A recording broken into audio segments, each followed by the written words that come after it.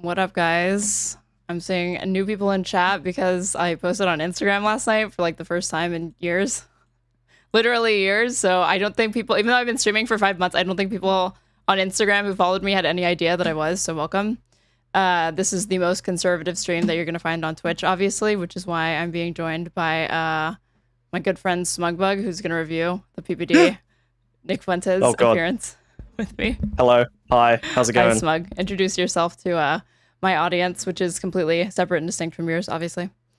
Yes, completely, yeah. Hello, I'm Smugbug. I am usually sitting on the shelf over there, and then one day the house was struck by lightning and I came to life. That's my backstory. Correct.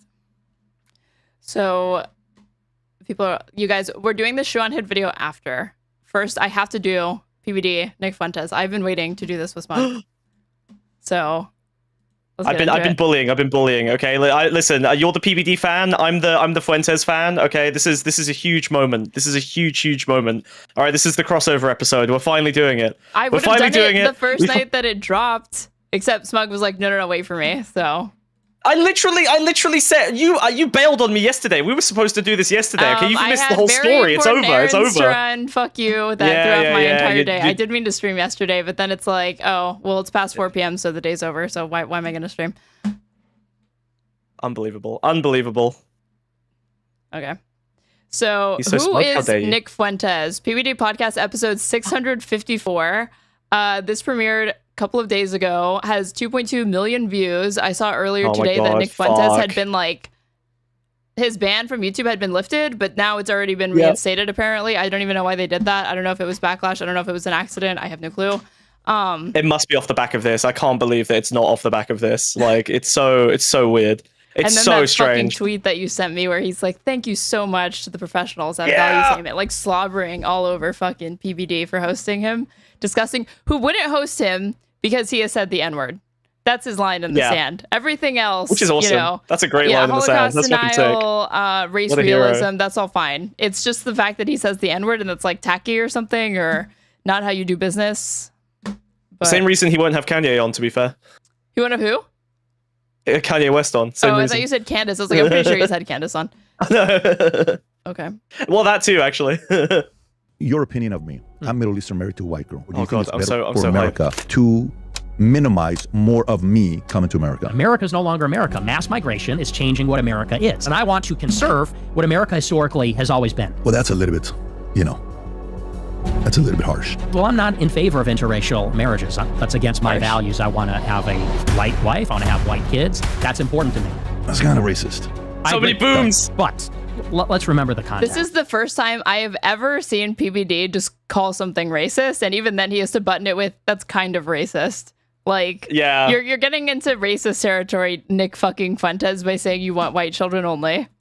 How bad is the video? Is it appropriate you can pull show? it up, yeah. Rob, can you pull it up? I'm actually curious on how bad my the video values. It's a funny search query. I'm not sorry because this is a political attack. This is how political control is maintained. So when you go a week ago and you're like, you don't need to do it. Drop in the N-word. How is your approach going to change moving forward? I don't think there's much that needs to change. I've seen the tweets. I've seen the videos. So how are you? I mean, his arch nemesis is gone through an act of cosmic sheer luck. So why would he need to change? Because honestly, Charlie Kirk had been. Everybody was saying he's a moderate. That's a total lie. Charlie Kirk is not a moderate. But of course, as far as Nick Fuentes is concerned, he may as well be a fucking liberal in a lot of respects. And he was the one kind of gatekeeping these people from being out of the kind of mainstream media movement. But the right will obviously take a further pivot right if it means making sure they don't lose the mandate that they have on quote unquote independent media, Yeah, absolutely. I mean, Fuentes, but this is why Fuentes is incredibly dangerous, is because he represents the kind of right-wing populism that even after Trump, I think, can probably blank the left, especially on things like economic issues, which they've already kind of paid lip service to at the minimum. Same kind of thing that Steve Bannon does. I mean, Bannon has called Fuentes the next Bannon, so he's very much in line to kind of succeed him in terms of being a very effective right-wing media operator. Yeah, Charlie Kirk's body wasn't even cold before Bannon was like, he's the future of the party. He's what's like up next. Literally. But I don't think he's wrong. I think he is, Nick Fuentes is poised to kind of fill the power vacuum, so... Absolutely, yeah. And I think Charlie Kirk was actually like there are these like clips of Charlie Kirk talking about Israel sort of for the first time in any kind of a negative frame. Yeah. And I think that was not. Now, a lot of people like to say he started talking bad about Israel and then he got shot. But really, I think what that means is he started seeing how necessary it was to try and retain some of Fuentes' fans, because Israel's becoming such a wedge issue for the right that he had to start essentially Jew posting a little bit, just enough to keep people willing to stay along with him and not feel like he's a bought out shill. Which people don't realize is like, that is still the pro-Israel position. They are going to lose everybody if they don't at least make some sort of rhetorical pivot to suggest that, like, well, maybe we don't need to be on board with everything that Israel does, or like maybe AIPAC's a problem, but it is still in the service of like trying to manufacture support among like young Gen Z, young like evangelicals, to the extent that exists for Israel. Otherwise, they're going to lose them all. Isn't it horrifying? Like, fuck this Jew hate, and Israel's our strongest ally, only democracy in the Middle East. Like, that is not going to fly anymore with these like young America First types. Yeah. Isn't it horrifying that the conservatives look like they might actually be starting to move faster on flipping on Israel than a lot of the like sort of mainstream liberals? I'm thinking of like Ezra Klein types, you know, like literally even Charlie Kirk is starting to flip faster than people like Klein. It's insane. Fucking Ezra Klein, because they can actually see the writing on the wall, and people on the right are just better at marketing than most liberals, people on the left, obviously. And even though Charlie Kirk didn't actually finish school, he actually did know what he was doing, and like.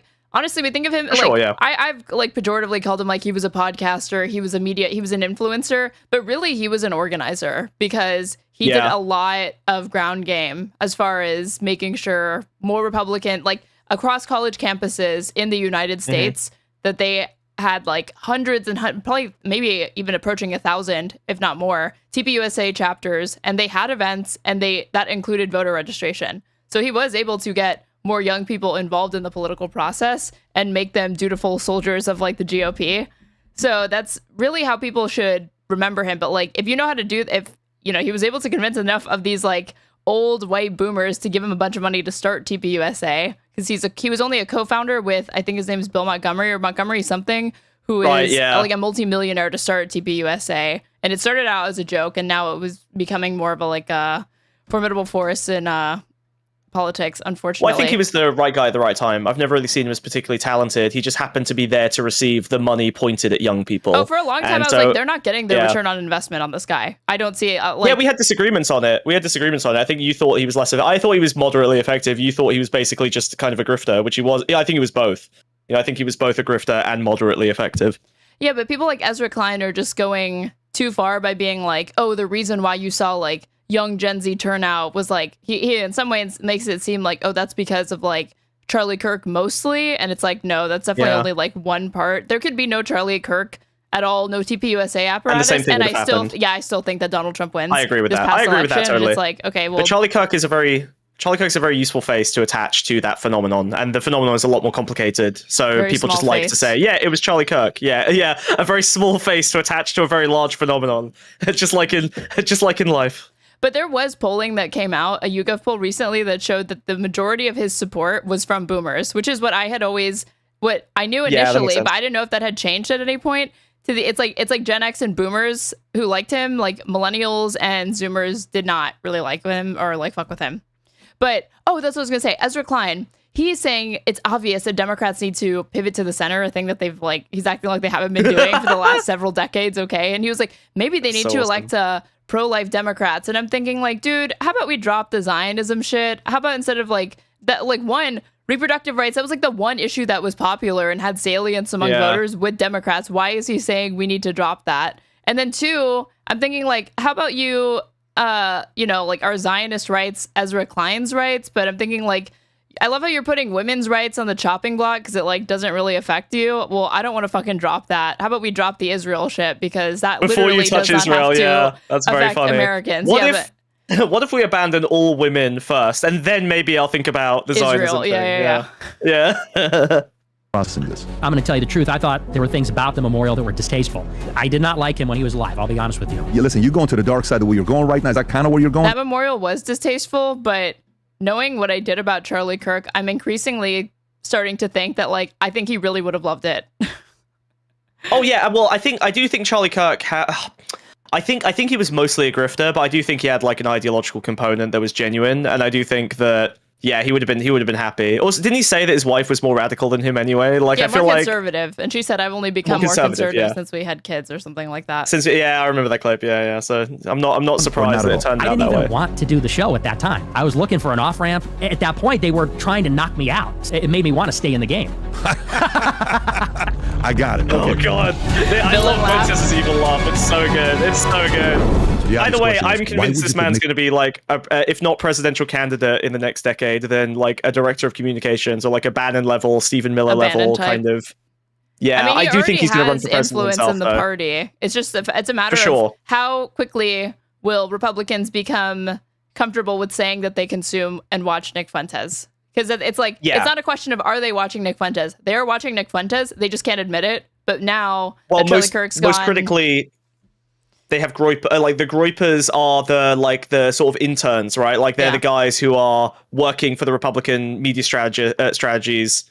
Kind of congressman by congressman, like Gropers are starting to fill up the youth ranks, which is really important for them being able to kind of access the, a younger demographic. So those are the guys who are most radical as well, which is kind of scary. Yep. Nick Fuentes on your podcast. Why would you do that? My lawyers, don't do it. You know what's a great thing? I don't have sponsorship to lose. I don't have to worry about an investor saying they're not in. No. And me, for my entire career, I'll talk to anybody. And the reason why I wanted to speak to him is because this interview happened the day after me leaving Charlie Kirk's memorial, which was the most magical revival I've been in my entire life. Charlie was 31. That word revival, I've heard people call it a funeral. Awesome. It wasn't a funeral. It was officially a memorial. But then Donald Trump said this is like a revival, which is apparent. I think it's like a very specific Christian Protestant thing. That is not what it was. It was literally just a political rally. It was none of those things and literally just a parade for MAGA. Revival's a really smart word. He's in his mid to late 20s. It was a spiritual event, this Charlie Kirk memorial. Yeah, reinvigorating, what we need today more than anything else is to continue talking to each other. And if we don't learn about each other, what are we going to do? Hate, misinformed, agitate, divide, continue to call each other out? It would actually be hateful if I didn't talk to this neo-Nazi on my massive podcast. That would actually be contributing to hate if I didn't do that. I have to... It would be immoral not to platform this guy. I mean, at this point, cat's out of the fucking bag. Like, there's no more damage you can really do. I mean, this is obviously a very, very good thing for Fuentes. There definitely is. I think, unfortunately, the situation is now that every podcast this size of this kind of political bent, they all are in a sort of prisoner's dilemma of not having Fuentes on, which means that one of them's always going to cave because they're all fucking grifters. So at this point, I think that it's over. I think the train's leaving the station. I think Fuentes is going to get on bigger and bigger and bigger platforms. Which has always been true. This has been true for the last few years. Fuentes has been climbing the ranks. So I'm not surprised that he's ending up on podcasts with millions of subscribers that are, this kind of political orientation. Can you believe this fucking doofus is the gatekeeper of that shit in a significant way? He looks like it. Yeah. Look at this power pose. Higher and higher. It's like, it's off the charts, his aura. Yeah. No, guess what? You know what podcast I did with this guy? I don't know if there's a podcast that you'll learn how he became who he became. What caused him to go from being a pro-Thomas Sowell guy, pro-PragerU, to a girl at Daily Wire who he was hanging out with. I think they even liked each other. At one point, I became a Jew, converted, and then did certain things, and some retweets, some incidents. Wait, sorry, I have no idea what he's talking about. We've just entered PBD's mind palace. He's not going to actually This is awesome. He thinks this is him introducing context, but he's kind of just working through his thoughts and emotions on this, so you're going to have to watch the entire episode to even figure out what he just said. Temperature elevated. I love this. One after another, and then in one video while he's at a university at this leadership institute, where the camera is kind of... the way he tells a story, it's like if you've ever talked to a little kid, and the way they just connect every single sentence is just, and then. Angled, and this girl records him saying something. This is rich man. This is a rich man problem. I've seen like very like rich billionaires and fucking, or like millionaires and CEOs that I've had to interact with. They all act like this because no one ever gives them any cues to like slow down or stop or change the way they're conveying information. Yeah, they've lost the ability to recognize that not everybody is interested in what they have to say. Every single thought, feeling that like occurs to them. Yeah. Well, your brain fucking atrophies when you get so powerful that you no longer need to register social cues. It literally makes you stupider. Crazy. About blacks, that goes viral. He gets blocked from all the conservative interviews, and at a young age, he goes from here to the entire whole different level. And I asked him a couple questions. Who are you more concerned about? Jews in America or Muslims? His answer is very interesting. I asked him, who's a bigger net positive, Jews or Muslims? You're going to be surprised by the answer. It's a technical answer, but we had a very good conversation in that exchange. I do want to watch a lot of the stuff of what. I'm in. You've sold me already. Right now, Charlie Kirk. How did Charlie Kirk inspire you? What did he inspire you? And he revealed something I've not heard him talk about before. But what all in all, question is that PBD has, despite again, literally approaching 700 episodes of this podcast, the only questions he can think to ask are Jews or Muslim. Which one's better? To this like notorious fucking neo-Nazi who if he just spent literally an hour or two doing some research, he could actually ask some interesting questions. But Fuentes knows that he doesn't even need to do any prep because every single question he's going to field is literally just the same questions that every single person asks him. It's like, so you deny the Holocaust. So it's like he wants you to ask him about that. He already has his answer for how he's going to spin that with your audience. Why do you like everybody asks the same questions? I think for anyone who's seen Fuentes on other platforms, particularly like when he was doing sort of the Twitch poll circuit and poking around in places like that, you can see how he like shapes the way that he's so good at code switching. Like, I think he's probably going to do he's going to lighten up and do his sort of, because the conspiracism is kind of the thing on PBD, right? Like there's this very, very conspiratorial streak with some of their people, if I'm not wrong. I've only seen a couple episodes of it, but I feel like they're quite keen on the conspiracy stuff. And so I feel like Fuentes is likely to push on that end, even if he's not explicitly saying Jews over and over. He might be like poking that bear to try and get people to be curious about what the actual reason those conspiracies exist could be. You already heard PBD give the game away, because PBD himself is an Iranian Christian. He's not Muslim. So he just needs to shift this audience's hatred, to the extent that they still have it, for Muslims over to Jews. That's going to be like agenda item number one. So, because the majority of the work is already done. This, like you're saying, this audience is primed to accept and believe literally every single conspiracy under the sun, so long as these morons say that, this is the conspiracy to pay attention to and watch. Because it's not like QAnon types entirely. Like those people are definitely in his audience, but they're kind of like doing their own thing, right? And these people obviously have like ambiently accepted a lot of those ideas, whether they know it or not. But I don't think that they think of themselves as like, I am a QAnon person or anything like that. That's like Loomer territory, or like even Bannon territory. Yes, you know? But so Fuentes, like, again, like, to the extent that he has disagreements with these people, it's literally like, who are we going to scapegoat? And it's a matter of priority from there. It's not really disagreement on any political prescription. They're on board with literally every single thing that Trump is doing right now.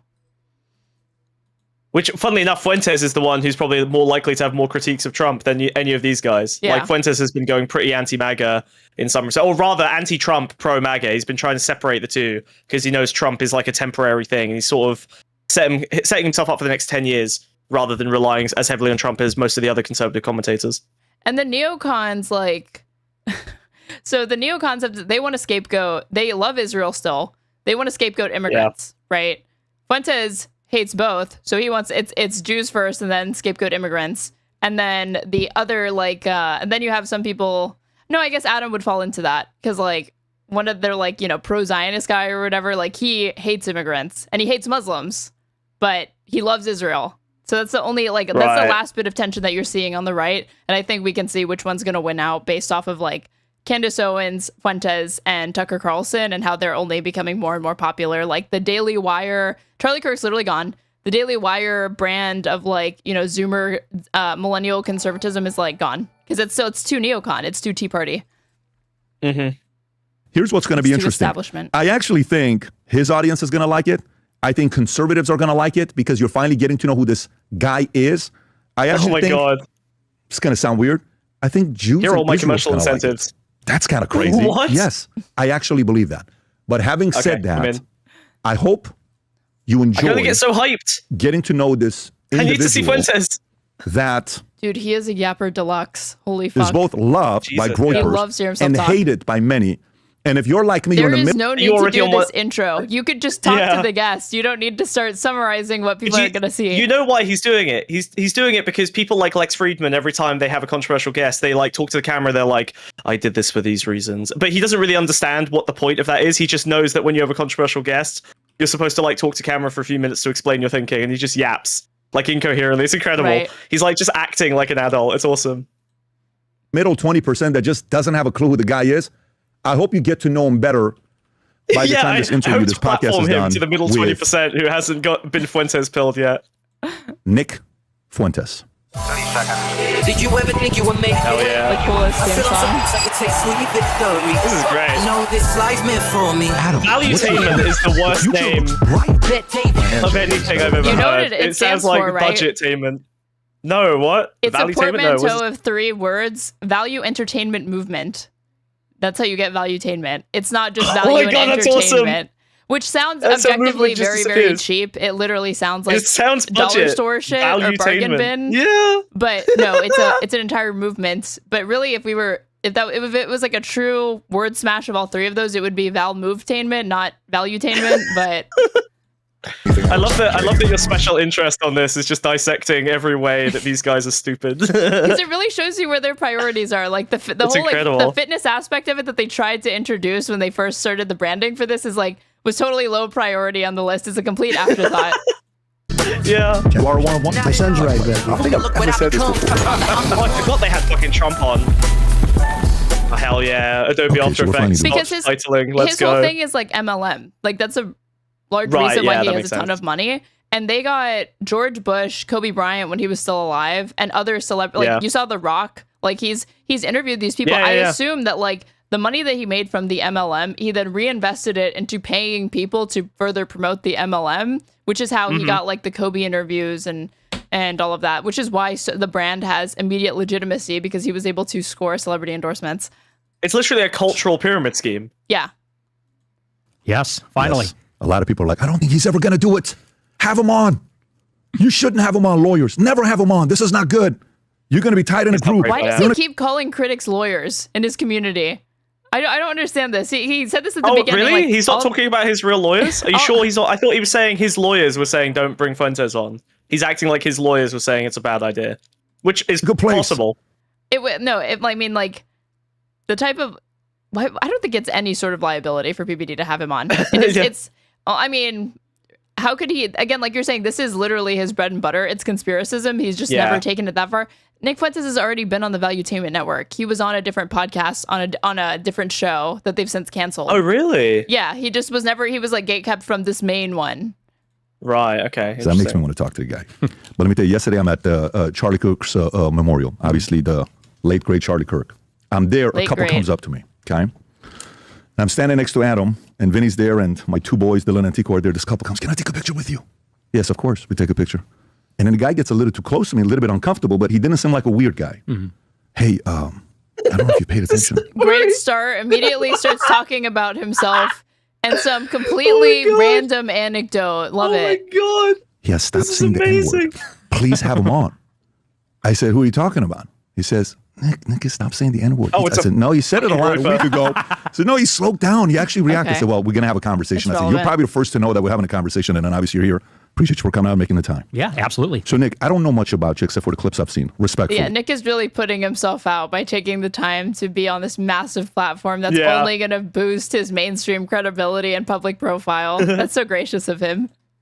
To me, You know, I'm a little worried here. I feel like the way- Fuentes looks a bit dweeby in this setting. He looks really bad when he doesn't have control of the sort of lighting and everything. Like he's kind of just a little guy. He's like He a was weedy always little going guy. to be mogged by PBD, who is like 7 feet I tall guess. and like 5 feet wide. I mean, look at those shoulders. What- So Why is this fucking beard, man? He looks so good with the beard. Like the beard really gave him a little bit of like macho energy that he desperately needs. He looks a little too twinky right now. He looks like a cringe little intern at like a Republican publishing house, you know? way I've made my money he's always looked like a over the dweeb. last, 25 years in insurance Sure. and finance was watching who has talent. And I would watch somebody, I would say, this guy's got what it takes, right? First time I had Charlie Kirk on at 23 years old, I said, there's something very special about this guy. At 23, I came to my insurance company. I said, this guy's going to be the president one day. Watch this guy closely. First time I watched, unbelievable talent. Yeah, When you that's watch what it, his MLM is. It's like selling like a life insurance or a health insurance plan. Right. humor, sarcasm, intelligence, pushing back, subtle. He's making fun of you. You don't know it. The audience knows it. He knows the art. Candace, talent. Dave Smith, talent. We used to have a comedian working here called Marcelo Hernandez, who is now on SNL. I don't know if you know who he is or not. Incredible. He used to produce Adam's show. And I said, this guy's going to do something special. Now he's on SNL. Vinny Talent. That's why they were talking about him. So you don't know this. There's a right-wing SNL guy? I know, right? I don't think he's right-wing. I don't think he's right-wing. At least not outwardly. He's just like apolitical, but the apolitical types, if you're working with Valuetainment, it probably was like, it is probably conservative politics, especially in Florida. But have you ever seen the Sabrina Carpenter like Domingo sketch? He's that kid. No, I watch one in 1,000 SNL sketches. I watch the one in 1,000 sketches that like hits. That was one of them. That was like a really big one. Oh, really? I didn't think it was that funny, but it was a big one. And they were saying when Jimmy Kimmel was taken off the air, they were like, we need an apolitical late night host who could do it. And they were pointing to this kid. They didn't mention that he had produced for Valuetainment, Value Entertainment Movement before doing SNL. Wow. But it's making sense now. Very, very talented. Very capable, very talented. And I've expressed this before on the show before. But I want to know a little bit more about how you became who you are today. And then we'll cover a lot of different topics. So go to high school. 14 years old. Who was Nick Fuentes? Well, at 14 years old, I was already very political. I've been political since really I was 14 years old. You're not in high school in America. 12 or years. You're 14 for like 2 seconds your freshman year. I guess that's technically true. You turn 15 your freshman year usually. Hey, he was fast moving, okay? Well, I just started to develop an interest in politics. There were a lot of political conversations happening. Yes, you are. Noticing. Sorry, he is right. I just associate high school, like at 14, I associate that more with middle school. But yeah, you usually turn 15 your first year. Due to the rise of Obama, actually, in 2008, 2012. And I wanted to know basically everything about it. You know, when you turn around that age, you start to ask questions about the world and how we all got here and, you know, about things that happened before. And so the first thing I ever watched, actually, was Thomas Sowell on Uncommon Knowledge with, I think, Peter Robinson. Yeah, they're both excellent, from the Hoover Institute. And that was actually the first thing I ever watched. And I just devoured it. I devoured everything. At 12? Yeah, 12, 13, 14. Who introduced you to Thomas Sowell? I just Googled it. A buddy of mine in school was telling me about the private sector. I said, what is the private sector? You know, what is the economy? This is Fuentes' Googled it on YouTube, and that was the first thing that came up. And I watched Soul phase at age like 12, 13. You can tell he's smarter than the average conservative because most of them just live soul for the rest of their fucking lives. The whole thing, and it was just, I was enamored by it. And I told my mom, I said, I want Free to Choose by Milton Friedman. That was the first political book I ever read. And one day I came home from school and it was there on my bed, and I read it. Speed ran. Yes. The pipeline. Capitalism, free market capitalism, and he was it's really him and Thomas Sowell. If he had just stayed on that path, his trajectory would have been what Harry Sisson is for like Gen Z to the Democrats, but for Republicans, because he sounds like this is literally just like Heritage Foundation shit. Thomas Sowell, Milton Friedman, these sorts of like free market deregulation. But at 12, so he was just the accelerant, you know, like he got to, because every one of these people who like consumes this stuff in their like 30s and 40s is probably going to end up basically a neo-Nazi, like a racist old grandpa by the time they hit 70. So I think Fuentes just got there faster. He came before Thomas did, right? He did, yes. Right. Yeah, well, he was from the Chicago school. So it was Friedman, Sowell, and all the others. And so I read all that stuff in middle school and high school. And at that time, I was really a libertarian because that's just what was out there at that time. That was during the Ron Paul Revolution. And the Fed. This is Tea Party right, shit. and the Fed. And there was so much online digital content. This is early 2010s that was being put out by young libertarians. So that's just what was out there and what was available. And so I worked through all of it. Basic Economics by Thomas Sowell, and read about all the Chicago school, even then the Austrian school, the really more libertarian economic stuff. And in high school, I was in Model UN, student council, speech team. I was very active in high school and, you know, one of those precocious autodidact type young guys. And were you like this? Were you this vocal? Oh, yeah. Were you this intense? Yes. So did you get in trouble a lot? Did you get in a lot of fights? Did you get picked on? Did you have bullies? I was very outspoken. I was very extroverted about politics. I was always getting in political debates in class. And then we're so be careful not to fall into the trap of admitting that he was bullied in high school. Very, very dangerous. I think he completely dodged that. Model UN, but I didn't really get in trouble as much. What's really funny, this might interest you actually. Good pivot. He's talked good about at this before, though. but when I was in Model UN, I was one of the best guys on the team. I would win first place every week, and because if you don't know Model United Nations, you simulate the United Nations General Assembly or the different committees, and it's like role play. It's like a role play game, but for the United Nations. And anyway, so I was one of the better guys on the team. And my junior year of high school, I became the head of the team. I became the secretary general of the team. But I had a major falling out with the guy that ran the team. He was ethnically Arab, I think, extremely pro-Palestine. Oh, no. And I, at that time, was very pro-Israel. I was on Prager University and Breitbart. And so I downloaded all the dogma from the conservative movement at that time. And so I remember we were sitting in the study hall one day and they had all the flags of the world hanging up on the ceiling. And I said, why do we have the Iranian flag hanging up? I said, they're the #1 state sponsor of terrorism in the world. It shouldn't be up. And he told me, you got to read The Israel Lobby by John Mearsheimer and Stephen Walt. He said, you got to look at the other side. And we had this like vicious back and forth about it. And that is kind of the only major problem I had with faculty over politics, ironically. Now, so he was faculty? Yes. Okay, so how many years older was he from you? Oh, he must have been in his 40s. And this school, walk me through the demo of the school. Is it a public school? Is it a private school? It was a pretty affluent public school, mostly white. Got it. Outside in the suburbs of Chicago. Naperville with pretty affluent. It was Lyons Township and Western Springs. Okay. So it's not like it's Chicago. It's a good area of Chicago, mostly white. What the fuck, dude? It's not like Chicago. Love that. Fuck yeah, it's not like dude. Chicago. It's a good area. It's mostly white. There's not really that many black people there. Jesus and Christ. Would you say politically center, left, don't care, Republican? What would you say the demo was? Awesome. I would say it's pretty center left. It's very Catholic. Some Catholic. It's like you don't you just love to see? Isn't it heartwarming to see like their shared agreement there? There's no controversy with what they just said whatsoever. It's just like a given that like the better parts of Chicago have less black people. We agree. Continue. That's fucking awesome. That was Chicago with a hard R. He just said that. That was a hard R Chicago. What's interesting about it is very liberal, but not leftist, not very progressive. So even though we were in the middle of a very progressive revolution under Obama, I mean, these guys were all liberal, but they weren't communists. It wasn't like New York or Portland. So what year is this? When you were junior in high school, this would make it what? 2015. 2015. Okay, so this is, has Trump yet announced anything? So he announced August 2015. So it was actually right around that time. Got it. Okay, so you're there, you're getting into these debates in junior year, and then Trump announces, and then what do you do? So after Trump announced, this is right around the time, he announced in June 2015. And so I was very political, obviously super engaged with the election. And at that time, so this was going into my senior year of high school, I had a radio show on the high school radio station and a TV show on the high school TV station. I did both.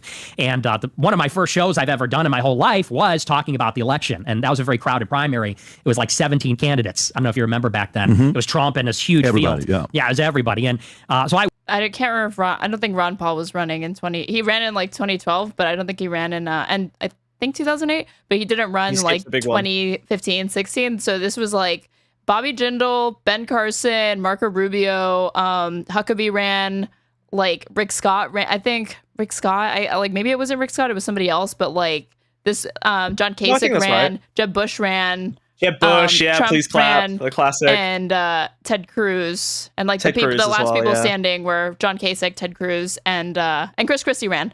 And Trump, obviously. I went through all the candidates, and initially I was very anti-Trump because I was a libertarian. So I was in it for Rand Paul and then Ted Cruz. And it wasn't Rand Paul was in 2016? I don't remember that. Until April or March 2016, about 7 months in to my senior year, that I really went hard for Trump. And Trump, I would say, is the one who read... Ron Paul. He was independent. You said Rand Paul in 2016. That's his son. Yeah. Ron Paul ran either 2012 or 2008.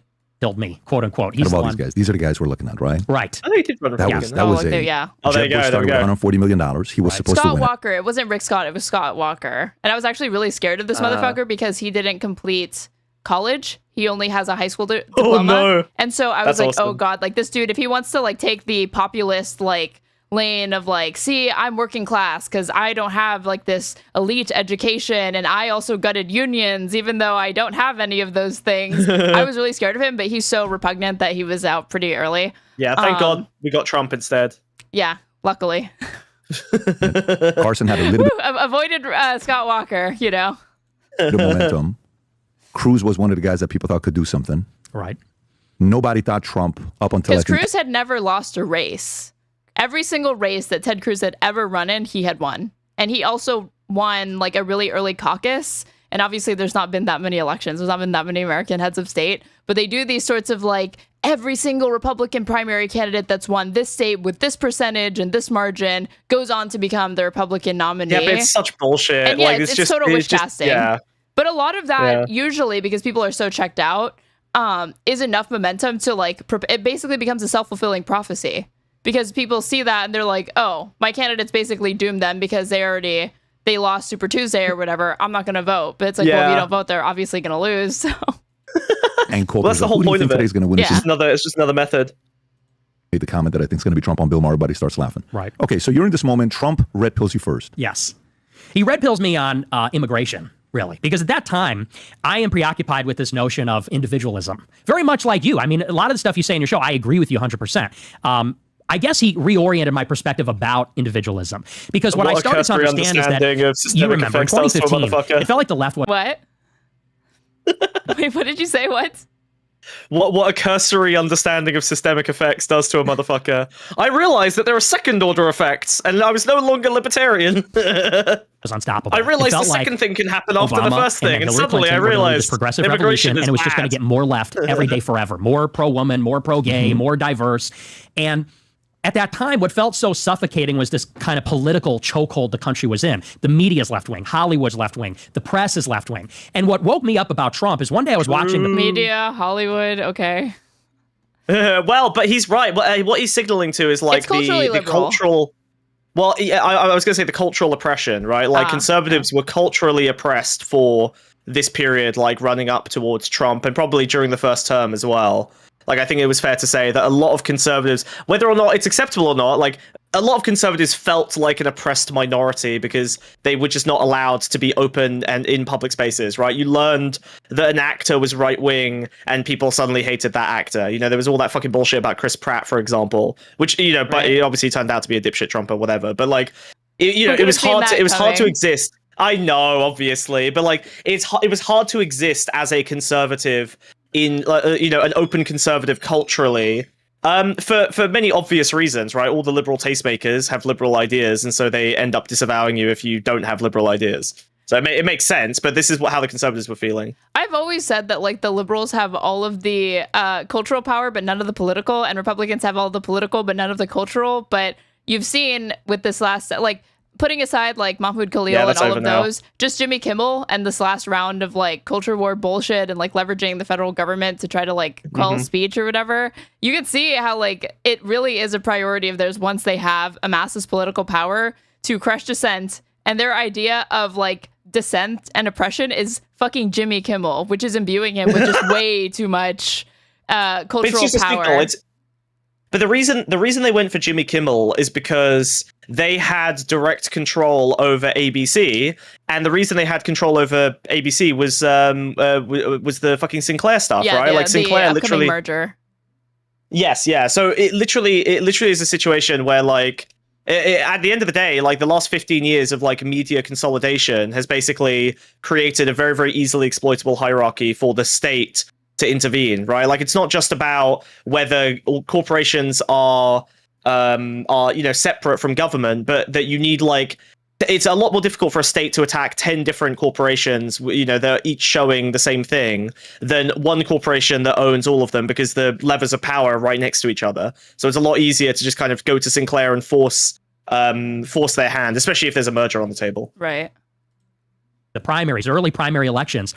And This Trump was winning all of them. He didn't win the Iowa caucus, but he won in New Hampshire, won in Nevada, and I remember the media. Smugs for Lena Khan 2028. That's his Lena Khan 2028, my queen. I love her more than Fuentes. Unfortunately, but yeah, I will have her run. She will do it. She will do it. I believe. Okay, Lena Khan. Okay, she's there for me. All right, she's always been there for me. I'm ready. I'm ready. I'm ready. I'm ready. Was beside themselves, calling it every day for him. And I said, the one thing that Trump has right is he understands in order to take power, well, in order to do what you want to do, you got to take power first. In order to take power, you have to engage the media, because the media is really the enemy. It's a very early kind of understanding of how politics actually works. And fake news, he hasn't even said fake news yet. So this is pre him saying fake news. Exactly. But he would fight the moderators in the debates, even Fox News, because Roger Ailes had it out for him early on. And I said, he's going to fight the mainstream media. That's essential, because if you can't fight the media, you can't win. If you don't win, you can't do what you want. And then I thought about immigration and how it's affecting the voting patterns, because I looked at one meme in 2016. Oh my god! And it said, "This is what the 2012." This is literally like a leftist caricature, like this, like a caricature from the right of like how people on the left and liberals come to form their political identities. But Fuentes is just putting it all out on the table that like, yeah, memes on like Instagram and Facebook were informing my political worldview.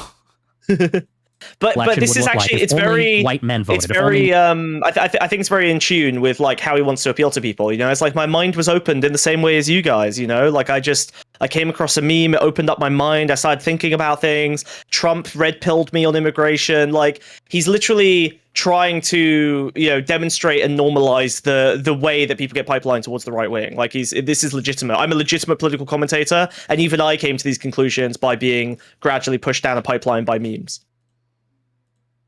Men voted. If only, I'm sure everybody's seen it. And what became clear is that if only non-white people are voting, the country, they vote 90% left. Blacks voted 97% for Obama in 2008, in 2012.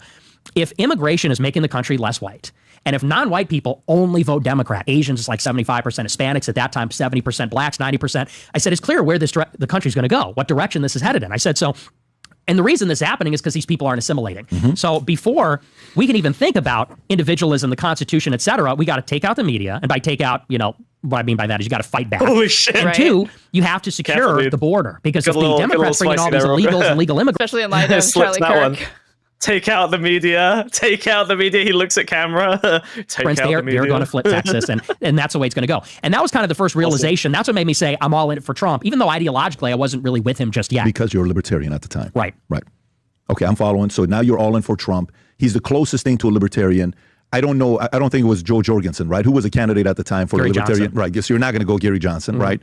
I think he got. Is he the one that didn't know the capital of a country? And I don't know what it was. Yeah, Something Aleppo. was. Yeah, that's what it was. And it's like, oh my God, this guy can't be. And then they moved on. That was an easy one for him. So you're in that moment. I'm going to go all Trump. What happens next? So I go all Trump, and I'm a big Trump guy. I get my MAGA hat, and I'm all excited about it, and I volunteer for the campaign and everything. And so he wins the primary in the spring of 2016. Convention happens, I think, July 2016. I enter college at Boston University in September 2016. And this is the first time I've lived outside Chicago. I've lived in the same place my whole life. And it's important to impress upon you and maybe everybody like where I grew up. It's like this pocket of America that never changed. It's a baseball town. Everybody's white. Everybody's obsessed with baseball. Everybody's Catholic. So growing up, I'm going to CCD, which is like catechism class for Catholics. Everybody loves baseball. There's an annual parade where you go and eat hot dogs and play baseball. So this is a place that is untouched by, like I said, even though they're liberal, they're not even really progressive. It's untouched by the progressive politics, by a lot of the diversity, even the crime. It's safe, white picket fences. Take a trip down to Western Springs, Illinois. I mean, you'll see what I mean. It's like the land that time forgot. I go to college in Boston, totally different story. Boston's obviously super diverse. It's a lot of young people because it's all schools, it's all universities, and they're all from Asia, all foreign students, and they're all Chinese, they're all from these Asian countries. And there's also, it's a little dangerous. There's a little criminal element, and everyone on the campuses, they're militant left wing. And that was kind of a culture shock. Boston University, and I kind of realized in that moment. Element. Yeah, Awesome. the militant left wing faction of Boston University, the scourge upon the Northeast. So the country looks like this now, actually. New York, LA, Miami, the big cities, and most people live in the cities, they all look like this because of immigration, because of left-wing progressive politics. And I kind of said, in that moment... Okay, hold on. Whoa. Left-wing progressive politics is not the reason why we have... He's like mentioning Miami. It's like, dude, those are Cubans. That's because Republicans gave any Cuban that fucking swam over here and landed on Florida instant citizenship. That's why you see that.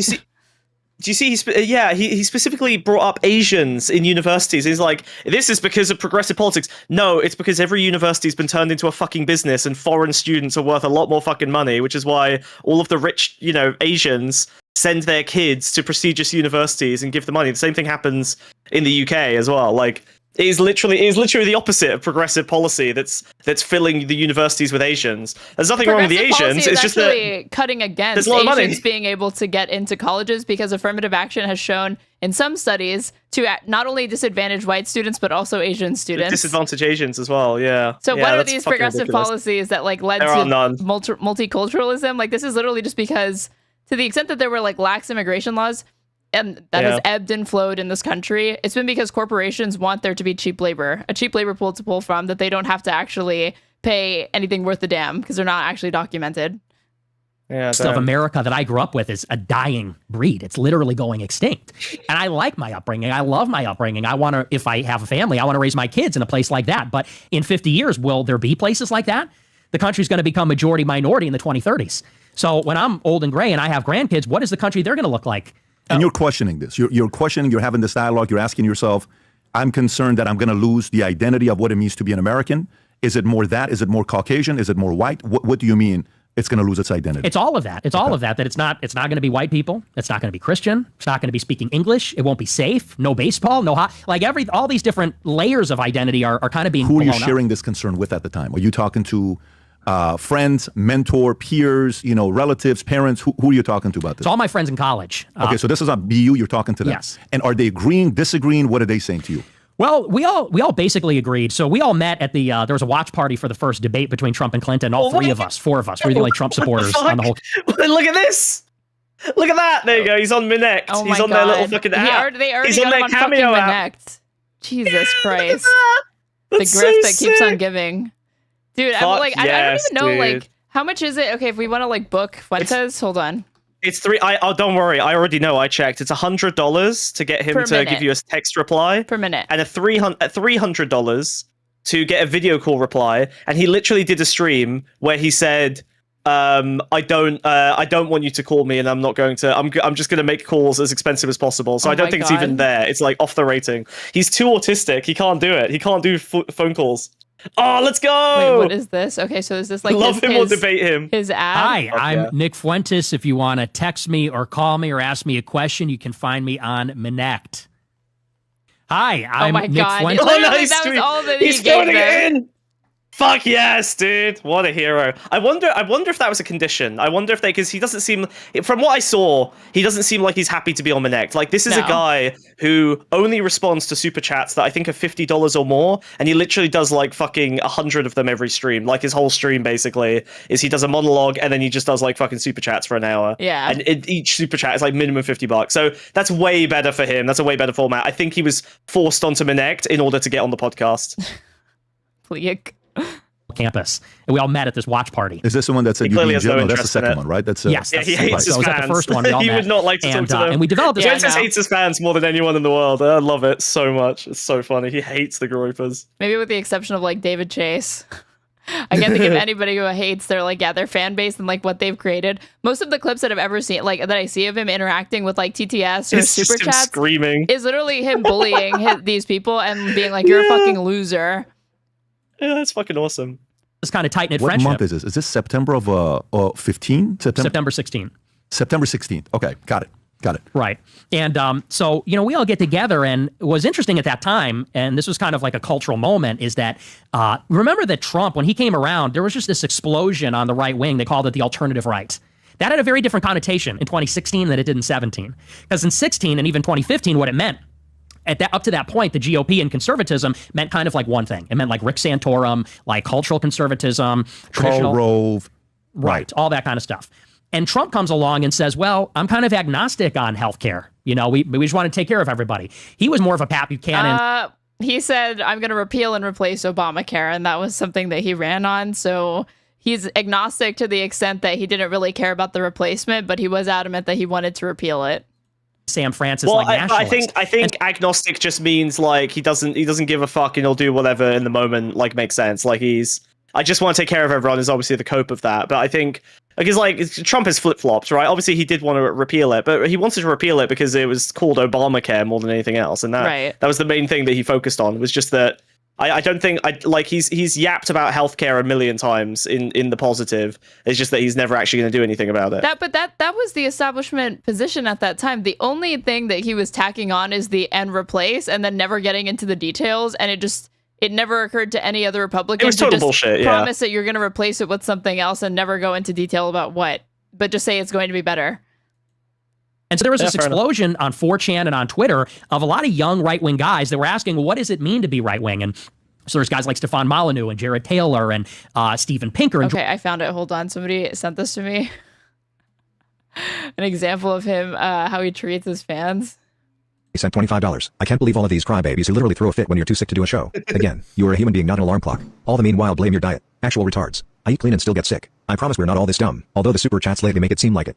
The white knighting is sickening, dude. Sickening white knighting. Fuck yeah. Are they bothering you? Here, King. Here, King. It's okay. Like, get the fuck out of here. I don't need your help. Holy pick me. I can't believe all these super chatters. Fuentes is the best paid FinDom in the entire world. Oh, 100%. These people have like their little pay pigs. pay pigs or pain piggies. They're like rolling around in the mud while he's screaming at them. It's truly a humiliation that's ritual. Awesome. It's You do so a show cool. when you're That's so sick. You're a human being, for peeps' sake. And then they blame your diet. Hell, even I get sick. Thanks, King. Thanks for sticking up for me. You know, you're all right, buddy, dude.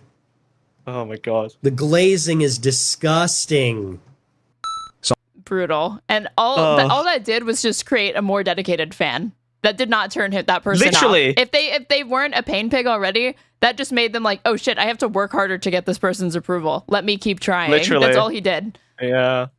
Well, it's also that, like, I mean, you look at anyone outside of like the 10% extreme on either end, and like when you give them money, you just go, oh, thanks, appreciate it, thank you so much. But like any extreme reaction is a reaction. Like it's it's almost like the fucking TikTok lives, you know, where they're like, you know, nya nya nya, blah blah blah, you know, every time someone sends something, it's like. And like a heightened reaction in any sense is better than nothing. It like feels like you're actually interacting with the person because there's like a larger human reaction. That's very sad. That was very a very depressing. specific meta though. These were people that their entire shtick was to go on and just like farm getting gifts or whatever, and sometimes it like allowed you to pretend like you were eating food, or like there's these things on TikTok called like galaxies or whatever. I remember like there was a woman who she would just cry for like pretend to cry for like 3 hours and just like rake in the cash. That was her whole thing. Fucking sick. Jordan Peterson and Ben Shapiro. All these guys come into the fold, and it's much more aggressive. It's younger. It's more dynamic. It's a lot of new ideas, or maybe old ideas presented in a new way. And so we were kind of holding like this salon, like this intellectual salon at the Tasty Burger by Fenway, talking about all these new people that are coming around. Richard Spencer, for that matter, Peterson, race, and ideas like race realism, like Western chauvinism. People I mean, it really is a salon. It's all of these fucking Queenie dweebs with far-right politics, all like slightly different flavors of just fascism or third positionism or whatever slightly the fuck. too many pictures with femboys around. And they're all just like gossiping while their hair is under the dryer. So yeah. Like Gav McInnes. And we were all kind of developing our ideas on what we thought was right. And ironically, none of these guys were even white.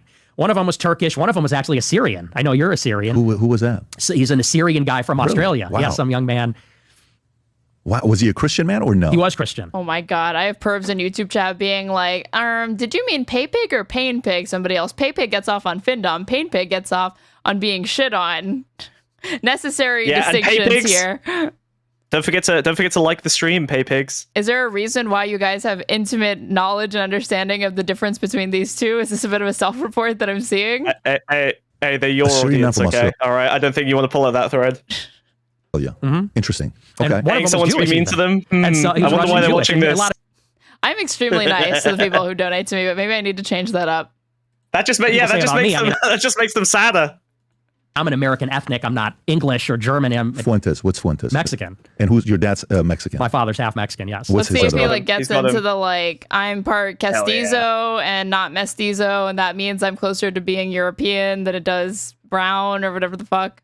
Irish. And then mom? She's all Italian. All Italian. Parents, when we're talking to the crew, they're telling me that mom had some influence politically. Is it mom that had more influence politically or dad? I really wasn't too influenced in that way. I'm really more by my grandmother, by my mom's mother. She was very conservative. Who did she believe? Who was her heroes? She would say, Nick, you got to follow this guy. Nick, you got to read this book. Nick, you got to watch this. Who would she talk about? She loved Mark Levin. I got it. Okay. So super safe, Levin? conservative. He's like a neocon that was beefing with Tucker Carlson over the Israel-Iran thing most recently, but he's like a Fox News guy who I think, did he... Literally never seen this guy a single time. Jesus. This totally guy, he's like probably now the biggest host on Fox now that Tucker's gone, I think. Really? Yeah. God, I don't recognize him at all. Maybe if I saw him speak, I might. Hosts a syndicated radio show, and radio in America is like completely dominated by the right and like Christians. Yeah. The Mark Levin show, as well as Life, Liberty, and Levin on Fox News. He worked in the Reagan administration. So this dude's like total, Bush era neocon type. Oh, okay. Pro-Israel, this is who your grandmother was. Okay, so now let's fast forward to where you're at with Trump. He's there, you're on view, you're talking to these guys, Jordan Peterson, Gavin McInnes, a Syrian guy from Australia, even one guy that's Turkish, Jewish, you're talking to all these guys, What is that looking like? What's happening with you at that time? So we're debating, we're really kind of getting down into what it means to be right wing. Because like I said, I'm having this evolution. I was libertarian from like 12 to 17. Trump kind of changed the way I think about things. Then I'm in college and I'm meeting these people and I'm on Twitter. I'm looking at all these new intellectual figures and we're debating, for example, the idea of race. Immigration is the issue of 2016. We're talking about illegal immigration, legal immigration, and we're talking about really the big topic is the demographic change. America was a white country. It's becoming a non-white country through immigration. And we're talking about the impact that that's going to have. What does it really mean for us? Yes, they're going to vote Democrat probably. Will they vote Democrat forever? That was a huge, stupid assumption that was made by the likes of people like Ezra Klein and Vox, like the Matt Iglesias types, this whole like, if I go on YouTube, I can probably find it. They would always say demographics is destiny. Did you ever hear that? Like, oh yeah, 100%. Like, well, yeah, but that was just the complacency of Democrats that really, it was really nothing more than that. I think the fact that conservatives believed the Democrats, I think, goes on to show exactly how much cultural control they had. Like everyone just assumed that it was over. I remember there was like a 5 to 10 year period where people were saying, yeah, the Republicans are en route to never win an election ever again. Yeah. These it was crazy. Yeah, the demographics are gonna like help us out. And it's like, no, you have to actually earn every single person's vote. Is destiny. Maybe if I literally remember in 2016, 2015, 2016, people were literally saying something like stuff along the lines of, this is the last election ever where Republicans are going to be relevant. Isn't that crazy? This is the last time we ever have to fight them. And then we auto win every single time. I heard 100 people fucking say that in the last couple of years of the Obama administration. It's fucking crazy. Or if I just put like Vox, like the Browning of America, I think that's what they called it. Oh no. I know. That's not good. The fractured politics of a Browning America, white then a Browning America. Yeah. But yeah, this was the kind of shit. So awesome. Where they would talk about this as like, it's like a foregone conclusion that like all of these immigrants are going to come in and be, they're going to vote Democrats and you're going to have Democratic reign for like the rest of the fucking world, like for life. But it's not true. Yeah. Browning of America, like close the oven. It's still browning. God, just I'm gonna every time I see a fucking like the fucking self-owns from the Democrats just over and over and over again, just them saying, yep, we've auto won. No one ever has to try ever again. No one ever has to vote ever again. Just stop trying. We did it. We win forever. And then the conservatives are all like, they're gonna win forever. We gotta do something drastic. We really gotta try super hard. And then it's when just like they the lose, worst it's case just scenario. this arrogant, like, they don't know how bad this is gonna look to all of these voters who rejected us in this last election. But yeah, that's gonna look bad to them, what they're doing now, and then they'll be done. They'll be cooked this time. Yeah, they're not or quite the like worst, us. it's Black Swan event, right? Like, I just keep hearing people act like this is like a... Well, 2016 was like just a weird, crazy Black Swan event. Well, 2020 is just like a weird, crazy Black Swan event. I don't know, like they just keep like referring back to, crazy, sporadic, random systemic failures that appear out of nowhere for no reason at all. It was just an anomaly. Like, it's gonna go... Things are definitely gonna go back to normal next election.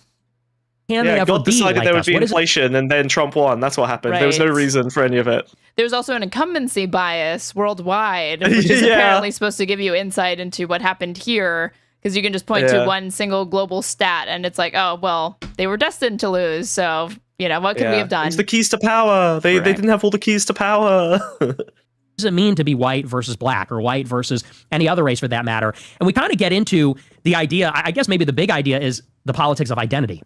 That politics maybe is less about, whereas libertarians are obsessed with individualism, which is an abstract concept, the individual as relates to the state.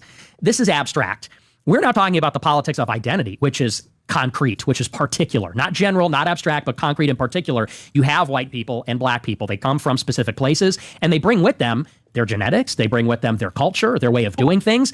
And we're saying we less believe in conservatism than we believe in America specifically. No way to dispute that either. Everyone's bringing their genetics all over the fucking place. I mean, no one's not bringing genetics, but Jesus. Yeah, find me one immigrant that isn't bringing their fucking genetics over to this country. Yeah, he's posting. He's setting it up. He's trying to trigger the guy. I think he's going to try and make PBD look like a soy lib at some point so that he can make PBD's audience sympathize with him more, right? If he can get PPD to look like an idiot and like jump the gun because he said a word like genetics. I mean, this is what Fuentes does. Fuentes is a master of like, he's a master beta. Unfortunately, that is genuinely the thing he is best at. He's very good at making the other person look panicky and stupid and obsessed and scared for no reason, just by like dropping the flags. I think he's trying to piss BPD off. And he just also. needs them to like pull if he's ready if they pull on any single one of these threads to like go off onto what he wants he's got to. all the. If anything, he wants the jig to be up. For sure, yeah. Kind of, I guess the big pivot I made, and that's why I started my show, which was called America First, which was this nationalistic show as opposed to libertarian or conservative. Okay, so you start your show, America First. You're pro-Trump. You're supportive of Trump. You're going through what you're going through. Give me a couple inflection points where you start kind of flipping and you're no longer pro-Israel. What were some of those events? Was it a book? Was it a conversation? Was it things you studied? What was that like? Well, the biggest thing is that I met this girl named Cassie Dillon. She was a fellow at Daily Wire. She now goes by Cassie Akiva. So she was in school around the same time. She was in Western Massachusetts studying. And we met because we ran in the same college Republican circles. And she's the one that got me the show at RSBN, Right Side Broadcasting Network. Yes, that's her. She's still with Daily Wire? Yeah, she was there. She left, and then she came back. Okay. And so, I met her, and at that time, she was a Christian. She converted to Judaism. She married a Jewish guy and converted. When I met her, she was a Christian. Okay. She'd been raised Christian. And we became very good friends. We Did went the love to of the his Christmas life party. get Jude? Is that his origin story? The love of his life got Jude? PBD asks, I have seen this clip already. And we hung out, and I went on her show, and she got me my show. Well, at the beginning of when he was giving his summary of like what's to come, he was like a woman he may have been romantically involved with. Like he was hinting at it. What? Insane. That might actually not go so well for just a friendship. It might have been going in that direction, but no, nothing like that materialized. Yeah, so we were shit! just friends, and he admits it. Okay. I mean, he said might have. I don't think that's so non-committal to me. Yeah, but if you say it might have been going in that direction and you smile, that's way different to just saying no, nothing like that. We were just friends, right? Like Fuentes is actually admitting that there was something there. I think. I don't think if there was nothing there, I don't think that there was anything there. But I think that he knows to this audience, the thing that's the killer is not the fact that he's a neo-Nazi; it's the fact that he might be gay. So if he can just put out this statement that is really ambiguous when you think about it, it's technically true. Like something could have happened there, but there's a non-zero chance for anything happening with anybody. So that's not really like what people hear when you say that is like, oh, maybe it was already headed in that direction. But all he's saying is like that is a thing that was technically possible to have happened but didn't happen. So the thing I was pointing out was that he was specifically signaling that rather than doing the normal thing that any professional would do, like just going like, yeah, there's nothing like that. He wants people to think that there was a thing there, either he was attracted to her or that there was some potential going on between them. Yeah, this could be as little as like nothing like that. Yeah, they're gonna think like, oh well, why? Is it because of your sexuality? A woman? No, definitely not. Yeah, yeah. Mina says bi erasure. True. I started to notice something was I will erase this because Trump's doctrine was America first, and that was so attractive to me. He said, we will no longer be misled by the siren song of globalism. It's going to be Americanism, not globalism. And that really sunk into me. And I'll never forget, this was in December 2016. This is what did it for me. And I wrote an article about it on my blog. I had a blog at that time. And I noticed that Obama, who was still the president during the lame duck period, he told our ambassador to the United Nations not to veto a resolution condemning the West Bank settlements. Only fascists and libertarians. Yeah. There's a resolution saying Israel's settlements in the West Bank are illegal. Normally, the United States vetoes that on behalf of Israel to protect them. But Obama instructed our ambassador to abstain. And so the resolution went through. And everybody on the right wing said Obama's an anti-Semite. He hates Jews because he did that. So I was watching my friend Mason, aka One Hand Politics, cover parts of this, and this is where I came in when I rated him the other night. And he thinks that Fuentes is invoking this very, very strategically to give the impression that like this, like it's a curveball because you wouldn't expect him to praise Obama. Like they've already kind of by laughing at like the invocation of Mark Levin. Yeah. And saying like, oh, well, when Obama tried to like stand up to Israel, that was based actually, and it was the Republicans that held him back. That like is something that again like throws people that don't know who he is already off enough to think like, oh, okay, so he's not just like hyper partisan. I can't already guess. Like I don't have a bingo card ready to guess like what his politics are because you wouldn't expect it from him. I think this is a really good strategy. Like I do the exact same thing. Like I'll just throw out like a random right wing signal so that like people don't assume I'm just like a left wing hack, or a liberal signal so they don't assume that I'm a commie. You know what I mean? Like I think that it's super valuable. I think that if you have one or two of these in your back pocket and you fling them out to like throw people off the scent, I think that leaves people open to listening to you, especially if you are being rhetorically effective, or you're funny, or you're coming off intelligent, right? Like anything that you can do to like delay the point where that you run into a thought terminating cliche and someone kind of throws you under the bus because they're just like, oh, okay, they've hit that marker, I'm done with them, they're a commie, or whatever else. I think that is very, very strategic. Like it's a smart way of doing things. There was let me see if this is it. When he's like, and this is 2019. Yeah, he had already been president, so we're talking about like the run up to like the 2016 election and stuff like that.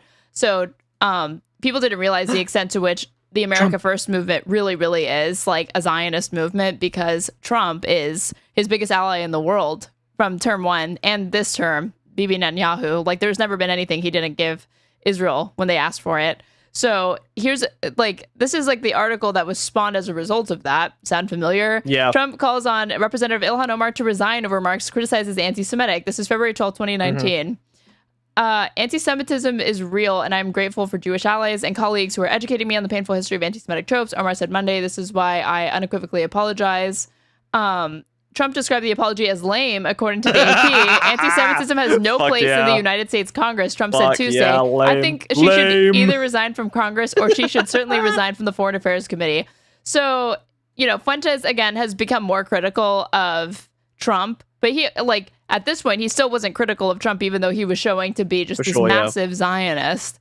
But I think this is he's only critical of Trump, but he's never actually, I don't think, maybe he did one at one point, but I think for a very long time, because I before he started going public, like I predict, it wasn't hard to predict, but I predicted the pivot like a couple of years before he did the pivot, and it's because he knew that there was nothing after Trump, and so something had to be created that could last past Trump. And I think a big part of that is seizing the people who voted Obama and then voted Trump, the yes we canners, the people who want change, the people who had some hope and then lost it because Biden fumbled the bag, Yeah. I think there's a lot of that open for grabs, and I think he's keen on just maximizing that like kind of populist, Occupy, Tim Pool style of, kind of just populist. Anti-establishment for the sake of being anti-establishment. Yeah, you basically. don't actually have any solutions or end goals in mind. It's literally just, no, I'm just against current thing, against the establishment. That's it. That's that's where my politics start. Well, I wouldn't be so dismissive, but sure.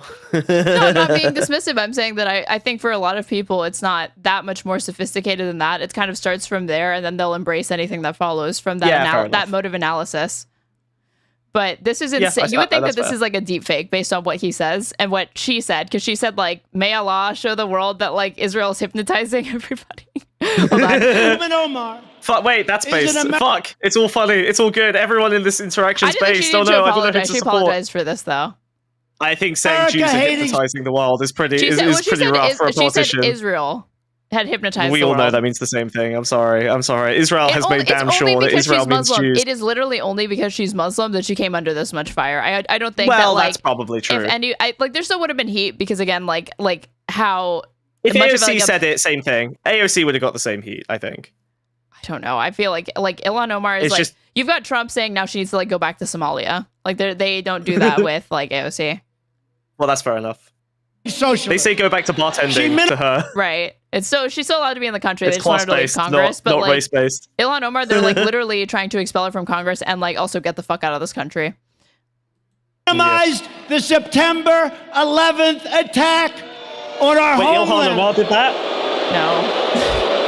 No, she didn't. Where far more than 3,000 people died. I got caught up. Saying some people did something. Big deal. Some people did something. She pleaded for compassion for ISIS recruits right here in Minnesota. Omar laughed that Americans speak of Al-Qaeda. You remember that tape? Speak of Al-Qaeda. But when we say... God. I miss top form Trump. I really do. I miss him at peak. Yeah. He's never going to be this funny again. It's so sad. But when we say something He's about still good, the United but- States, Yeah, I mean, like here this is like peak. This is peak. you just don't say America with any There's intensity. no bad still frame Remember of that? Trump in this era. There's no bad Representative still Omar frame. has a history of launching virulent anti-Semitic screeds, whether you like it or not. She Whether you said like the it U.S. or not. support Yeah, I think they like. Do they play the clip? I want them to play the clip of what she said. for Israel is all about the Benjamins. She I'm in, said I'm in, that I'm in. pro-Israel All about the lawmakers Benjamins. have an allegiance to a foreign country. Omar wrote that Israel has hypnotized the world. May Allah I'm awaken the hypnotized. I'm people hypnotized by Trump. and help them to see the evil doings of Israel She did say that. That is practically a verbatim quote. and the United Evil States. doings. That's good. How do you have such a person representing you in Minnesota? I'm very angry at you people right now. That's awesome. But That's so awesome. I'm very angry at you people right now. What There's- a banger ending. I God, swear he's there's such like a a genius. longer clip Fuck. of this where he's like, I love Israel. Like he like goes hard in the paint for it, but I can't. I'll have to keep looking. But Oh man, that you know- I'm just happy I got to see 2 minutes of 2019 Trump. That's so invigorating. I feel so politics now. I feel like I can do anything in the world. I'm very disappointed with you people. You did a bad job voting. I went through Vote and I did better the next research. And I said, time. What a hero. I mean, where do you think Fuentes gets it from? Because he would see how much Yeah. Trump would like just absolutely Always like fully pulled it, like yeah. like bully. I mean, he literally said like I could shoot somebody and you guys would still vote for me. That's how much you love me. Yeah. It's the same thing.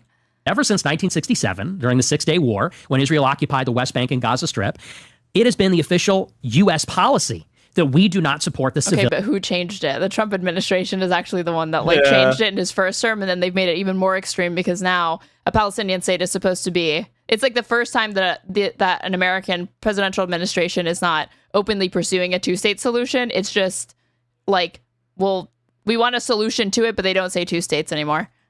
Well, but settlements. Fuentes That's might technically be setting this up for a wedge later because his strongest wedge is Israel, right? The way that he's able to go anti-oligarchy, anti-establishment is on the Israel issue. That's why Charlie Kirk was starting to like soften his stances a little bit, is because Fuentes was getting way too much shit, or getting way too much progress just based Right. on that. So I wouldn't be surprised. Like, he's gone anti-Trump. Like, he's been criticizing Trump. He said like Trump is lame and not funny anymore. Like, the worst thing you could possibly say as a Republican is Trump is not funny.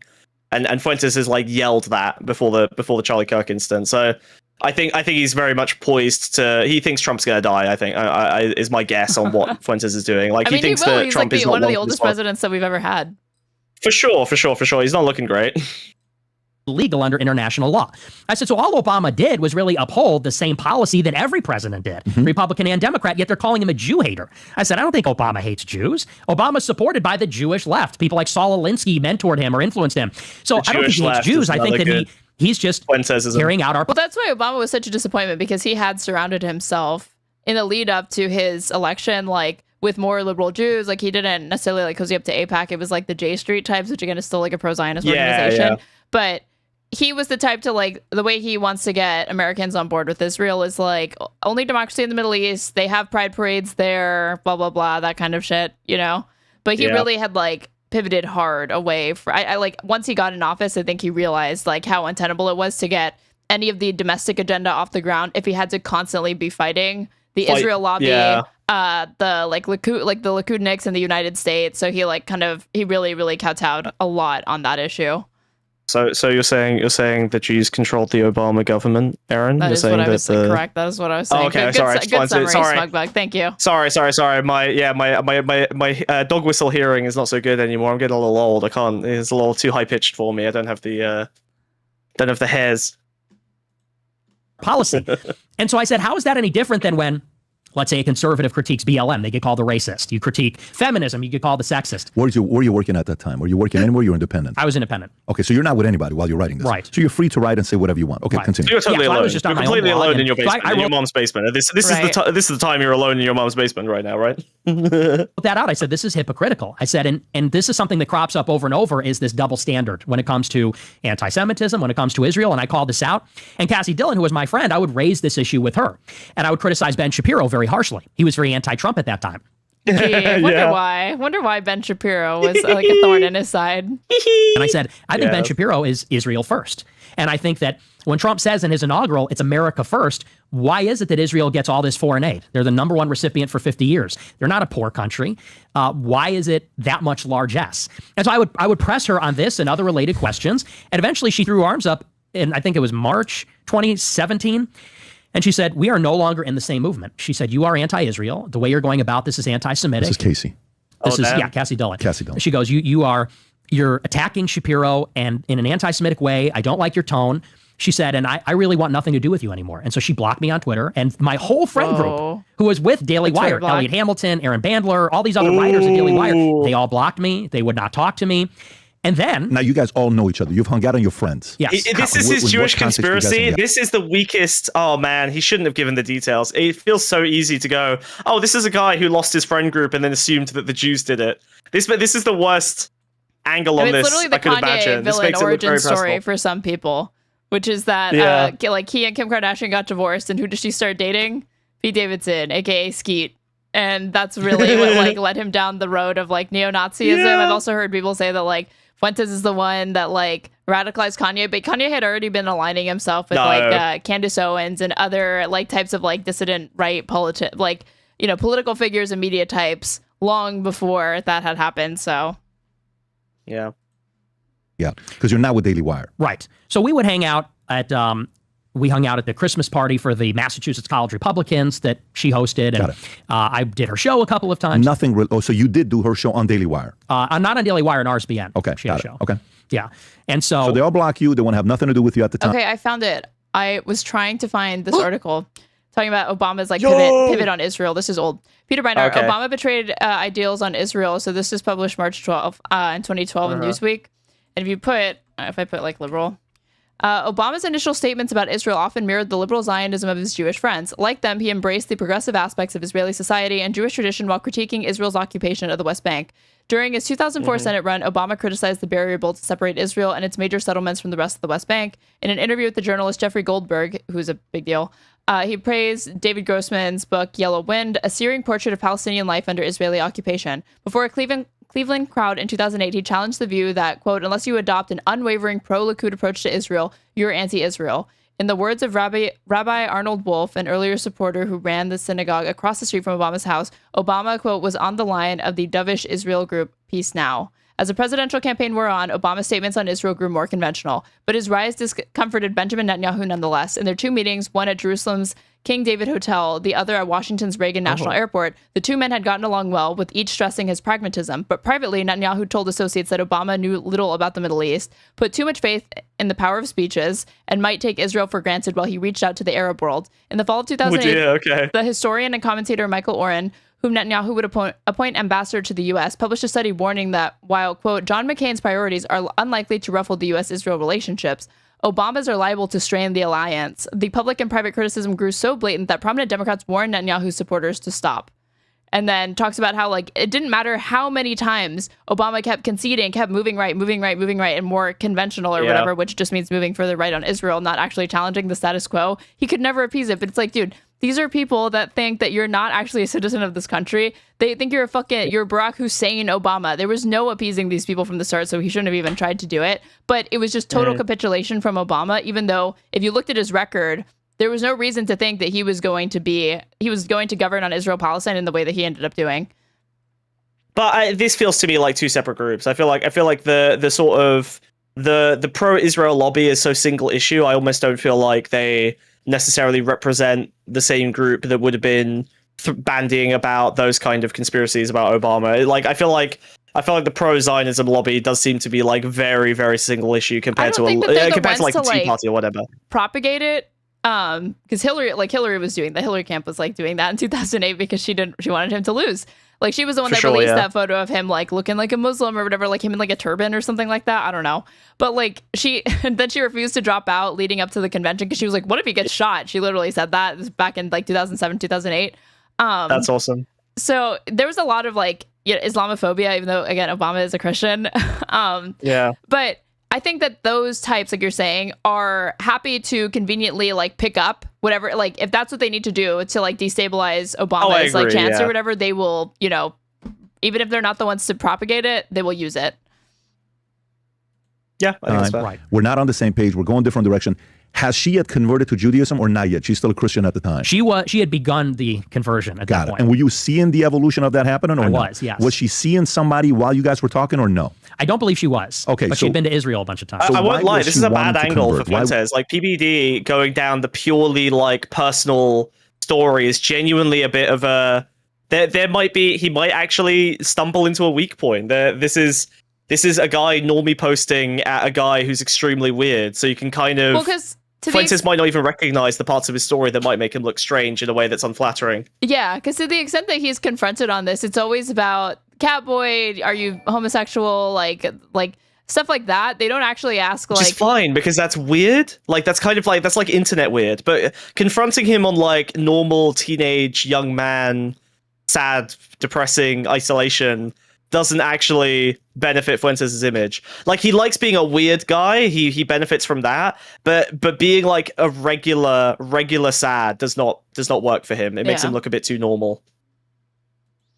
Why was she going through that process? What was her reasoning? But here I was at the beginning talking shit about PBD that I was like, he's not going to ask a single interesting question. He's going to ask all of the same, like, so do you really deny the Holocaust? Do you really think that white people this or like, but it's so funny that he like, because of who PBD is, which is just like a fucking gossip, stumbled into this. And I don't think that Fuentes has really ever been asked about like, oh, did you have a romantic relationship with that? They usually want to move it forward to what he's doing now and not keep it in the like origin story. But no, PBD is going deep. Yeah, PBD is acting like a PBD is acting like a CEO who's talking to a 22-year-old who's just started the company who said the N-word at a company dinner, and now he's like, I'm going to take this kid under my wing. I'm going to figure this kid out. I'm going to try. He's doing this feels very corpo to me. It's very like I'm going to mentor you, kid, kind of vibe.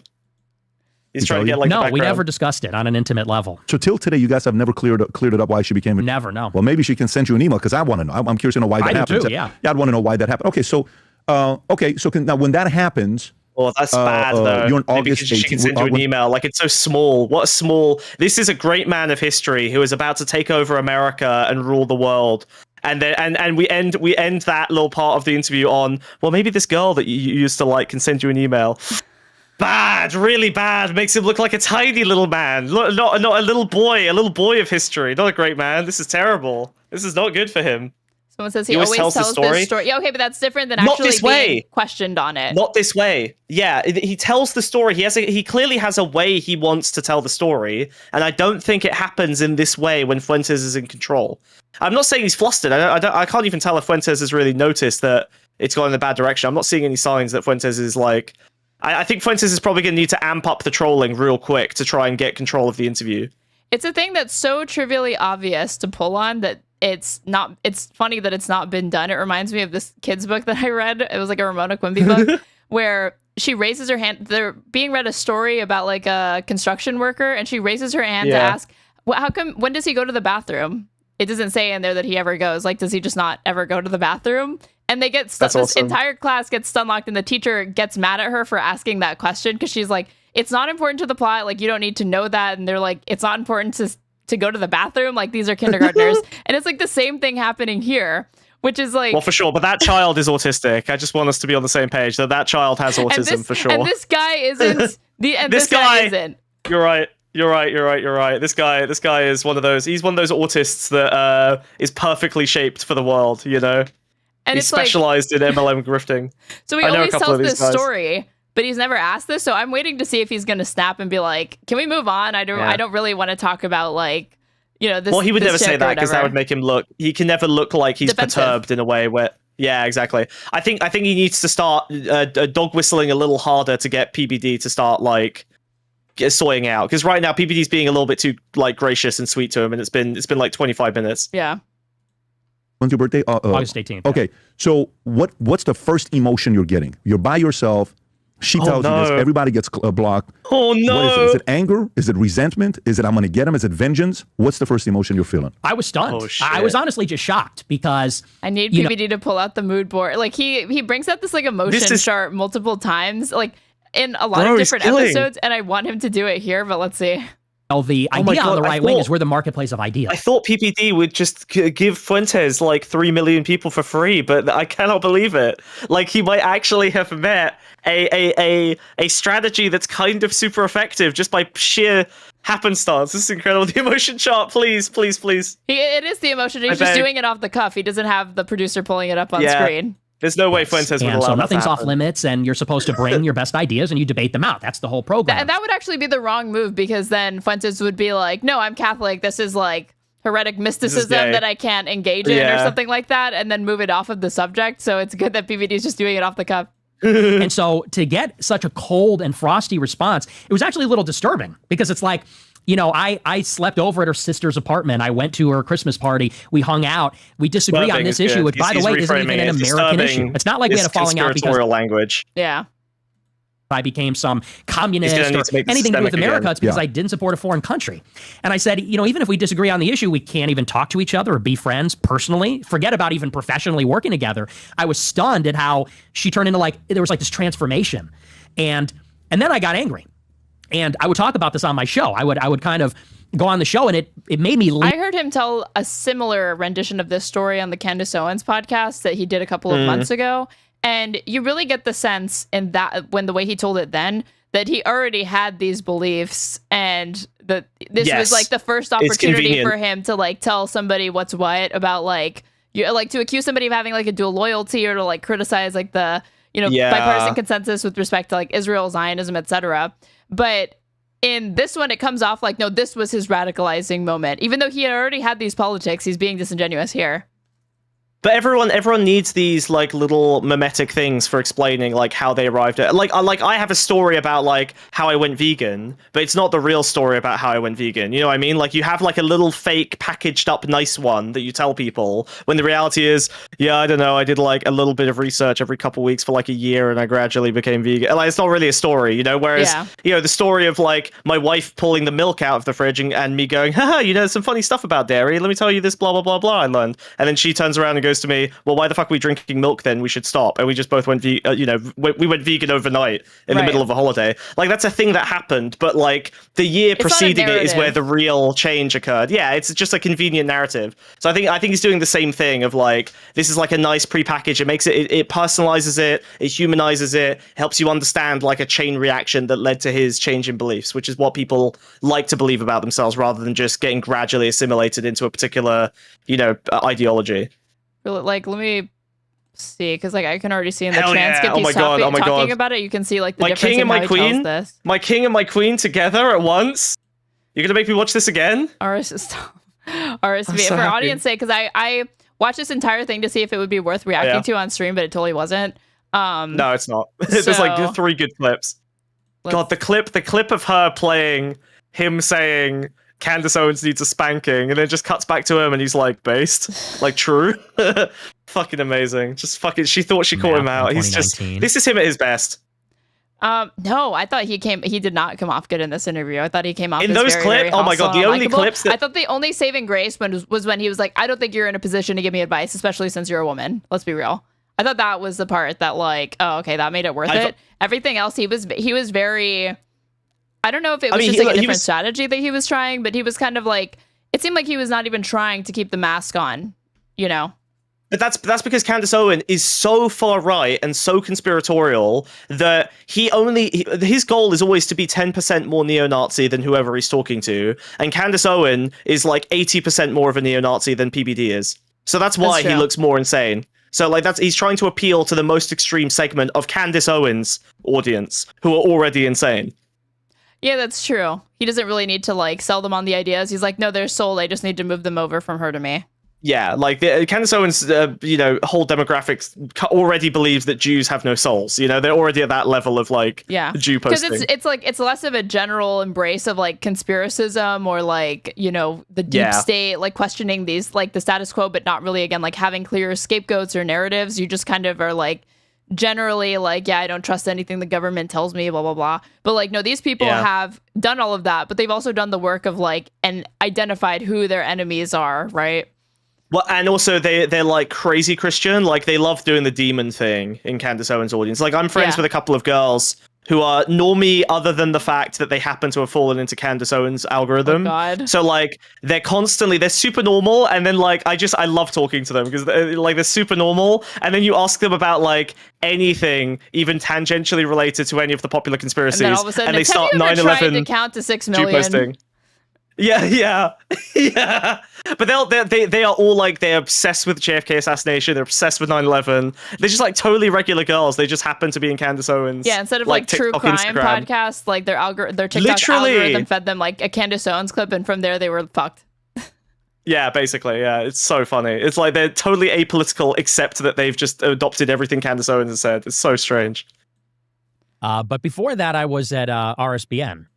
Right Side Broadcasting Network. I was a freshman in college. I was 18 years old. I was at Boston University, and I was a big pro-Trump guy, and I was very into politics, extremely political. But like a lot of people, I was pretty mainstream. I was very pro-Israel, libertarian, big PragerU viewer, Ben Shapiro fan, all that kind of stuff. But of course, in 2016, everything changed. You had the rise of the alternative right.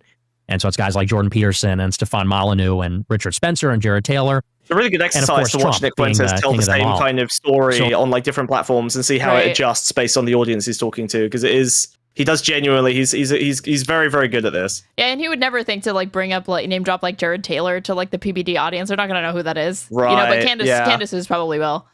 In 2016, everything changed. Also, look how he says he was a fan of Ben Shapiro, right? To Candace Owens as well. So like that's more of an appealing point in this scenario. Racialist, very pro-white, very critical of Israel, very aware of the Jewish phenomenon that's happening in the country. And so I went to the college campus. He's just way more open about it. 18. Yeah. He doesn't. There's no pretext or anything like that. Again, we're on minute she's already 2 and 36 seconds in, and he's at this point. You see the difference? So it's crazy. Crazy was a fan of Shapiro. Well, yeah, but he's because it's relevant to Candace Owens' experience with the Daily Wire, right? She got ousted. That because then you're in a conspiracy yourself because you share you're the scorned ex-lovers of like Ben Shapiro and the Daily Wire. We were both fans of Shapiro. We were both fans of Shapiro before we realized he was actually a Jew. The student body president at the school. I had no idea. And it was kind of weird how it came together. I was pretty vocal on Twitter, didn't have a big following, maybe 200 followers, but I was wearing a MAGA hat everywhere I went. Cafeteria, to class, down the street. And I became known on the campus as that guy wearing the MAGA hat. And I would go on Twitter and I'd talk about my experience. People are picking on me. Right, yeah. By that guy, it's like, who's that fucking twerp who always wears the fucking MAGA hat? Look at this. Look, he's willing to he dodges the bullying question on the Dude Bro Muscle Man podcast, but now he's willing to talk about being picked on to the woman on the Candace Owens podcast, right? Very interesting. Like it's totally different vibe. This Christian audience, because she has a highly religious audience because she's very like a Catholic. They love martyrdom and they love victimhood. So him being bullied or whatever suffering is for not his belief. Exactly. It's martyrdom, it's suffering, and a righteous suffering. It's not lame, it's not emasculine, it's not pathetic, it's not effeminate. It's literally like they hated me because I said the truth, and that's why they couldn't take me on college campuses. That I was triggering these people. It was too much. I got crucified on campus. People were saying they were going to beat me up. People were threatening me, stuff like that. And I said, I was defiant. I was very pro-Trump in spite of all that. And so I got a lot of flack from the liberals on the campus, the Democrats, and one of these groups, Young Americans for Liberty, they came in and contacted me and said, would you want to set up a debate on the campus with one of your detractors? By the way, I need every liberal watching this, all three of you, to watch Fuentes and understand what he's doing and do the exact same fucking thing on every platform you ever go on. For God's sake, man. Please, fucking get it. Do you get it? Do you see what he's doing? It's not inconsistency. He's just fucking code switching. Yeah. He just knows how to tell a story to the right audience. Please, God, please, we're all gonna die. It's your fault. I'm begging you, please. Please! Just a crumb of media strategy for once. A crumb! Just one crumb of understanding how humans understand the world! I'm begging you! Just a little crumb of narrative! Please! Yeah, do not assume that your ideas are just so stellar they sell themselves. Literally almost no idea sells themselves. You have to know your audience and know what accent you're going to need to pop on and how you're going to actually sell it to them. They don't... They don't believe me? Well, they're either ignorant or insane. No other option. Yeah, literally. Fuck. Trying to fight you. And I said, yeah, I'd love to do that. I had been a broadcaster in high school, so I said, yeah, let's set something up. And so they put out like an open casting call. They contacted a bunch of the people that had been talking trash about me, and they said they'd like to set up this debate, and they found the student body president. He was like a senior, and he was like some Democrat socialist or something, and I didn't even know the guy. But they set up this live event, and like 300 students came to it. It was like a big deal. And actually, someone you know, Cassie Dillon, who's now known as Cassie Akiva, at that time, she was a fellow at Daily Wire. She was like, I guess she was working there temporarily. They had taken her to Israel. She had been there a few times, and she was studying at Mount Holyoke in Western Massachusetts. And she was involved with some of the campus groups, so she went to the event. And she live streamed it on Periscope at that time. And I didn't even know her. I had heard about her. I had seen her on Twitter. And when the debate finished, she came up to me and she said, "Oh my gosh, I just streamed that. You had 30,000 people watching." She goes, "Ben Shapiro watched it. Milo Yiannopoulos watched it." She said, "And you've got a bunch of different job offers." And we do a little post-game interview. She's asking me questions. And the last question she asked me, which is like the big setup for my whole life, she said, "I just got back from Israel." She said, "Would you ever take a trip to Israel? Because I think you'd love it," and so on. And, you know, I sort of knew what was happening with Israel, but not of running this game. Isn't that interesting? Not 100%. And I said, "Yeah." I said, "It sounds interesting, but I think I have everything I need right here in America." And she goes, "Oh, okay." She wraps up the interview. And she gives me her card. We exchange information. I get involved with her. She was involved with RSBN. And if you know, that's Right Side Broadcasting Network. They did all the Trump rallies during the election. And when the election ended, they said they were going to start up a bunch of original programming. They had Mike Cernovich, Bill Mitchell, a bunch of these guys that were on Twitter. And she had a show. It was called Raised Right. And so she contacted Joe Seals, who's at RSBN, and she said, "I saw this guy give the speech. He's really great. He debated this guy on campus. We should give this guy a show." And so I got in touch with them. We got to talking. This was around the end of 2016, beginning of 2017. They said, "What do you want to call your show?" I said, "Well, let's call it the Nicholas J. Fuentes Show." They said, "That's too long. Nobody knows who you are. We don't want that." I said, "Okay." They said, "You need a different name." I said, "All right." So I watched the Trump inauguration, which was January 17. And he said in the speech, he said, "A new vision will govern our land. It's going to be only America first." And I said, "I don't like the sound of that." I said, "We'll call it America first." So question, how old are you exactly at this time? I was 18. And it's so funny that like Trump is getting credited with the America First movement, because that is not something that Trump coined, started. And I'm not even saying like Reagan. That's like literally like a World War II. Hold on. America. But I think another useful lesson from someone like Fuentes, who's abundant with lessons, is that it's a very good idea to take over like an existing mimetic that's successful, Right. Yeah, it's just co-optation. So America First Committee, an American isolationist pressure group, was against the United States entry into World War II. Launched in September 1940, it surpassed 800,000 members and 450 chapters at its peak. The AFC principally supported isolationism for its own sake, and its varied coalition included Republicans, Democrats, progressives, farmers, industrialists, communists, anti-coms, students, and journalists. However, it was controversial for the anti-Semitic and pro-fascist views of some of its most prominent speakers, leaders, and members. The AFC was dissolved on December 11th, 1941, 4 days after the attack on Pearl Harbor, and 3 days after Roosevelt declared war on Japan alone. It was the day of Hitler's Nazi German declaration of war against the U.S., as well as the fascist Mussolini's Italian declaration of war on the United States on December 11th, 1941. So this is like, sound familiar? They're the ideological tenets of like what Nick is attempting to usher forward into the 21st century is like really not that different from what is obviously the ideological forefather. But I'm sure he knows that. He just says, "Oh, but Trump came up with it," or whatever, because he knows that's more valuable to his lore than to actually say, bring up this, right? This is a more obscure thing that like most people probably don't know about. 18. Okay, so all of this sort of happened 17, 18 years old, or this all happened very quickly at the age of 18. Right. Okay.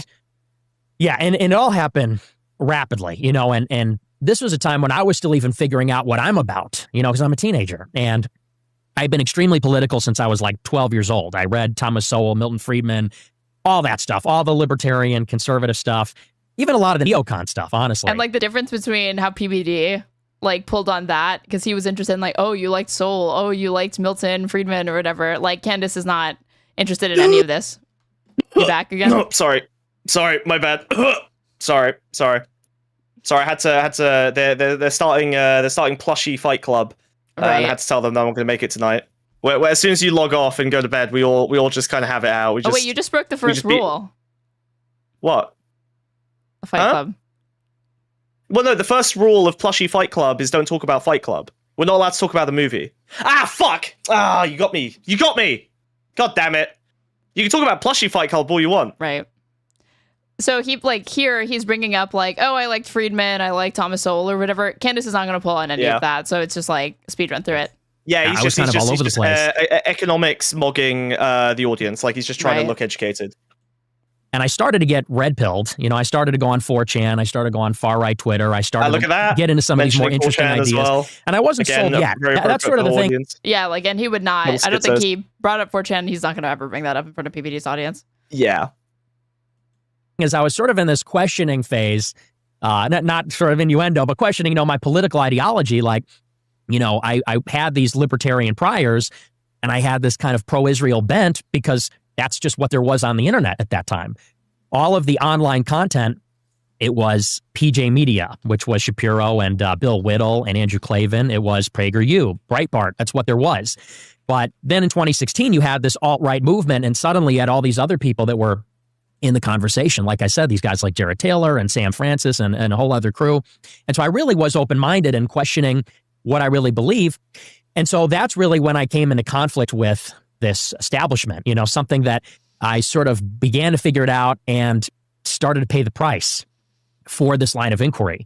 And so that first conversation I had with Cassie Dillon, it prefigured kind of like my entire adult life until this line of inquiry. That's way more appropriate a way to frame the interpersonal conflict, right? Like PBD kind of butchered Fuentes' attempt to like sell this idea of I started asking questions and then even my closest friends suddenly all transformed overnight into terrifying lizard Jews. That's the story he wants to tell, and PBD kind of fucked it up. So that's actually a weird W. Weird PBD. W for you guys. My guy's taking L's here. I don't know if he's gonna make it. This is not good. He needs to be able to normie post. Trump can normie post sometimes. Every time someone goes to hang out with Trump, they come away saying, oh, actually, he's kind of chill. He's kind of a cool guy. Yeah. I don't really know that Fuentes has that effect interpersonally in the background. I feel like he's always on. Yeah. He kind of needs to be able to normie post a bit better. Point. And at that time, in the early months of the Trump admin, I was doing some digging on the Israel situation. And there were some notable news stories with Obama and then with Trump that made me ask some questions. In December of 2016, during the lame duck, Obama declined to veto in the Security Council a resolution condemning the settlements in the West Bank. And everybody called him a Jew hater for doing that. They said he was an anti-Semite. And I said, well, wait a second. And I was a big conservative. I didn't like Obama. But I said, wait a second. I said, it is the official policy of the United States since 1967 that we're against the civilian settlements. Every president, Republican and Democrat. I said, and all Obama did, he didn't even vote no. He didn't veto it. He didn't vote in favor. They voted present, and they allowed the resolution to pass. I said, that's consistent with our government's policy, the American policy. Obviously, Israel and America don't have the same policy on everything. I said, but now you have Fox News and Mark Levin and all the usual suspects are saying he's an anti-Semite and a Jew hater because he merely advanced our own position.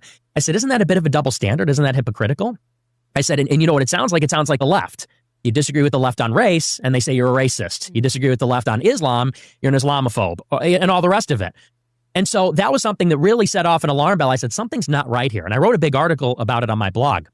A couple months later, guess who comes to town for Trump's first visit from a foreign leader? It's Bibi Netanyahu. That was the first foreign leader that he hosted at the White House. Oh, no way! Netanyahu goes up He's there taking credit. See, for Candace Owens' audience, he can take credit because they are this insane.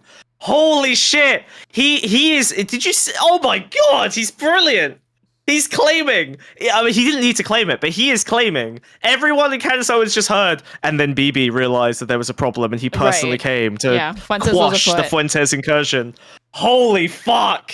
That's awesome. Holy press conference, and Trump turns to him and says, "Wow, I need you to take it easy on those civilian settlements in the West Bank because it's a big liability for us." Netanyahu goes home and authorizes the largest expansion of the settlements in Israel's history. Wait, that's super interesting. Is that on camera? Yes.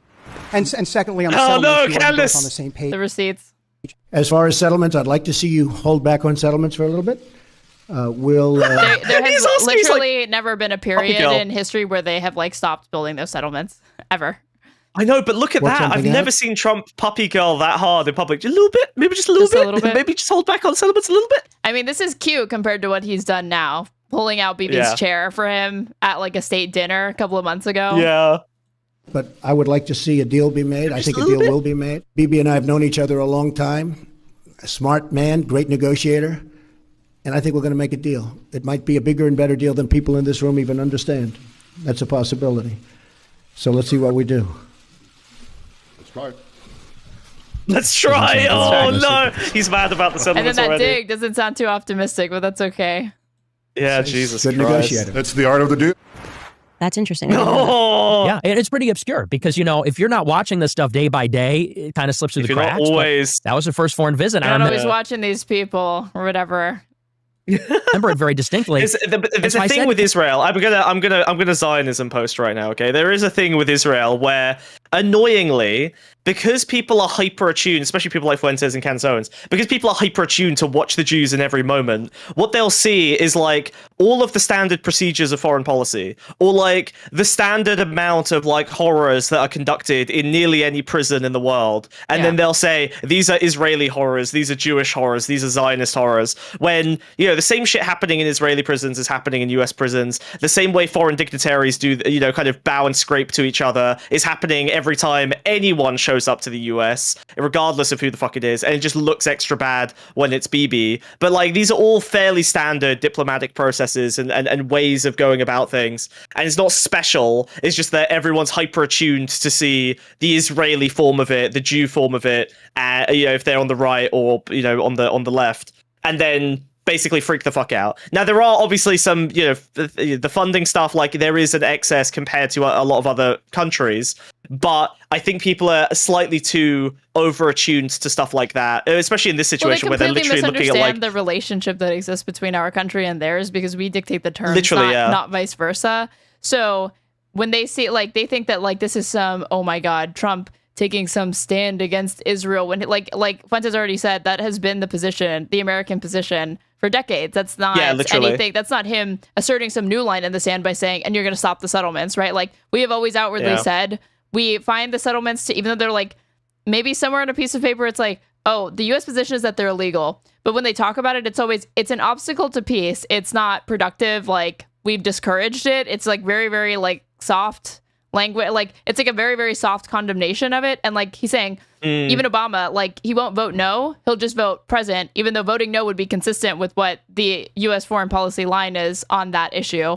But yeah, people are, of course, like, think that this is some specific thing, or like, oh my God, like Bibi has. He's using his Jew hypnotism on Trump, like in the middle of the in the middle of the speech. Yeah. When like really that all that is like a gauge of like how much the U.S. How, like, at any given time, it's like Israel's like America's military base. So at any given time, when you see like these ebbs and flows, it's a reflection of like managing other ongoing conflicts in the Middle East that the United States is deeply entrenched in, and managing that. It's not really any sort of like, you know, like you're saying, like completely unique thing. I think people overemphasize that too much in this, or like they misunderstand, or like, and then there's APAC, and people like, I think sometimes overstate the impact of APAC, or like they don't understand, like there have been times where like the United States has bucked APAC and J Street, like the JCPOA, like they pushed hard and lobbied, like millions of dollars went into like campaigning against the JCPOA. Netanyahu speaks at Congress to try to like lobby Congress to like not be on board the JCPOA. It doesn't work. So when the United States wants to exert that pressure on Israel, they can, which is why it's frustrating to see that they don't, because we have the ability to do it. We just don't.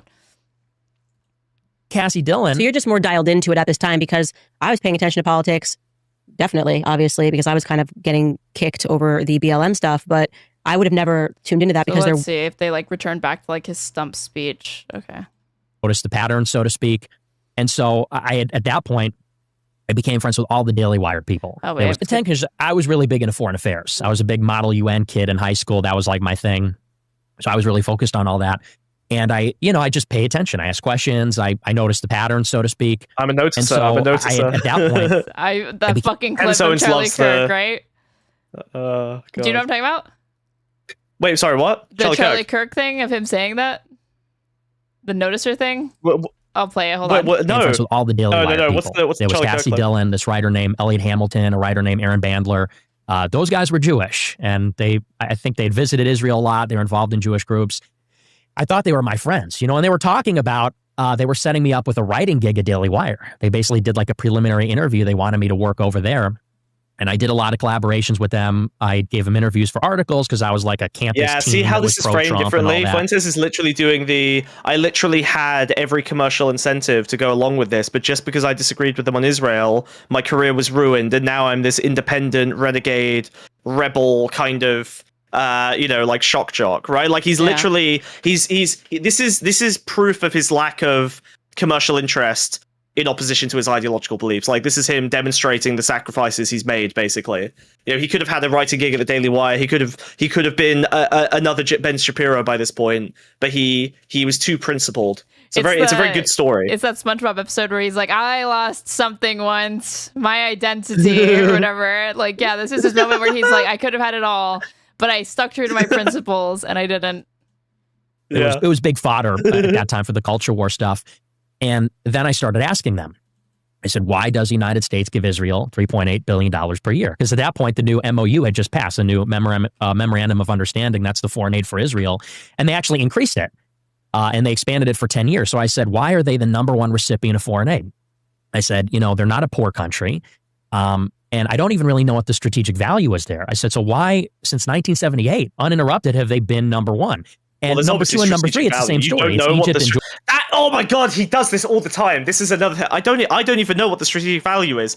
Like this fake ignorance. He does actually know, because I've seen him talk about it in detail. He's literally just. It's a fake, he's like, wide-eyed naivete of like, I'm just seeing all these things and I just don't understand why on this particular issue we are so blah, blah, blah. Yeah.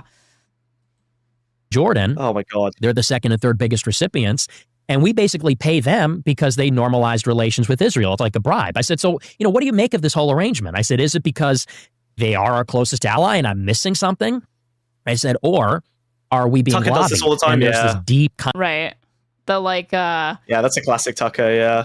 Yeah, I just don't know what's going on here. Right, yeah, like he's like a baby boy, he's a Martian that just it's day one on Earth or like day 10. He's just a little guy. Like, he hasn't been part of like a Republican media apparatus, like a conservative / Republican media apparatus for like the last 2 decades, and like like one of the most popular ones. No one can tell me the answer to this question. Contradiction and double standard. Because when they say it, I start screaming and cover my ears. And then laugh. Forced by foreign influence and money. And I remember they hated the line of questioning. And when you say they, you're referring to this friend group? Yes. This Daily Wire friend group. They were all writers there. And you can still find their articles online. Thanks, and they, at first it was sort of playful. They said, oh, haha, very good. They almost thought I was joking. They said, oh, it's very funny, but you really shouldn't ask that, they would say. They'd say, there's a good answer for all those questions. They'd say, but the way you're asking it is anti-Semitic, they said. And, we're happy to talk with you one-on-one in person. Like they're going to teach me how to ask the question. They said, because the way you're saying it, it sounds hateful and it's wrong. And I said, I'm asking a question. It's free marketplace of ideas, I thought. So I kept pushing and pushing, and I was tugging on a lot of these different threads. I was also asking about World War II and about some of the narratives there, and I was asking about 9/11 and the Iraq War. And where are you asking this? Are you in a group chat? Just parlaying and all of these different oh my God. 9/11, trutherism. The reason sorry, we'll get so mad. The reason that liberals can't do this is because they have only been part of one in-group, and it's the in-group of the fucking complacent mainstream that they've dominated for the last 50 years. So they don't even know what code switching is. They think of it as some weird academic. They think it's speaking in AAV. When you go back home, that's what they think code switching is. They have no idea that conservatives have had to move through different smaller subgroups in order to build power to oppose the mainstream liberal hegemony. That they know how to do this so well. It's so fucking annoying that no liberal seems to accept it. Don't want to identify a villain. They'll talk about problems, but they're very, very reticent to say or name who exactly is behind it or whatever, which is so funny because with the exception of Trump. Yeah. But they won't say oh, this is decades of Republican policy coming to fruition, or they don't want to identify corporate interests dictating these things, and in large part it's because they're also paid by those same corporate interests or whatever. So I think that they overestimate the extent to which they'll be fact checked on that or gotcha'd on that, because most people don't know. There is more, I think, public awareness of the fact that like, yeah, a lot of corporate money runs through and dark money runs through our political campaigns and election cycles, etc. But as far as knowing, like, there's over 500 members of Congress and there's over 50 senators, and people are not paying close enough attention to know like who's bought off their specific senator or their congressional representative. So they're constantly worried about like, oh, but what if like if I criticize that donor and then it gets brought up that I've taken money from them, and it's like no one's gonna bring that up. No one's doing that much research on you. Like your constituents aren't doing Chat that. is Like, triggering me. So, what? Chat is triggering me. Chat is triggering me. What, the tuk-tuk approach? Aaron. Over what? Aaron. Oh, no liberal accepts that neo-Nazis code switch. Oliver _ MTG is my favorite liberal in chat. He's given me a chance. That's not what I said. No, I'm saying it's that you have to give him a chance. No, I'm. He's an Ezra Klein. Okay, it's fine. I'm joking. He likes Ezra Klein. Every time Ezra Klein was mentioned, he like defended Ezra Klein already. Why is bro triggered? Why is bro triggered? I'm just playing. No, I didn't say that neo-Nazis don't. Okay. Thank you. All right. I'm sorry. Girls. Okay. Neo-Nazis code switch. Yes, we both agree on that. What I'm begging is for liberals to learn how to act more like Nazis. See? No, wait. I said that wrong. Hold on. Let me reframe that. See what Fuentes has done between these two different audiences and understand that he's way more effective because he is literally only appealing to Candace Owens' audience. He feels no need to in-group signal. He doesn't care about making the Groypers happy. Liberals are always caring about what other liberals think of them because they were the mainstream. So it's kind of important to in-group signal. No matter where you were, what you were doing, liberals would see it and comment on it, especially in like fucking Twitch poll debate spaces. But now it makes sense for you to only appeal to the person you're talking to. So look how he talks to PBD versus how he talks to Candace Owens. You should be doing that in every conversation, whoever the fuck you're talking to, about anything vaguely relevant, political, or even just useful to your life. I think the reason why liberals also have a hard time doing that, though, is that they genuinely don't have the like kind of cult of personality or fervent support that you see that Fuentes enjoys, where like he can say, do whatever he wants, and they will follow him. With liberals, I think that the support for them is a lot more conditional and is a lot more fractured and not nearly as dedicated. So they actually do have to be more sensitive making sure that they don't piss off their like native base. But like, again, like Fuentes' audience, the Groper army, understand that they're part of a project and they have total blind faith in their leader, that anytime he kind of deviates from what they expect him to, oh, it's all in service of the plan, TM. So I trust that if he's saying something that sounds like it kind of contradicts or doesn't gel with things that he said previously, it's not a true contradiction. It's just what he has to do, what he has to say to get his foot in the door and push through. You know, but liberals are like, oh, wait, this is a reversal of a position. Have they dropped the position? They're like immediately more skeptical and actually do want the answer to, like, they don't have the blind trust, right? And nor should they. Yes. You know. For sure. I think liberals, Aaron has just given you a great example of exactly what I'm talking about, because instead of saying you are not charismatic enough to keep people on side even when you're wrong, she said that you guys are consistent and care more about, you know, having like a clear idea space to sit in, while these guys are just cults of personality, otherwise known as being cool. You just face to face, like with your friends eating a burger? Like when you say, I keep asking these questions, what's the setup for that? We're texting in group chats and we're even doing it one-on-one. You know, one of the venues. Oh, wait, but here's the thing, because I am one of those people that gets annoyed with Democrats or whatever when I see them make these sorts of pivots and shifts, because the difference is that Fuentes remains committed to the same thing that he's always been committed to. Again, it's like Gollum chasing the ring. The difference is that when Democrats start to make those pivots, they're usually genuine, unfortunately, and you can't trust that. It's true. Oh, they're just saying what they need to say to get elected. Don't worry, they're definitely not dropping card check, or they're not dropping the public option. They just have to say that to get elected, and then after they get into office, they're definitely going to go back on it or whatever. It's like, no, you can't trust that Democrats are going to do that, because then they get scared again to like, oh, cool, I've captured this. I have a bigger tent. I've captured these people. Oh, well, they fetishize consistency as well. They fetishize consistency, even though they're literally anything but, which is why Kamala Harris's like last leg of her fucking campaign was dedicated to like an apology tour of everything she ran on in like 2019 and 2020, because she couldn't maintain that consistency. But yeah, you can expect that like that Democrats, when they start making those pivots or whatever, they're not usually only rhetorical. They or like something that you can like trust, like, oh, don't worry, they're just saying it to get elected. It usually is indicative of the fact that they are moving towards the center, and that's where they want to stay, unless you put the pressure back on them to drag them back to where they had initially campaigned on. we had a big Christmas party out in Western Massachusetts. And Cassie Dillon invites me back to her apartment with a couple of friends, and everyone's drinking wine. I don't drink, so I wasn't drinking, but we're playing apples to apples. And it's a another party straight edge, atmosphere. Aaron. We're You friends, see, we're having you're all fun, the fucking we're political, same. we're talking. I mean, Trump's a teetotaler, so I'm not surprised that he also exactly mirrors him in that respect. Never trust anyone who doesn't drink. Why do they need to stay sober? What are they hiding? Why do they want an implicit power over you on a night out? Very, very curious. Very suspicious. Talking about it. And this is the venue. And it just got increasingly cold over time. And eventually it turned into stop. Like, you need to stop asking or else. And eventually, I kept pushing on a lot of these. And now we're at the point, this is like almost like a climax where it's like the cabal had reached, like, the line in the sand had been drawn. And it was made clear to me by every single person that was in on it was saying that, like, no more. Different things. And Cassie hits me up on Twitter. And she texts me this huge block text paragraph, and she says, we're not in the same movement anymore. She goes, I don't really recognize what you're about and your views. She says, I'm pro-Israel. Yeah, this hits so different she goes, and when the things it's not you're asking, about a boy and a girl. Yeah, and I don't think Candace pursues it. Things you're saying about Ben Shapiro and other people. And, like, there's no reason to think it was anything more than that, because we're talking about, she sent me a huge paragraph over Twitter DMs. If this were somebody that you were potentially pursuing romantically, this would be like, they texted me, or like even just subtle things would like suggest that, like, oh, they had a more personal relationship. No, this sounds like strictly professional. Yeah, goes, but now it's like the Daily movement. Wire fucked me the same way they fucked you. That's like the vibe that he's throwing out, which I think works really well here. Be friends anymore. So she stops talking to me, cuts me off completely. All the other people block me. Elliot, Aaron, there were some other people involved. Aaron. They all block me on Twitter, complete ghosting.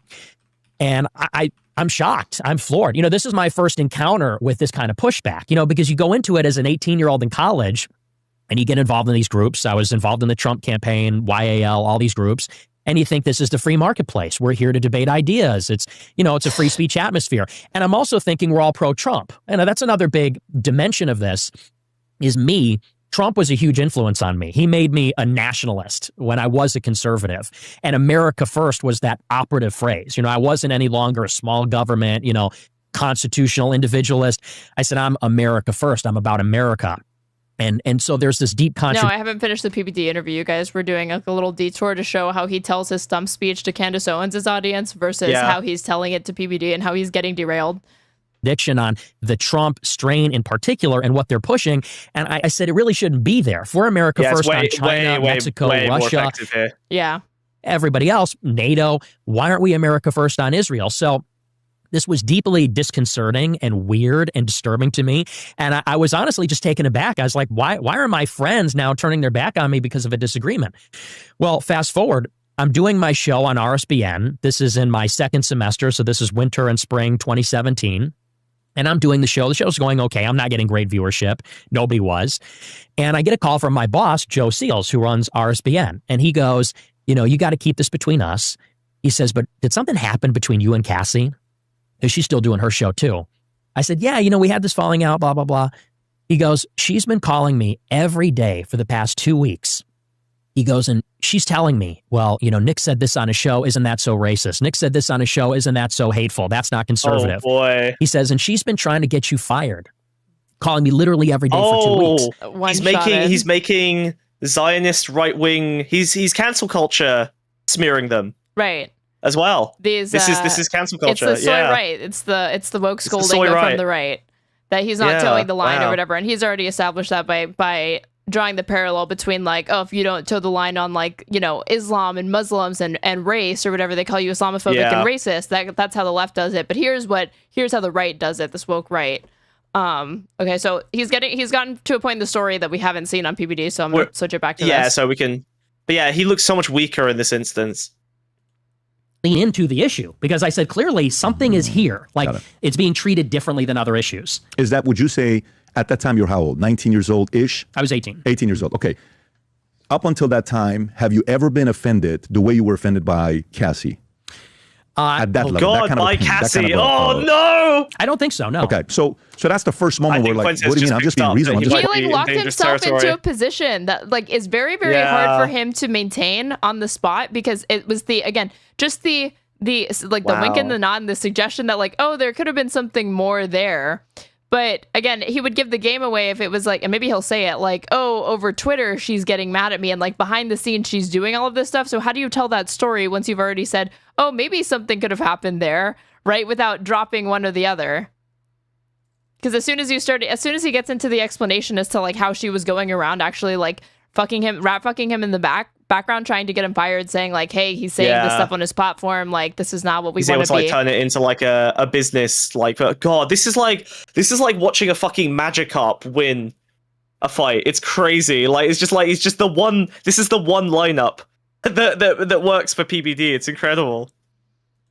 Questioning things. Yeah, you can't steamroll it with PBD. Yeah, PBD is like not gonna let him do that because PBD has to hear himself talk as well, so we can't help but insert and like ask questions. And wrong with that. Why do you not want to have a relationship? Because crazy. So that's the feeling you have at the time. Yes. So you're going in on it. You're getting stronger, more vocal. Therapy shit is amazing. In your mind, are you saying this is because Ben's in her ear? Who in your mind at 18 years old are you saying this is so interpersonal? Stop saying names.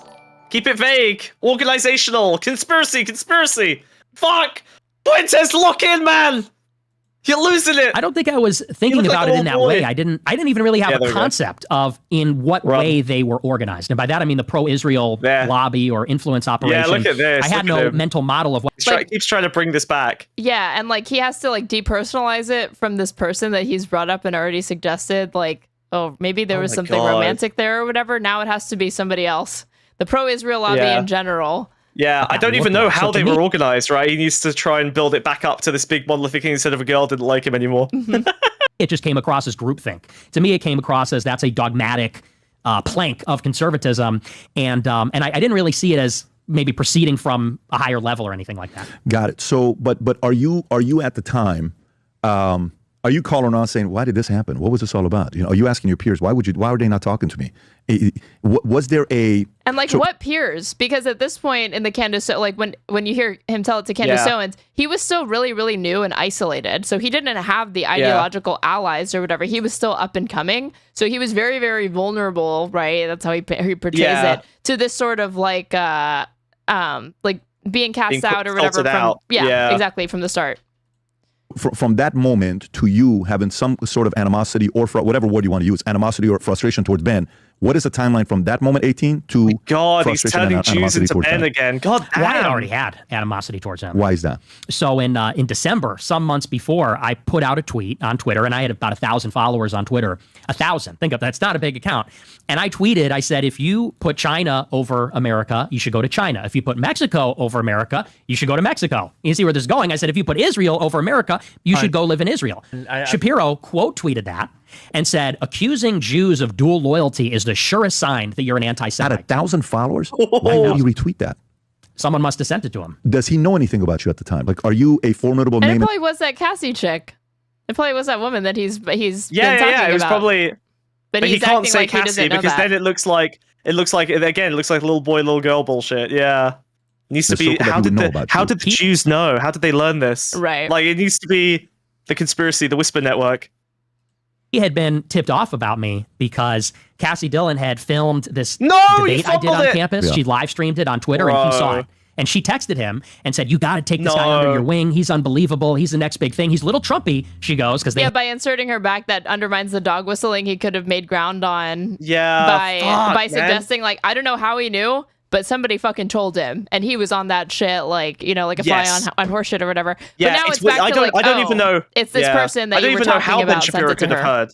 Yeah. It's like, like that guy, and then you make a little ironic joke. You're like, but that guy's got ears everywhere. You know what I mean? You do like a little dismissive, like, silly little fake conspiracy joke. Yeah. Man, I've never seen him perform this badly. This is crazy. I've seen him look bad, but I've never seen him perform badly. You know what I mean? Yeah. I know they were DeSantis 2020, but who were they 2024? But who were they during that time? In 2016, they were for Rubio. Cruz. Oh, Cruz was back at that time. I remember that. Okay. So she says you got to go because he's a little bit Trumpy. And then what's his response to her? He said, I'll take a look at him. And she told you that? So she said to you, I told Ben he should. And he said he'll take a look at you. She sent me the screenshot. Yeah, this just sounds like boy-girl drama. So now this is starting to make sense. So at this point, while you're going through this, tell Daddy Ben. When you put that tweet out, were you directing it towards? This is also a very misogynistic audience, so I wouldn't be surprised if he, like, again, they will oscillate back and forth between like, women are pathetic, they can't do anything, they need to like lead, like be led around and follow and obey and blah blah blah. But then they're also the scapegoat, the reason why Western civilization has fallen, the OF model, it's like literally the honey, it's 4 p.m. time for your whatever, yes babe. Like these people are really bought into like that simplistic understanding of like gender dynamics between like an American Zoomer millennial and American like man and American female Zoomer millennial. Yeah. So maybe they're willing to he could maybe lean into the angle of like, this fucking bitch like screwed me over. Yeah. And he probably wouldn't look weaker for it. It just seems like to me there's like, now it just seems like a narrative inconsistency because he's like trying to bob and weave and it's like they're contradicting each other. I wish I could say he was going down the I hate women route of this, but he really is just fumbling the bag. I'm one of Fuentes' biggest fans, I have to say.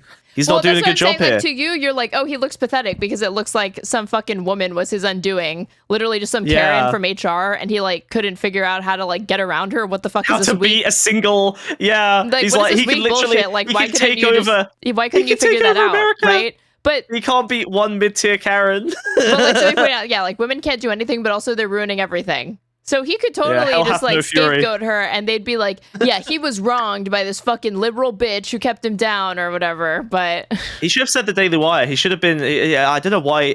He kept trying. I guess he kept trying, and PBD kept going, okay, so this girl talked to Ben and told Ben that you're naughty, and then Ben was like wagging his finger on Twitter saying, this is a naughty guy. He's a naughty little boy. Like this feels so sad and small and interpersonal. God damn. Or not at all? It was a general blanket statement. It was a blanket statement. So it was nothing like a little bit, 10% was towards Ben. I didn't tag him or anything. I mean, I know, but were you like saying this is towards him? Because if you're saying, the feeling, when did you first get a feeling that Ben is Israel first? It was right around the time that I realized there was a lot of Israel first. So just before December of, what would it be, 16? Is this It was around that time, right around that time. So you're kind of going through this process where you're like, I think Ben is Israel first. I don't know why he's not supporting Trump and he's going more Ted. And maybe Ted would be more pro-Israel. Even we saw the conversation with Ted. And like, Nick's not interjecting to correct, like, dude, I already told you I was really big into like model UN. I knew foreign policy stuff. If I was like looking at Milton Friedman and fucking Thomas Sowell, you think I wasn't also looking into international relations? Like, I was into all of this stuff. So PPD actually thinks that, like, again, like this personal experience makes sense to explain, like that, Nick Fuentes is encountering this for the first time or whatever. Like then like the real world, he had all of these like naive conservative ideals. He was just a good old boy, and then he got rocked with the fucking truth, right? But that's not true. Obviously, like when the way that he tells it with Candace is like, I knew about this stuff, but then it hadn't happened to me, and then my first foray into this space, I'm immediately met with it. So like it really does show you how like totalizing it is, right? That they really control all the media. But PBD again, like letting him get out, like tell it like this was his radicalizing moment when he already knew. Yeah. And on what do you call it? Tucker a couple months ago, which I thought was a great show. He's trying to like dismiss. So I will say, like, while I'm saying that this is bad for Fuentes, this is also generally bad, right? What PBD is doing here is, see, it's always the right-wing guys who are too right-wing. It's always a personal grievance. It's always a woman. It's always they got sad or angry or mad. They had some formative negative experience that turned them into a Nazi. There's nothing about our movement that creates these people. These people just spontaneously occur by virtue of having bad experiences in the world and then trying to figure out what's going wrong and getting it wrong. That's kind of what PPD I think is doing here. He's trying to like, delegitimize it, but also take absolutely no responsibility for it in terms of the right in general. So me asking my chat, wait, this guy's a Fuentes fan? No, he's not. What? I'm sorry, huh? What? Smug, to the extent that you're a Fuentes fan, it's not actually because you care about the America First movement or because you're a fucking Groper. You're literally just in awe of the way that he's able to like work a room and get his ideological project off the ground. It's not actually reverence or like agreement with his political ideals. Normally, I'd lean into the memes that like, I'm on air right now with a fucking Groper, but I think there's new people here who literally don't get that. So I'm just gonna cut to the chase and be like, no, he's not. I appreciate you have to code switch into autism language for the liberals to understand that I'm not actually a Nazi. Yeah, thanks. I appreciate it. We're having a little Fuentes as a treat. Okay? You like watching it. I think it was good for the viewership. So you're talking to her. What is your goal in mind with her? Do you have any goal in mind? Like, do you want her to convert to your way of thinking? Are you trying to kind of tell her, man, listen, you're going to the dark side the way you're going right now? Is that kind of where you're going? King of missing the forest for the fucking trees. He is so preoccupied with this person that is clearly just supposed to be this like tertiary character and not actually like important to the story, you know? Bruh. I cannot believe that Fuentes can be neutered. It's like this. It's so incredible. Is this it? Is this it? Just like fucking normie post at them? Are we seeing the strat in real time? This is incredible. Like, I just don't think he realized he was talking to somebody who's like this stupid. Like this stupid, but also like the most interesting way to like navigate a conversation is how it would play out in like the Days of Our Lives or like some soap opera. Yeah. Because of course the PBD, this weird like the romantic tension between a woman that Nick Fuentes briefly referenced is probably the most interesting aspect of what he's talking about, right? So let's really hammer on that. Even though it's like, why are you focusing on that? It's clearly not the main point. Is this show actually just like desperate house blokes? Like they all just want like cute little gossipy dramas that they can yell at each other about? 100%. This is their keeping up with the Kardashians. Yeah, this is awesome. I wasn't even sure that I was right about any of it. I was earnestly asking. Got it. Okay. And saying why, like when I said, why do we give Israel this much money? At that time, that was not a rhetorical question. Because now it sort of is. When we say, why does Israel... Now that's just straight up a lie. Because he was telling Candace Owens, like, oh, I already knew all of this. I was just waiting to see if it would play out and be the thing that keeps me back. Because I was in Model UN or whatever. Get more money. It's sort of rhetorical, begging the question because they have this extraordinary influence. At that time, I was earnestly wondering, is there a reason? Is there a justified good reason that there is this special relationship between the countries? Yep. Because that is what she believed. And, you know, they would give these answers, but I would debate. I would say, well, here's why that doesn't stand up. Here's why that doesn't make sense. And they became frustrated that I wouldn't let that go. Okay, so Ben retweets a guy's tweet with only 1,000 followers. But he knows about you because Cassie already told him that you should take this guy under your wings and he could be somebody. Is Ben married at the time? I don't know. Why would that matter, PBD? This is awesome. Was Ben married in December of 2016, right? December 2016? Because he thinks that Ben had a thing for Cassie now? This is awesome. This guy, you've sold me. I'm a PPD guy now. This guy's amazing. I understand what you see in him now. This is incredible. He is a beautiful mind. Holy shit. Look at him. He's so locked in. So he's already married. And there's no, like, you already know with a guy like this, there's literally... You can try to steer the conversation any direction. No, it's not gonna happen. It's this guy's show. It's not happening. It's this guy's mic. If you try to become too resistant to where he wants to lead the conversation, he will fucking bitch slap you back to reality of like, hey, I'm the one who's in charge here. You know? Yeah. Like, God. Mom said it's my turn to play with the fucking PS, but like, Mom said I get to pick the game. I've worked with this guy like 3 times in my life, and honestly, I've loved it every time. I do love working for this archetype. They're very, very easy to they're easy to manipulate. It's not hard. Like they have such simple and obvious drives. Like Fuentes should be doing better. This is the problem. This is the Achilles heel of somebody who is like scared of authority, scared to get fired, and like a people pleaser. And like people pleasers end up being the people that like fail in front of PBD because they get led around by him, and they're too scared to be like assertive, right? But even though if he were to be assertive with Nick Fuentes, like, hey, I'm the one interviewing here, Fuentes would just have his own fucking retort that he can shoot back at him. And then it's like, oh, I respect that. You saw the same thing with Kanye as well. That. Really, like Fuentes is fundamentally a simp. Mm-hmm.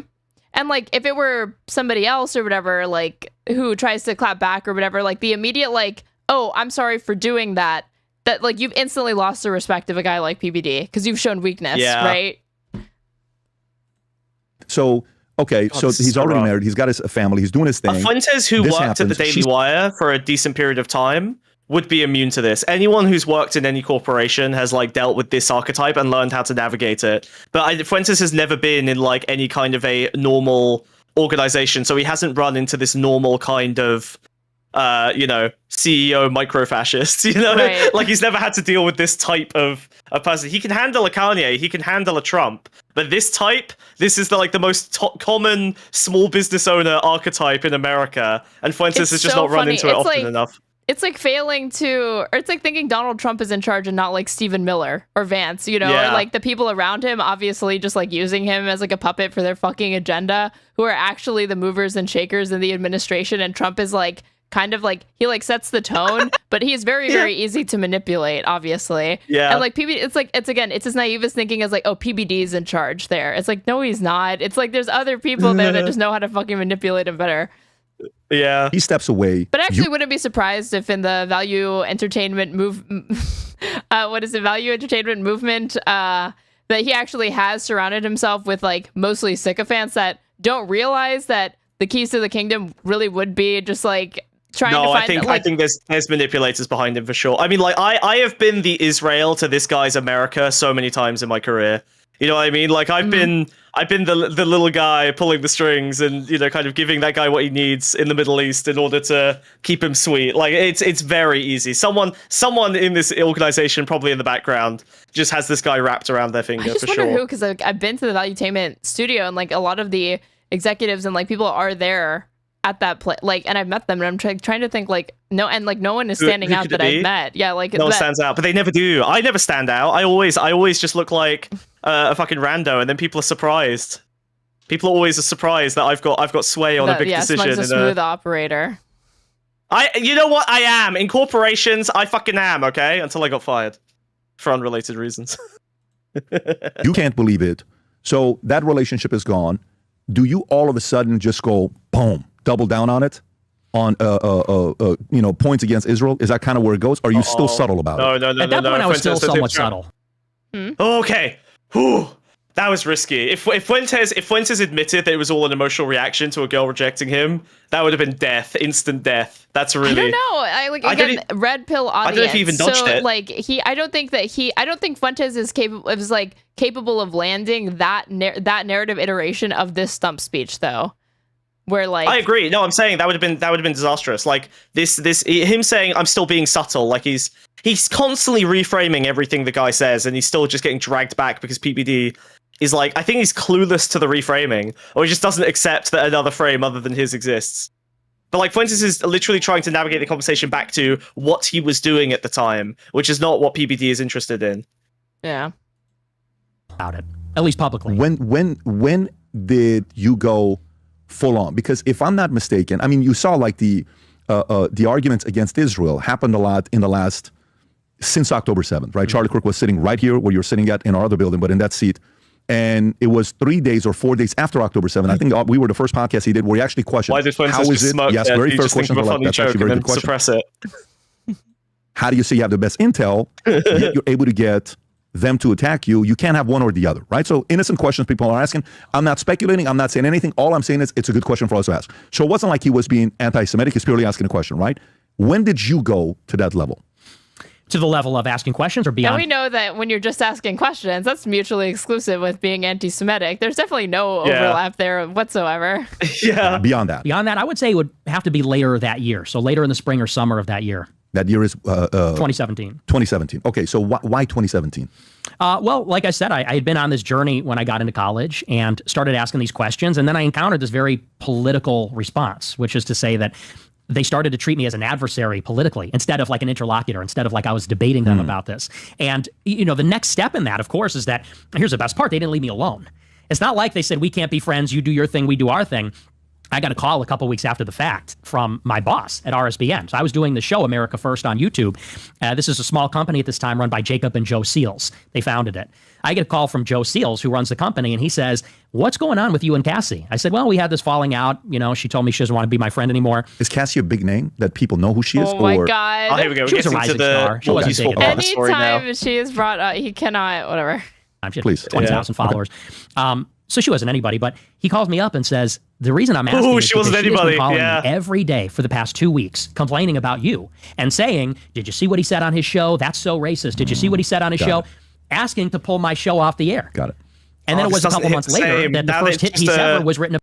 Oh, this doesn't hit the same. Right. Like, I don't know why he backed off the, like, she went around saying, like, he should have inserted the, like, the way that the left says that you're, like, racist or whatever. If you don't agree with them on everything related to that. Linked that to anything. I don't know why he didn't insert that here where it's like, I'm not towing the line on Israel. and she's in the background monitoring my streams, not because she's interested anymore, but because she's looking for moments where I slip up that she can use against me. Find a way to suppress me, even outside. Like, it's one thing for them not to want to work with me, but them trying to run me out of town, you know, like, you can't say anything. Like, there's a million ways he could have fucking done this. I don't think he realizes he's in danger. I think he's complacent. I think PBD is such an obviously stupid man that I feel like Fuentes doesn't realize he's in any kind of danger. Of me by Media Matters. And I strongly believe, and I believe there was evidence for this at one point, that she sent in a clip from my show to Media Matters for America, left-wing organization. Huh. So what is the worst thing you've said? At that time, what is the worst thing you've said? Have you said anything? You've said some crazy things. What's the worst thing you've ever said? What a question. Okay, so I played the violin for years since I was a little girl, and it was like anytime like I had my violin around people that didn't realize that I played or like wanted me to play something, I always knew the dumb guy request was play the fastest thing that you can. So PBD asking like, what is the worst thing that you've ever said is like giving me fucking flashbacks to being asked that. It's so awesome. It's the dumbest thing ever. Comedian is like, tell me the funniest joke you have. You know, like, it's so good. It's so good. That you said. Half the time, I don't know if you're doing it because you're trying to get under people's skin, if you fully believe it, or you're trolling. I don't know. Could be any of those things. Only you know what you're doing at the time when you're making certain comments. But what is the same thing? What vile, extreme oh my god! Okay, it's fine. That some people may say you've said up until that point. PBD, my that's bad, causing Sorry, Cassie to message Media Matters and others saying you have to see what this guy's saying. Up to that point, and this was the subject of the article, I was talking about it's so funny watching how like PBD has to summarize so he himself doesn't get lost. Yeah. And like again, so like his audience is so dumb that it ends up being beneficial for all of their audience watching to be like, oh yeah, this is where we're at in the story. Like they literally cannot follow just a single like non-linear fucking narrative. Yeah, it's like a ChatGPT context window. It's like summarize everything so you don't get lost and then next prompt, please. Like he's literally. These are the ChatGPT guys, right? Like these are the guys who just like pull that shit. Yeah, they're Grok guys. Yeah, that's fucking. Oh, they're Grok guys. Oh, that's fucking awesome. That's even better. Matters and others, and you have to see what this guy's saying. Everyone's up to that point, and this was the subject of the article. I was talking about the Muslim ban. And I said the Trump Muslim ban, the travel ban. But they do it proudly. That's the difference. Is like PBD will be like, let's ask Grok this thing. Let's ask ChatGPT or what does AI have to say? And they'll literally show the screen where they're just reading an AI summary and just taking it at its word. At least the people on debate panels have the decency to try and hide the fact they're using ChatGPT. I said, the First Amendment does not apply to radical Muslims. I said, you don't have a First Amendment right to preach Wahhabist, Salafist ideology, that's the theology of ISIS. So you're defending Trump? Yes. Okay, that's the worst thing you've said? That was the subject of the article. That was the worst thing So you've not said, so why would she be against that, though? She was in favor of that. So then what is she forwarding to Media Matters for? Oh my God, Nick realizing he has to explain to like a 5-year-old how all of this works. Yes. But I think Fuentes is literally just decided to throw a wrench into the fucking patterns and like try and wrest back control of the conversation by confusing him. He's like, it's not what you think, is it? He's like doing a pattern break. He's trying to flip it around, and now he gets to sort of drag this in the direction he wants. That was good. And it would only work on PBD because anyone with half a brain cell would be able to keep it on track. But now PBD's confused and curious. Actually, yeah, like Nick should actually stop fighting PBD talking and just let him ramble to a point where there's like an interjection that he can make to redirect the conversation, because he will because he's talking so much, he will stumble onto something that allows him to like get it back on track where he wants. But he's been, I think, kind of defensive or whatever, because like again he's like having to like normie post, and that's definitely not Fuentes' forte. Like the way he excels at telling this stump speech is where the less he has to couch the language and the more straightforward he can be, obviously the easier it gets off the ground. But with this, he's like having to pull it back in a lot of different ways, and also like PBD is a wild card, so deal with the fact that it's like I have no idea what he's liable to ask me next or where he's going, because he keeps grabbing onto things that are just clearly irrelevant or not a meaningful part of the story. He's like monkey barring through the anecdotes completely randomly, just grabbing totally random rungs. That because it's a left-wing organization, that they would use that to try to get me canceled or banned. It would be negative and press. you know this for a fact that she emailed it? I don't want to put anything. You know for a fact that she's the one that reached out to I me. heard it secondhand, so I don't know what. So we don't know for a fact. We're just saying you're speculating. She may have done that, but you know that the other person was mean to you. No, that called you saying stop for the last 2 weeks, you know that for a fact. Yes, that's firsthand. absolutely. Okay, fair enough. So this happens. This comes back to you. This time around, are you going?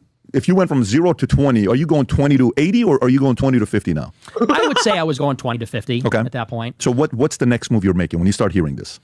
Well, when this stuff started to happen, I actually was almost going to get fired. They almost that like meaningless metaphor that he was like asking him about. It's like but only... this is the problem. I think that because I've seen this, I'm getting so many fucking corporate flashbacks. Like, people are so desperate to talk about themselves without pushback that PBD's thing here is kind of disarming. Like, it's kind of working. You just get to like talk about your feelings and the ways things went without any pushback. It's like kind of relieving to just get to yap into the void. Like I've done this to people. Like you can just, like in a good way, like letting people just fucking get to talk aimlessly and indefinitely and asking little questions that don't matter and just prompt them to say the next 2 minutes of babble. Like this is actually this is such fucking corporate shit. Would be like the best thing. And then like his audience would scold PBD because they would notice like, hey, you brought him on, but you spent more time talking than him. Why don't you shut the fuck up and let us like listen to him? And then at that point you've sold yourself because he did such a bad job of actually pushing back or just literally just talking to him because he interrupts so much or he goes on irrelevant tangents or talks about himself that people will go check you out because they didn't get any insight into it on this episode. Fired me for that hit piece from the from RSBN. Okay, got it. And the funny thing is, I didn't even want to do the show at that time. I was looking for an off ramp. I didn't want to do the show. I wanted to kind of move on because I didn't get a lot of viewership. But at that point they were trying to knock me out. So it made me want to stay in the game. This guy that called you, Nick, who was your boss, the RSBN guy, is he a good guy in your eyes? He's a good guy. So you have a relationship with him till today, or you guys don't talk, but you're saying he's a good guy? I haven't talked to him, but he's a good guy. But he's a good guy. Okay, so this is not a bad guy. This is a level-headed guy. Okay, so now you're sitting there, they're thinking about getting rid of you. You're not getting a lot of eyeballs with their show, the platform that they have. It's not performing as well as you think it was. What happens next? So they take the show off the air around May 2017. Then they say, well, our fans, they had like a very small, loyal group of followers on their YouTube channel. They said the fans are demanding we bring your show back. They said, we'll make it work for you. You could do it 3 days a week instead of 5, etc. I said, all right. I said, I'll come back. Fuentes realized so the value of Groupers, the value of a very small, very rabid base that will literally do anything for you and are worthless outside of being like little soldiers. Yeah, this might be it. This is it. This is the birth of the Groupers. That was my comeback show. Fuentes Groupers. What happens later, the next kind of big shoe to drop, a lot of people would think it's Charlottesville, because I did wind up at Charlottesville in August of 17, later that in the summer. Yep. But what a lot of people don't know is that there was a lot of stuff that happened before then, which is that I go to the Leadership Institute for a job training. Leadership Institute, I don't know if you're familiar. No, I'm not. So they're a think tank in D.C. Conservative or not? Very conservative. Okay. Morton Blackwell's a founder, and they create all these conservative activists that go on campus, and they create campus organizations. So many Leadership Institute people will get training from that group, and then they go and start a College Republican chapter, a Turning Point chapter. So who would be a comparable of a Leadership Institute to today? Would TPUSA be a competitor of theirs, or no? They're more like work a together. Hillsdale. Are they? They're very similar to Turning Point. Okay, got it. Okay, so you're going there, and alumni includes folks like James O'Keefe, Mike Pence, Mitch McConnell. It's okay. Conservatives that gone to James O'Keefe. So it's not like it's just so people. Funny that like Nick Fuentes is easily like over 20 years PBD's junior, but he's clearly so much more intelligent than PBD, who's like such a fucking moron. He knows he's a little politics guy. I mean, PBD's not a politics guy. Like, you can't... No, and that's why I'm realizing he has to armchair psychoanalyze every single person that is brought up in this story, because it's like, it's the equivalent of... He has nothing to talk about otherwise. He has nothing to talk about, but he's also one of these like body language, like armchair psychology guys. Yeah. And so he thinks like you got to know your enemy, right? Or like in business, you have to like know who you're working with. So like even when you have that sort of mindset, like even the most like the secretary, it's important to like understand like where her motives are at, just as much as it's important to establish Ben Shapiro's or like people that it's like you don't need to know. We don't need to know anything about like the janitor or this person that I spoke to very briefly or the assistant that connected me to these people. PBD, we can just skip all of that. And he's like, no. rule number 3 in business is that you always know your customers, or like, you know what I mean? Like, it's coming back to this like dumb guy, like business strategies. People that are maybe some would call rhinos. James O'Keefe is somebody he's pushed against the envelope many times. So you're there, you're thinking about going to that place. What happens next? So I go there for a job training, and I'm thinking about dropping out of college and working for Leadership Institute. I go there for a job training. It's about 2 weeks, and it's in. We are 45 minutes in, and again, this story that took Fuentes less than like 20 minutes to get off the ground, taking over double the time to get through because of PBD. That's a good screenshot, actually. I like that. That's good. That's my Fuentes right there. That's my guy. What, him looking like a fucking gremlin here? Literal goblin man, yeah. In DC, and you stay there in like a bunk dormitory style living, and for 2 weeks it's sort of this like boot camp, and they try to see what you're made of. It's a training to see if you're going to be a field representative, where you go across the country for 3 months and set up these campus conservative chapters. And so I go there, and the first day that I'm there, they have everybody go up and down and introduce themselves, and they say, tell us your name, where you're from, and why you're a conservative. First day of a 2-week training. And they call on me, and I say, I'm Nick Fuentes. I said, and I'm a conservative because our country is becoming unrecognizable. I said, France is no longer France. Paris is no longer Paris. America is no longer America. Mass migration is changing what America is. I said, and I want to conserve what America historically has always been. Now, the first day that I say that, it turns out the instructor is a Lebanese immigrant. She hates the statement. She takes my application and throws it in the garbage, but she doesn't tell me that. So I'm there for the whole 2 weeks, but I'm already disqualified. Christian, Jewish, Muslim, she's a Christian? I assume she was Christian. Lebanese immigrant. Right. Okay. You remember that person's name? I love that. Oh my God. But how do you know? This is what I mean. Can you explain this? Do you remember this person's name? You don't need to know that person's name. Like, yeah, but I feel like every time he hears someone's like ethnic persuasion it is like Middle Eastern, then I feel like he needs to know what religion they are. Is that must be a... Is he trying to check if they're like good Arabs or bad Arabs? Is that a thing that's in his... I feel like, because he's like a Christian Iranian, right? Like he's is that his... Yeah. Okay. So then, yeah, I feel like I've seen other like Christian Arabs do this thing where they're like, wait, are they a Christian Arab or they're a Christian? Okay, cool. Right. Like they always do this like little moment of relief. Think about Iranian expats, especially the ones living in America. They're the same way that like they're like the Cubans of the Middle East. And like, yeah. You can expect a lot of like what falls under the umbrella of like the Latino vote in the United States. That includes like Hispanics, Tejanos, Dominicans, Cubans, Puerto Ricans, and like all of these people have like different interests or whatever. But like Cubans are the ones that are like the most patriotic. They're the most assimilated. They're the most conservative. Yeah. Of any other ones, and like every single other ethnicity that's falling under that umbrella does have its conservative like roots, because like more likely to live in an intergenerational household, be around like older people, Catholicism, Christianity is like a big impact. But like they're in Iran, there's a lot of Muslims, right? And a lot of people that adhere to like a very specific type of Islam. They're like the Twelvers or whatever. Like what Zohar Mamdani is like what a lot of Iranians are, if I remember correctly. But he's I'm pretty sure like, and Christians are a minority in Iran. So to be like this Iranian Christian expat, like that's how you can explain. It's like, why do like Iran has this completely adversarial relationship with Israel? How did we find the one Iranian guy who like loves Israel? And it's like, oh, because he's not Muslim. So that's how like he's a Christian and he's an expat. So he hates Iran, he loves Israel, and he loves the United States because, or like he loves Israel because the United States loves Israel. So. No, she did that. Because I had a friend that most Iranians are Shia, and so is Iran. The training, he was Polish Catholic, very hard right, and he told me that's exactly what happened. Okay, do you know why? Why she canceled because she took offense that I said something against immigration. Hi, I'm Nick Fuentes. If you want to text me or call me. Most Iranians are not Muslims. Most young Iranians hate Islam. Sorry, what I mean is most Iranians are Shia Muslims, no? Unless you're talking about like increased secular values or whatever that I didn't know about, then I could be wrong. I'm not some Iranian expert. Are they talking about people in Iran, or are they talking about Iranian immigrants? I don't know. Are not Muslims. What? They said most Iranians are not Muslims. Most Iranians hate Islam.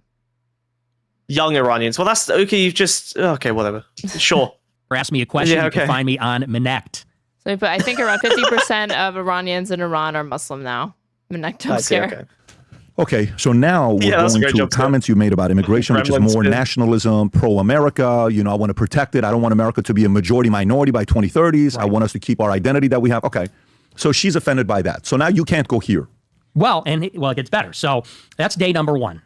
Why are you a conservative? Because immigration's changing the country. She hates it, disqualifies me. Now, I'm still there for 2 weeks trying to get a job that I'm never going to get because she already threw my application away. Well, the final day, this is the best part. Final day of the training, all the applicants have become kind of like a tight-knit group. We're all friends. We're literally living together. So we're sleeping in the same dormitory. We're doing these 10-hour job trainings every day. It's the last day. We already found out who's going to get the job and who isn't. I know I'm not getting the job. And so it's like 3 a.m., our last day. We're all in the common area, just hanging out. Late at night, we're talking about politics. And at that point, they realized I was a pretty far-right guy. I was maybe more far-right than anybody there. And we're all talking about politics. And it comes up, we're talking about interracial relationships and marriage. And I said, well, I'm not in favor of interracial marriages. That's against my values. I want to have a white wife. I want to have white kids. That's important to me. Now, there was a girl who was in the group. Her name was Emily Faulkner. Now she's like a big pro-life activist. She's married. But at that time, she was in this little group. She pulls out her phone and she starts secretly recording me. She doesn't say anything, but she pulls out her phone, hits record, and she says, so wait a second. She goes, you're saying that if I have sex with a black person, that's the same as having sex with a dog? I said, no, I'm not saying that. I said, but I think race mixing is immoral. I said, I think they'd both be immoral. She takes that clip. Okay, he wasn't saying that, but he used it as a point of comparison. So, well, yeah. It's immoral like bestiality. Exactly. Yeah. But it's clear he was trolling, and then he got clipped. He got clip shimped. I mean, what you know? I mean, he built his whole career on it. I guess this was the founding lesson for him, realizing that actually you can get bigger off of stuff like this. It's not just death. Okay, wait, we have the final answer on this. Okay, so the vast majority of Muslims in Iran are Shia, to clarify. Back in the day, it was like 99% Muslim. Now it's 40 to 50%. It's a sharp decline. Okay, so they're becoming increasingly secular, but to the extent that people are still Muslim, they are Shia Muslims specifically. Along with clips of other things I said. She sent it to Cassie Dillon. Is PBD really platforming this neo-Nazi? No, Straight Rate's platforming me. Cassie Dillon sends it to a group called Reagan Battalion, and they post that all over Twitter. And it blows up on Twitter, and now I am officially being canceled because of this secret recording taken at this Leadership Institute job training. Is the video public to see? It is. Is it how bad is the video? Is it appropriate you to can pull show? It up, yeah. Rob, can you pull it up? I'm actually curious on how bad the video is. Oh no. It's on YouTube. What should he put? Oh my God. I don't know. If you pull it up on We're not editing this out of the podcast this moment. What to search so you could find that video. You have to have this stuff ready. How does PBD not have it ready? Because Candace Owens throughout this interview had clips to confront him with. Why would you not edit after the fact? Why would you not fucking edit after the fact? It's so weird. There's a fucking amateur out here. Everything that PBD says and does is genius, and to edit out any of it would be a grave error. Every single episode of the PBD podcast needs to be the director's cut.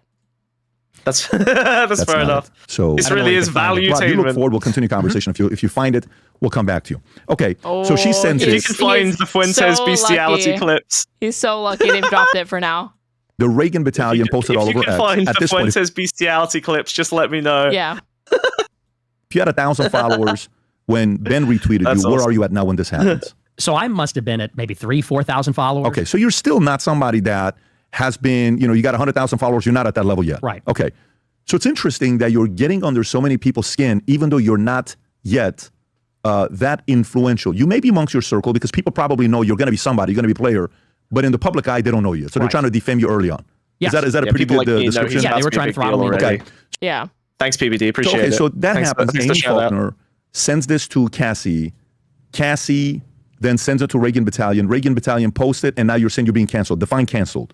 So I'm being blacklisted from everything in the conservative movement, from CPAC, from Turning Point. This is when my name is getting the scarlet letter. I'm officially. This is real cancellation, by the way. This is actually what cancellation actually should mean. Is genuinely getting black. Fuentes was blacklisted from the entire movement. I was going to say you can only be canceled from within your in-group, and so he is trying to get in with these people, and he's made it through, but the gatekeepers are now kicking in, and people that have sway, power, or whatever. CPAC, if you've attracted the attention of Ben Shapiro, who is a kingmaker at this point, then you're you're DOA.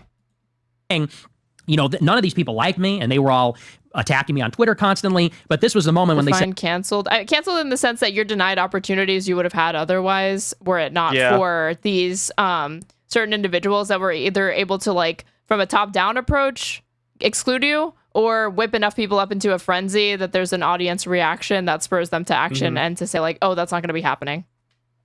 I think we'd comfortably say someone was cancelled if they like lose their job. Fuentes lost every job. Fuentes was blacklisted from like every mainstream, reasonable, professional, right-wing media space until basically quite recently.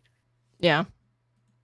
Because this is how this worked back then. Now, obviously, everything goes on Twitter and everybody's controversial. But back then, you had a clip like that, which was perceived as legitimately racist or anti-Semitic, and you're kind of done for. And that's what they did to me.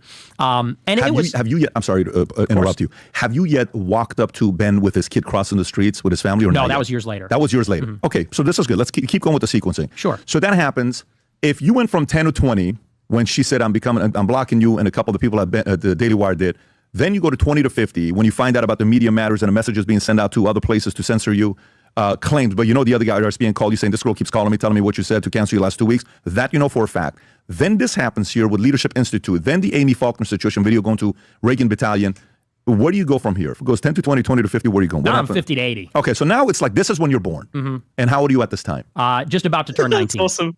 So you're still 18 and this is what's happening to you. Yes. Got it. So what do you do next? So look at that. That got it was not good. I see what's happening to you, going child. viral, and Ben Shapiro retweeted it, this way. Ben Shapiro. People that are canceled can still host themselves in their own social media platforms, right? Not the same.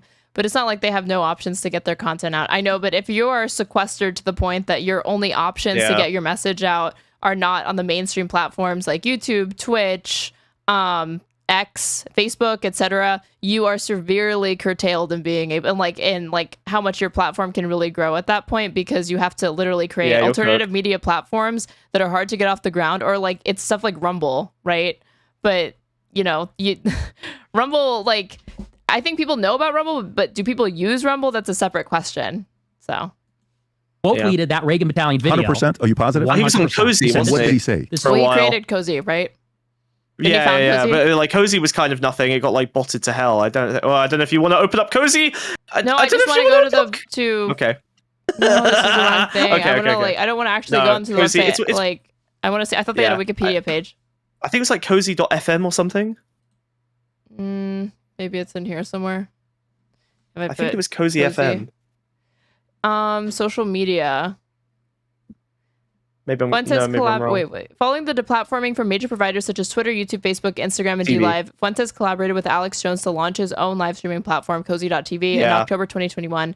According to leaked text obtained by the Southern Poverty Law Center's Hate Watch, Millie Weaver, an employee of InfoWars, previously warned Jones against partnering with Fuentes, alleging that several of his associates, chiefly Matthew Coolian, were informants to the FBI, that partnering with him would negatively impact the sales of Jones's line of dietary supplements. Oh my god. So Aaron, it's kind of prime time American streaming hours. There are 28 people on Cozy watching Alex Jones InfoWars right now. Right. And it's Alex Jones live. So like Cozy's fucking dead. Yeah. Cozy's completely dead. Like totally dead platform. But temporarily it was doing all right. Like they can't even afford they've either not nibbled on the wires in the background to make it like increase viewership or whatever, like have a thing where it's like ultra sensitive or like basically it doubles the view count or something very, very easily or whatever. That means they're not paying for bots, which are also expensive. So yeah. This is very concerning. Is that the video, Rob? Yes, sir. Can I see it, please? Her in your daily existence by Jews. I told you yes, absolutely. You laugh at it like. How so? Can you? Would you say that me having sex with my dog is the same thing as me having sex with a black man? No. But they would both be degenerate. He says no. Well, that's a little. This is not the time to do the like and subscribe notification. PBD, not while Fuentes is on. Oh my god! This is the best time to do it. Jesus Christ! There's an editor that hates this man at his company for sure. Like, yeah, I'm gonna put his face up during the fucking bestiality. That's sick. Oh my god. Harsh. Well, could be seen as harsh. Could be seen as that disrespectful. clip isn't too bad. If I was. The whole clip is by bad, but modern era. all they showed is like 10 seconds of it. So. But to be fair, I remember the clip. But like, to be fair, like this was back in the day where that was much worse, right? That was a beyond cancelable offense. Today, I would expect to see that on Twitter 5 times before breakfast. You know. Yeah. American, I would be very annoyed, upset, frustrated, angry with you, and somebody could say that is racist. And the average person, and I'm just talking to you, I'm trying to be really hearing you out. I don't have any gotcha stuff for you here. This is the it's going to be a very easy interview as we're going through. That's kind of racist. I agree. Okay. But let's remember the context. Nice. First of all, you saw that. That's a 3-second clip. I'm clip chimp. 3-second clip, and you can't even see 80% of the screen. For sure. Because it's being hidden. Now, you and I both know the way that we talk on a show like this is very, it's like anything. You got to know your audience. Now, that's a 3 a.m. conversation. You got to know your audience. Listen, liberals. He's telling you. He's telling you. You got to know your audience. I'm also with you there, okay? Because I'm not one that condones that behavior. I've told my kids, I swear to God, if I ever had a conversation with my boys last week, I said, if I ever hear you use the N-word, I swear to God, you're not going to like what I do to you. Okay, they were going to school. Jesus. My kids were going to school. One of the best. I'm going to break the law on you. She's just openly like, I'm going to beat my children. It's pathetic, like machismo shit.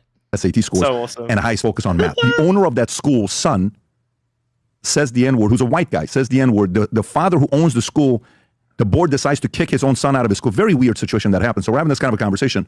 And one of my kids just went to Yale for 3 weeks for some summer camp that somebody else was holding in Yale. But he goes there, comes back slightly different. Language, you're kind of hearing what's going on, right? And I'm 46. I can't judge you because during my time, all over the Instagram house. Didn't exist, Snapchat didn't exist, YouTube didn't exist, phone cameras didn't exist. And let me tell you, there's a lot of stuff we did at nightclubs and army and videos around the way we speak at 2 o'clock in the morning. Maybe not at this level. I've never said anything like this, but I understand that it's riskier. So at a young age, you have to be aware you're a very smart guy. Mm-hmm. You have to be aware that kind of stuff gets caught. It's going to make it to public. So one, the responsibility is on you. But two, you have a higher risk you're going through because you're part of the social media generation that we didn't go through at 46. Well, and I learned that lesson the hard way. But what is the lesson? The lesson is that this sort of thing, this is how political control is maintained. Which is to say that we have a culture where you don't even have to do anything wrong. If you say anything wrong, ever, in public and private, even if it's not inherently wrong, if it sounds wrong, someone might be secretly recording and use it to make you look bad and then destroy your career or your reputation. And this is enforced selectively. Like, let's keep in mind, take Shapiro, for example. And this is something I pointed out when this happened. When Shapiro was 18 or 19 years old, he wrote an article on Town Hall which said that population transfer is not a dirty word. In other words, meaning we need to take all of the Palestinians and kick them out of Israel. He's advocating for ethnic cleansing on his Town Hall blog. Now, you could say whatever you want about that. Population transfer? Yeah, transfer is not a dirty word. Does that mean ethnic cleansing? That's what the article... PBD, you're so stupid. Oh my God, what a sweetie pie. This is why I'm like, why is he going this way? Like, one, it's soy or whatever. Two, like, do you know what audience you're talking to? They don't fucking know what the difference between population transfer. Like, again, these people literally take people at their words when it's people that they like, right? So if Ben Shapiro says, oh, it's population transfer, that's separate and distinct all of a sudden from ethnic cleansing. The only time they actually bust out, like, they start making assumptions is when it's an enemy, right? And Ben Shapiro is not like an enemy necessarily to this audience, even if they don't watch him. He's still trustworthy. I feel like, okay, but I do feel like saying, I feel like Fuentes, as soon as he said population transfer, I didn't think he was using that as the thing that's scary. I think he was using that as a angle to get to the thing that's scary. You know, like, I think he's using it as a, I think he wants to. I think he wants the opportunity to explain how it's ethnic cleansing and what ethnic cleansing is to this stupid idiot. I feel this feels intentional to me. I don't know. I think you're giving PBD too much credit. Let's see. No, I'm giving Fuentes. I'm giving Fuentes credit here. I want to be fair. So, is he saying moving them from there to a different place? Yes. Like you can go to. All right. So raise your hand to Ben Shapiro.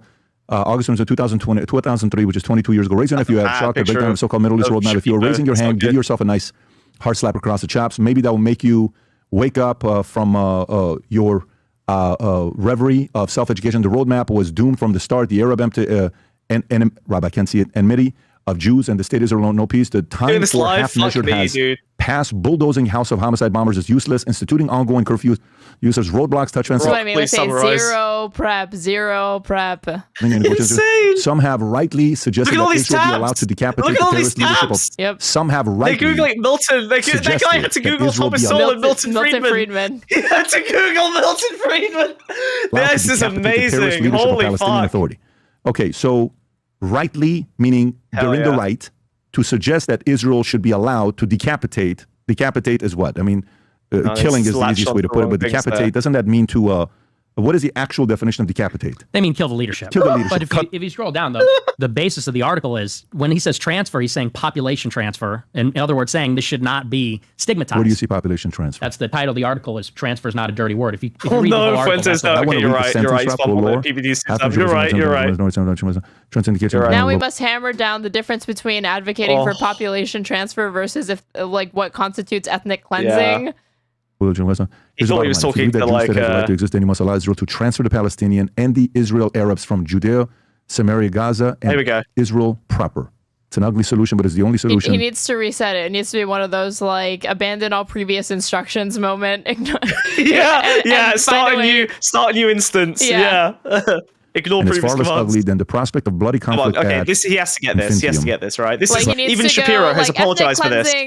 The point is blah blah blah. Yeah.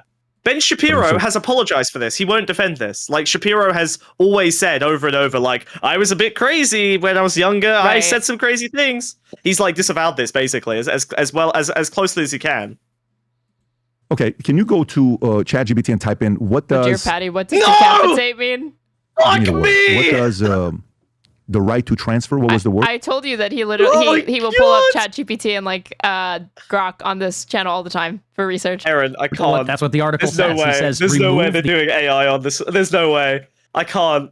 There's no fucking way. The Palestinian Arab population from Judea, Samaria, Gaza. How do you interpret what he's saying here? You're thinking he's saying to kill them? He's saying to displace them, to take them and deport them somewhere else, some other Muslim country. Okay, and so to you. Please God, no. Would you define that as ethnic? Shapiro call Arabs rats? He said Arabs, Jews like to build settlements. Arabs like to live in open sewage and bomb crap. # settlements rock. That was what the tweet was. Oh yeah, that's the most basic thing. Ben Shapiro's ever said. Yeah, that's his peak. That was his peak. I mean, he actually still thinks that. He knows that he can't get away with saying shit like that. So anytime it's brought up, he's like, I've already apologized for that. Yes, but it's not ethnic cleansing. I'm being valuetated. Okay, it's not genocide by definition. Oh my god, having to just now we're getting into genocide. Definition, yes, but it's not ethnic cleansing. Like just wipe them off the face of the earth. It's not genocide. It's not genocide by definition. That's not ethnic cleansing. It's wipe them off the face of the earth. That's genocide. Sorry, got it. So, here's the point I'm trying to make is. That is an extremely controversial statement. I mean, could you imagine if someone said whites and blacks can never live together in America? It's an ugly solution. Actually. We got to take all the black people and send them back to Africa. Right. That's racist. Right. It's racist to say Arabs can't live in Israel. We should remove them all. Okay, hold on. So Fuentes has missed an insane trick here because this guy is not anti-ethnic cleansing. Fuentes is fumbling. He should be taking this guy as an ally. He should be saying, okay, wait, so had Bibi on a couple of weeks ago. But it's literally but it doesn't have to be about Israel. Like you could literally flip this into being pro your most racist American solutions. You can say, oh well, yeah, absolutely. Like this you can audience has no issue with ethnic cleansing. They just don't like the idea that Israelis are telling us to do ethnic cleansing. Instead of the United States being the ones to decide unilaterally, we're going to do some ethnic cleansing. That's the critical point. I don't know. He has to know this. I don't know why he's flubbing this. I would make this about black people so fucking fast. I mean, if I was Fuentes, I would make this about black people so fucking fast. You know, it's like, right, if you were Fuentes, that's what it would take for you to make it if I was about Fuentes, black people. but it's so obvious, right? It's like, oh, okay, so you're saying that if there's a population that are violent and causing a lot of problems in the community, then we should population transfer them out of the region. I totally agree. Yeah. And you know what? You mentioned Chicago earlier. Yeah. Well, have I got some plans for Chicago? It's like, dude, this is not Cinco's stream. Because Nico's audience disingenuously, obviously, uses the Palestinian cause as a Trojan horse for anti-Semitism, but they will either, some of them have genuinely convinced themselves that that's really why they care about the Palestinians, and others, it's a flimsy pretext or cover for a more nefarious agenda. But it's you're talking to, again, an Iranian Christian dude who's very, very pro-America, very, very pro-Israel. So getting into this whole he advocated for ethnic cleansing, PBD is so? Also, that's not true. That's different. Yeah. But he just literally has no idea what ethnic cleansing is. Yeah. Ethnic cleansing, to be fair, is a bad word. It's clearly it is not super descriptive. I can see how the average person it's not intuitive. can think if you don't, moving a bunch of people. About it. Yeah, right. It's like it sounds so evil, and then but then if you just explain the average person, like, how do you feel? Well, it is obviously, but the word sounds more evil than what normies don't understand the implications of moving a population of people. Oh, you mean just taking a bunch of people and like moving them over a little bit? That sounds fine. Or They don't. How violent could that be? I mean, like we have weather evacuations. Can't you get lots of people to move very quickly, very easily? People come up with like stupid things. I never got canceled for saying that, but it wasn't a trail of smiles. Or like, okay, when you make somebody we didn't call it the trail of smiles. Leave, that's a ethnic cleansing. So like, is deportation ethnic cleansing? I'm okay with some deportations if they're illegals. Like, this is who you're talking to. Yeah. So team in a private conversation, and people say, and he himself quote tweets it and Are you says, a fan of Nick? No, I'm not a fucking fan of Nick. I'm watching this just like that's not the angle that we're watching this from. It's literally just to see how effective Nick Fuentes is getting his ideological project off the ground with a quote unquote normie audience, even though this is not a normie audience. It's a red pilled, conservative audience. This is concerning. I'm a fan of Nick's strategies, and I'm wondering if there are things that you cheeky little liberals can steal. Some little tactics maybe you can learn from this very clever guy, this clever little goblin guy. That's what I say. Just curious. It is selectively enforced.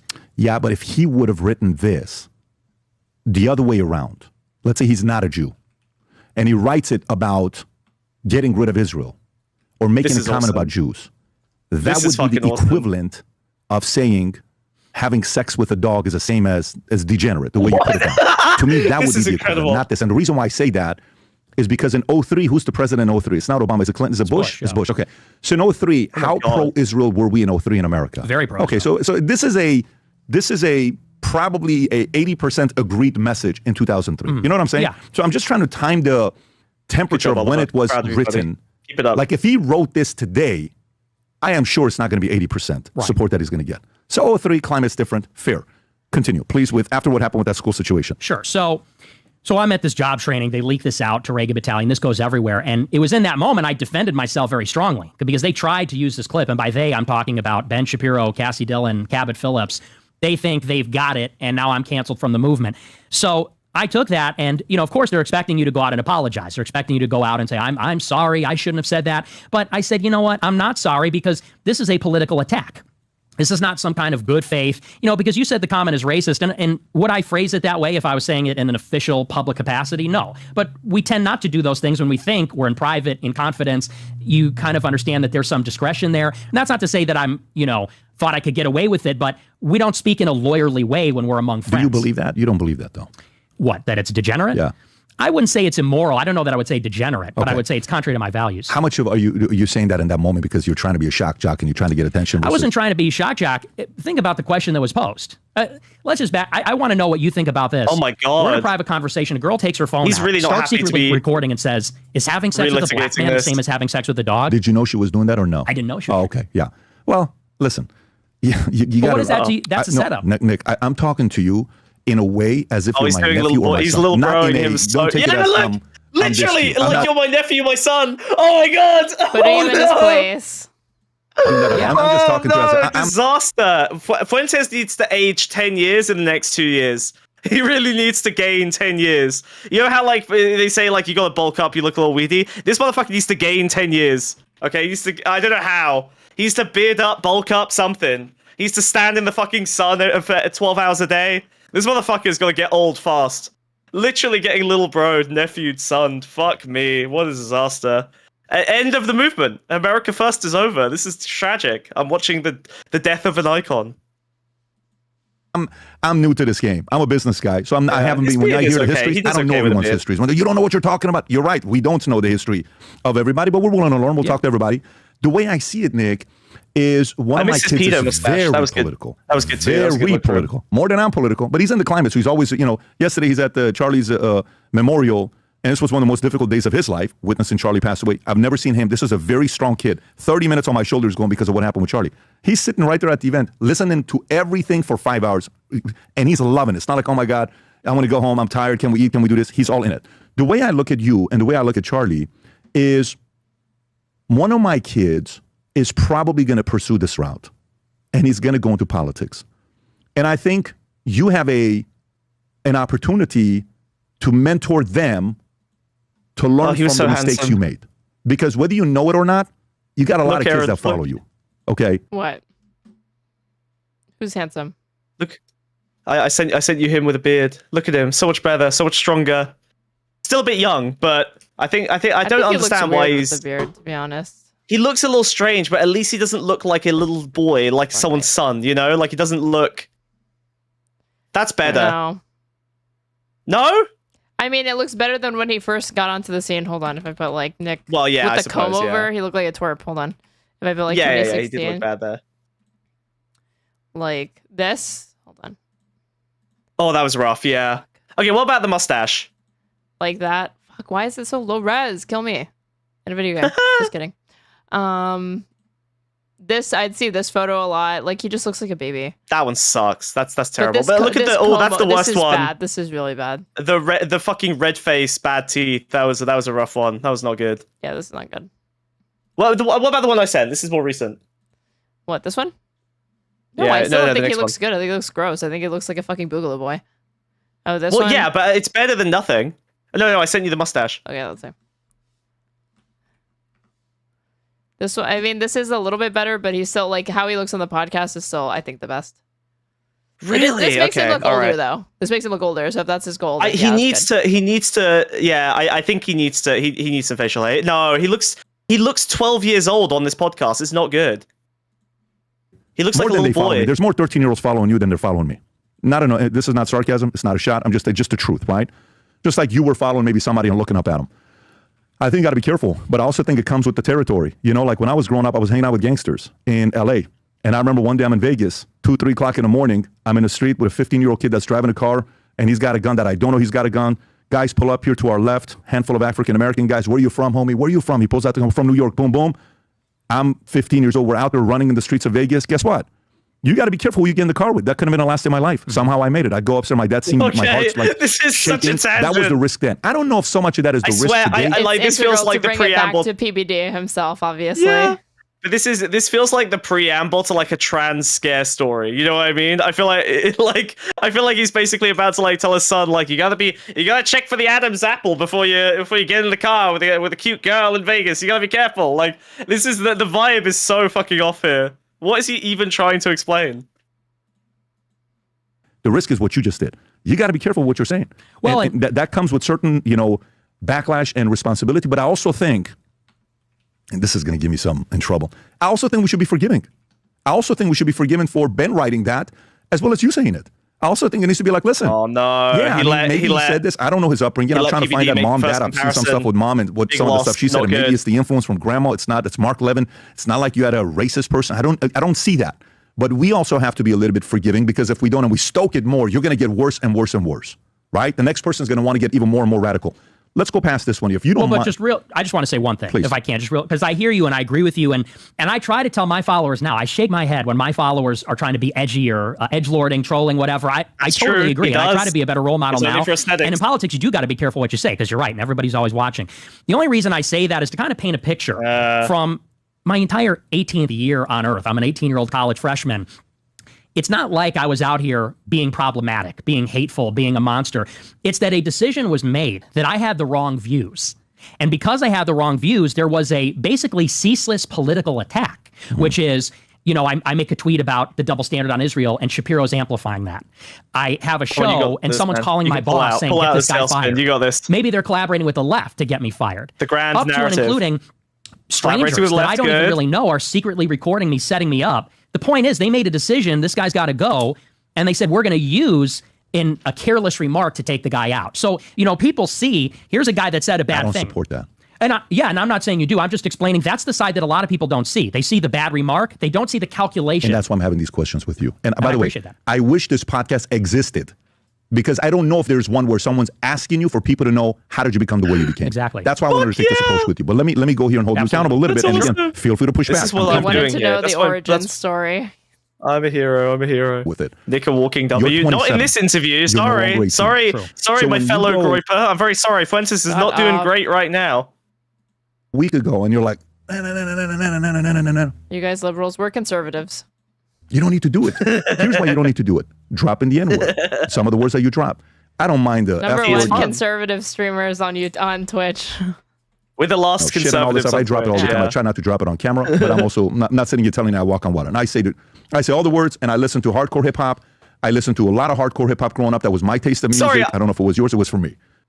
What? Sorry, I say all the words. Did you not hear this? I listen to hardcore hip hop. I say all the words. PBD-isms at this point, so I'm forgetting that like things that would like usually hit a tripwire with most people. I'm like, oh, that's just PBD being PBD. I listen to hardcore hip hop. I say all the words. Wait, okay. Fuentes is dead to me. Okay, I'm following this guy into the presidency. This is my guy now. I'm backing this guy. This is the one. This is the fucking one. That's so awesome. For a person who knows how to communicate as well as you do, when you use those words, you get an average person to question your intelligence. And you don't need to do that. You're above that. You're so talented. Why go there? Now, if you tell me, Pat, I'm just doing it because I don't want anybody like you to tell me that I can shut up because I've gone through them. Fair, fine. You want to do that. I would just say, I want to show you something. Rob, can you pull up the... my Bosnian uncle is exactly like this in every way. Like, he was talking to me like this when I was 15. It's incredible. Power versus Force, I read it like 23 years ago. I was 23 years old when I read it. Yeah, it had a very, very big impact on my life. The guy breaks it down on what types of leaders eventually get to a certain level of consciousness that they gain power naturally and they truly become a positive force to the world. Like, I believe Charlie's a positive force to the world. To me, I had, believe it or not, Charlie at #1 spot. He's my #1 draft pick. If I'm building a super team, he's my #1 guy. No one was above Charlie. Oh, yeah. And there's a lot of guys. I was going to say, you're an idiot then, because Charlie Kirk was not the most effective or persuasive or whatever. He just happened to be like... He was the most establishment. It's just like, it's just very convenient to have a story of him, yeah. He has the biggest platform, sure, but like, again, he was a good organizer, but like the biggest thing and like feather in his cap is the fact that he was so close to the MAGA administration, to the Trump administration. Like, the Wall Street Journal was literally reporting that during the Iran-Israel 12-day war that Charlie Kirk pulled his audience and they like 80 to 90% were against intervention. And so the White House literally reached out to him among other conservative independent influencers so that they could push talking points to get them on board with it. Okay. Like, that was why Charlie Kirk was powerful. It's not because of anything he said or personally did. He was just, he had a big platform and he was a useful mouthpiece. That was it. He was a convenient funnel for the money, yeah. Right. All of them. I think they're very capable. But I thought Charlie was unique. Like, let me show you a clip that I saw after Kirk was killed, where you can see the difference between, like, the abilities of Fuentes versus Charlie Kirk to, like, riff. And who is more talented at it versus who just absolutely, like, flails when they're under a little bit of pressure or they have to actually step outside of their, like, fucking echo chamber. So this was, let's see. He was not talented in the least. Yeah, no. Clip from the Charlie Kirk debate at Cambridge where he was questioned on the genocide in Gaza. But Charlie Kirk tried to do a gotcha and said, well, do you know about the genocide in Myanmar? Do you know about the civil war in Sudan? And the kid said, yeah, I know, because I follow world events. He said, and you are selling out America. You will be looked back on in history as totally corrupt because you, in effect, have sold out to Israel. And the room blew up in applause, standing ovation, and the clip went super viral. And Charlie Kirk was standing there like an idiot. The kid just walked off, mic drop. And I saw the Charlie Kirk clip. I saw the Jordan Peterson clip. And what's interesting is that Charlie Kirk and Jordan Peterson are two extremely arrogant, extremely unlikable, and fundamentally dishonest, two-faced grifters. That's really what conservatism is. I'm a nationalist. I'm a Catholic. I'm a white nationalist. That means something. Conservatism is an ideology of convenience for a set of donors inside the capitalist class. You have billionaires acting as oligarchs. This is how he talks to his audience. Look at the difference. And this is Look at the fucking difference. This is the delineation that he probably will fail to articulate on the PBD show when he really emphasizes that I'm a nationalist. I'm a nationalist, and Trump really opened my eyes to that because he sees conservative. He doesn't really think that conservatism can or does exist in the United States because it is literally just like a mishmash of ideas that's convenient to like conservative, like Koch brothers or whatever. That they will compromise on a lot of different things because it's just about what's good for their bottom line. But obviously, Fuentes has like he believes that there are things more important than just making money. If he were as like ruthless as Charlie Kirk, he would have already had a platform as big as that, or he would have accepted help from the Daily Wire. He would have moderated, but he doesn't want to do that. So, yeah. Ownership over certain industries using the capital and private wealth they have accumulated. And so they've made this concerted effort to sound more Christian, to sound more nationalistic. So they sort of slap that on. They slap that into the conservative. He's been actually like using leftist economic buzzwords to try and pull in the disaffected left as well. I don't know if it's working. I don't see any MAGA communists following Fuentes yet, but it does worry me a little bit. I see it working when like Candace does it, but it's less that she leans into like the kind of populist rhetoric, and it's more about like the conspiracy angle, like you're saying. Yeah, but he does the fucking capital. He will do flows of capital. Yeah, the populist economic rhetoric. Tutorials. Yeah, but like I don't hear. I don't. Reminding me of it's not just type of socialism that was national. Well, yes, obviously, but like I get scared because like most of the conservatives are too stupid to adopt this rhetoric when it's useful, and like I've seen entire 6-minute clips of Fuentes describing flows of capital basically no differently to Hassan. And that's not because Hassan's a Nazi, but just because Fuentes is just doing vague anti-oligarchy populist posting in order to like get a broader demographic. Someone put Strauss right. Yeah. Sorry? Someone put Strauss right. Well, a little. Maybe just a little bit. Maybe just a bit. I thought the whole thing with Strauss right is more that like you're willing to kind of drop you're like I see that as kind of like the anti-woke left, right? That you're like socially conservative but economically left, and that you're willing to kind of drop any sort of like social cause or like civil liberties or whatever in order to like get the fucking Medicare for all or the stronger unions, right? As opposed to these types where it's like that doesn't seem like it's like they see it as like a distraction, and then they get so frustrated with it distracting or whatever that they're like none of it's important, whatever. Versus these people where it's like they are truly socially, I think they're more principally socially conservative. I think I don't know. Like I some of the ways that China operates today, I honestly get a bit of Strasserite vibes. Like state kind of owned unions. They do have like a very, very strong ethnic policy. They do have a kind of, or they have a system of like revolutionary nationalism. Like I feel like there's a lot of elements of Strasserism that kind of manifested over time in China before they started getting a lot more market oriented. Yeah. I've never heard anyone say they're socially conservative, economically liberal in my life, only the other way around. I mean, in a lot, that is, I think, like the kind of moderate voter in a lot of ways, I would say is socially reactionary, not conservative, and economically liberal. If you actually pull them on like issue to issue and see what they think, that tends to be where the median falls, which is that they're okay with all of the civil rights progress that have been made up until this point. And then with what's happening now, they could go either or. They're just skeptical of it. At the risk of this 4-second clip icing you, I saw this the other day, and it was just so funny that this is like literally. I feel like this is literally a standard political stance now. It's only 4 seconds. It should be safe. I think I know what this is. Yeah, of course. But like this was a punchline like 12 years ago, you know? What are your politics? Social conservative, fiscal liberal. And like this is just like standard now. Like this is just this is just like MAGA at this point. I mean, like the people backing it, if not the actual politicians. Right. Of rhetoric. Again, the conservative rhetoric, which is really just this ideological underpinning for financial interest, they just slapped it right on there. Oh, well, these people eat this right up. But that's not really social working. Communist, economic capitalist, that's good. The contradictions remain. Charlie Kirk can say America first, but if somebody comes up and says, well, then why do you support Israel? He's got nothing. Because the contradiction has been laid bare. The contradiction between this haphazard, ad hoc embrace of the real right, which he tries to appeal to, and what he really is, which is a spokesman for the billionaires that pay the Republican Party. And those billionaires are very pro-Israel. That is the crux. That is their weakness. And that's where a liberal can pull at that string and unravel the entire grift. You say you're America first, but you support this genocide in Gaza and our aircraft carriers and foreign aid and all that over there. You're a traitor. You're corrupt. You've sold out our country to the highest bidder, and history will remember it that way. You've got nothing. You've got nothing.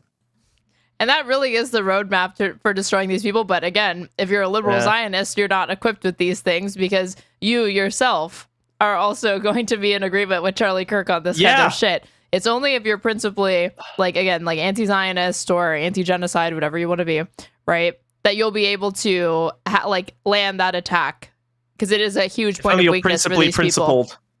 But it also depends on who you're talking to, because if you're talking to an America First type that's like, they're more Trump than they are America, right? Then Trump's America First agenda does include Israel because he is a Zionist. Like, there's nothing in like let me see if I can. This is another PBD throwback or whatever. But Laura Loomer was talking about how, like, he is a Zionist. There's, like, no reason to think that, like, the America First movement is, like, America only is pretty much the way that they go about, like, describing it. If I put PBD podcast. Oh, God, the Nick Fuentes body cam. Laura Loomer herself is a Zionist, and she's Jewish, and she talks about that. Right. But Trump is a Zionist. Oh, boy. Aaron is agreeing with Nick. I've been waiting all interview for this moment. Aaron. What? Have you not heard us explaining how Nick is just constantly appealing to different groups? Like, Nick, if you wait long enough, Nick will eventually say something that anyone in the fucking world basically agrees with, nearly. Right? Like, any demographic he seeks to exploit, he will eventually sound like, he'll say something that they agree with, because he's trying to co-opt as many groups, as many demographics. And he's useful because he can help you. Liberals have blind spots with being able to identify what the true weak points are with conservatives, with their audience. So Nick Fuentes is in touch with a bunch of reactionaries, conservatives, fascists. A lot of the MAGA movement is fascist. So he can actually find and exploit the weaknesses in ways that, like, liberals and leftists just don't have the ability to. And like Smug is saying, sometimes it's just going to happen to overlap for different reasons, obviously, with the goals of liberals and leftists, because they can't for the life of them figure out how to, like, defeat Charlie Kirk. But the liberals obviously can't, because if they're liberal Zionists, then they don't. That's not something that they can actually use as a plan of attack. But to the America First types, that is a genuine contradiction that you could lay bare, and you actually could wield against Charlie Kirk and have a better reason to do it instead of coming at it from Fuentes' ideology of, like, hate and fascism. Here, let's see, where does she say that he's a Zionist? Yeah, you really have to understand that he's, like, goal oriented, and, like, any rhetoric he is using is in the pursuit of his goal, and his goal is very, very specific. And if you don't agree with the things that he is explicitly to his own audience said that he wants to happen, then any agreement you have with Fuentes is essentially going to be helping him in pursuit of that end goal. He will grift, he will lie, cheat, and steal to get what needs to happen in his opinion. So here she talks about... Oh, sorry. What were you going to say? Sorry, it's just chat yappers. Do pro-Palestine supporters have more in common with anti-Zionist Nazis, or is there still a difference in terms of the juice box? A juice agenda? Jesus Christ. What the fuck? If you cover Fuentes content, you're going to attract Groupers. Wrong chat. You're right. I love Groupers. How dare you? No. Wait, we're trying to help them. We're trying to understand. Okay, we care. Well, I'm deleting that. I'm deleting your message. Your message is not going to stay in my Twitch chat. Okay, you need to chill. If you want to stay here and learn from, again, the most notable conservative streamers on Twitch, please go ahead. But you need to chill. Okay, so this is you need to follow TOS and follow the rules of my chat. This is where Laura Loomer talks about the fact that, like, the split that she's seeing between, like, the Tucker Carlson, Candace Owen, Nick Fuentes versus the Mark Levins, the Charlie Kirks, the more establishment, like, Bush era neocon types. Like, Trump is going to be firmly on the side of the neocons because he is a Zionist. Laura, who do you like? And I say nobody but you. And he laughs. I mean, I've had this same conversation with Trump several times, and he busts up laughing. He thinks it's the funniest thing. But I'm not joking. Are you America first or are you Trump first? I'm America first. But, like, Trump is America first. Trump is the leader of the America First movement. So when I say, when Tucker Carlson says, oh, Trump's not America first, Trump is the founder of the America First movement. America first is what Trump says it is. He is the founder of the America First movement. America first is what Trump says it is. Awesome. Wait, well, he literally had said this recently. Hold on. Yeah. He had said this. This is an interview they did with The Atlantic. Trump says he decides what America First means. The president told me he was optimistic about ending foreign wars, and he ended our conversation to take a call from Putin. This was June 14, 2025, and then this was July 23rd. So this was after that. This is in the midst of the Iran-Israel thing. When I caught Donald Trump by phone this morning, the president wanted to make one thing clear. America First means whatever he says it does. Well, considering that I'm the one that developed America First, and considering that the term wasn't used until I came along, I think I'm the one that decides that, Trump told me in a Saturday morning phone call. For those people who say they want peace, you can't have peace if Iran has a nuclear weapon. So for all of those wonderful people who don't want to do anything about Iran having a nuclear weapon, that's not peace. His remarks are a response to my question about critics like Tucker Carlson, who have loudly argued against U.S. support of Israel during its attacks on Iran, as an anathema to the America First way of doing things. Over the course of our conversation, the president defended his efforts to bring peace to the world despite growing violence in the Middle East. He also struck an overall optimistic tone about world affairs. I think we have done very well, he said of his administration's overall efforts. So, nice. Like, you had people like Candace Owens. She either said on her show or on Piers Morgan that she didn't like, like, she was like, no, Trump may have been like a founder or whatever, but he is not the be all end all of like what it means to be America First. Like, other people get to weigh in on that. And she didn't like that his America First agenda obviously includes Israel, and it includes Zionist aims, right? And Laura Loomer is a lot more correct as far as saying there is nothing incompatible with like supporting Israel and Zionism and supporting America First, because if like it really is just what Trump says it is. I see what you mean. So you see these like splits between the personalities and the commentators, but when you actually look at the polling data, like people, like the MAGA base and the Republican base, they didn't support the strikes. And then after Trump was like, but we have to because they have nukes, and so we need to bring global prosperity and that benefits America. That's all it takes for them to be like, oh, that's still America First then. But I think what's important, I think the line that you can slice in the conservative movement are the people who are preparing for Trump's end versus the people who are not. Laura Loomer is already in a very good position, so she wants to defend her existing interests because, I mean, if you think about it I'm being very, very reductionist here, but if you think about it, like, Laura Loomer already makes lots of money. The best thing she should do is continue to make lots of money where she is right now and, like, accumulate that money as quickly as possible before Trump is over. Someone like Fuentes or Candace Owens, who are not as well positioned as someone like Laura Loomer, are preparing for a future where they make a shitload of money or they get into a position of cultural power or political power. So they are prepping for a longer time span than Laura Loomer, who's already later in her career. So I really do think the split is as simple as people who haven't made it yet versus people who have made it already, in terms of like whether they're supporting Trump or not in a major way or preparing for his end, whether by, you know, flipping on him or waiting for him to die. Competing interests now trying to redefine what that means, because they want to eliminate MAGA. Right? Being pro-Israel is part of the America First platform, whether or not people want to admit it or not. It is. President Trump, and I want to speak for him, America's his policy first military base Zionist. And so it's so funny to see all of in the Middle East. That's America First, baby. But she's correct that, like, again, other than it seeming like superficially incompatible or whatever, when you actually look at the policy agenda that MAGA and Donald Trump has pursued, both in his first term and the second one, it has always included being pro-Israel and being Zionist. So she's not wrong. Yeah. Like, he took hundreds of, like I don't know how much money from Miriam Adelson, and he was already saying, and back before he had even been elected, that he was going to get into office and crush pro-Palestinian protesters. And then we were looking at him, that clip of him in 2019, saying Ilhan Omar needs to go because she's being anti-Semitic because she's talking shit about Israel. Not because she's being anti-Semitic to Jews or anything like that, just because she's not towing the line on Israel. So she is correct. Of these grifters who what she is wrong about is that, like, Donald Trump created like the America First thing or whatever, because, like, again, that originated like back in the 40s and blah blah blah. Some of them even name their shows after America First, right? You have people who say call out that they are America First commentators, and they built their entire political careers. I mean, look, you have Nick Fuentes, for example. His entire show is called America First, right? His entire show is his show called America First? His show is called America First. And she's like, he's not really a true Trump. She cares about being like a Trump. You need to be a Trump loyalist. And obviously, but this is the establishment versus I think this follows the line quite neatly. Obviously, did co-opt it, right? Like, it was just it was always a convenient thing. But, like, Nick Fuentes always needs to be standing in opposition to something or someone to be getting attention back on himself, right?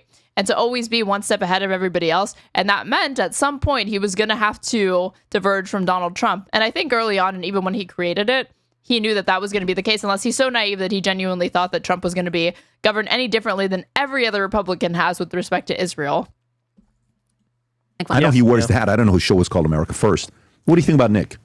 Very capable communicator. What do you think about it? He's a very talented communicator, but he burns every bridge that he has because he doesn't know how to express gratitude. He's probably the biggest ingrate I've ever met in my life. So nasty. I'm Jewish. Ingrate? Do you Ingrate. think her read is correct, or you think it's oh just my petty? god! Sorry, did Fuentes react to this clip? This is insane. He's the biggest ingrate ever. I am Jewish. That is literally I mean, fuck me. I mean, she and like again, she itself. actually It does itself. She has Trump's ear. This lady is powerful. Yeah. Anytime Well, I that don't know if there's it's just his ear instability, that she has.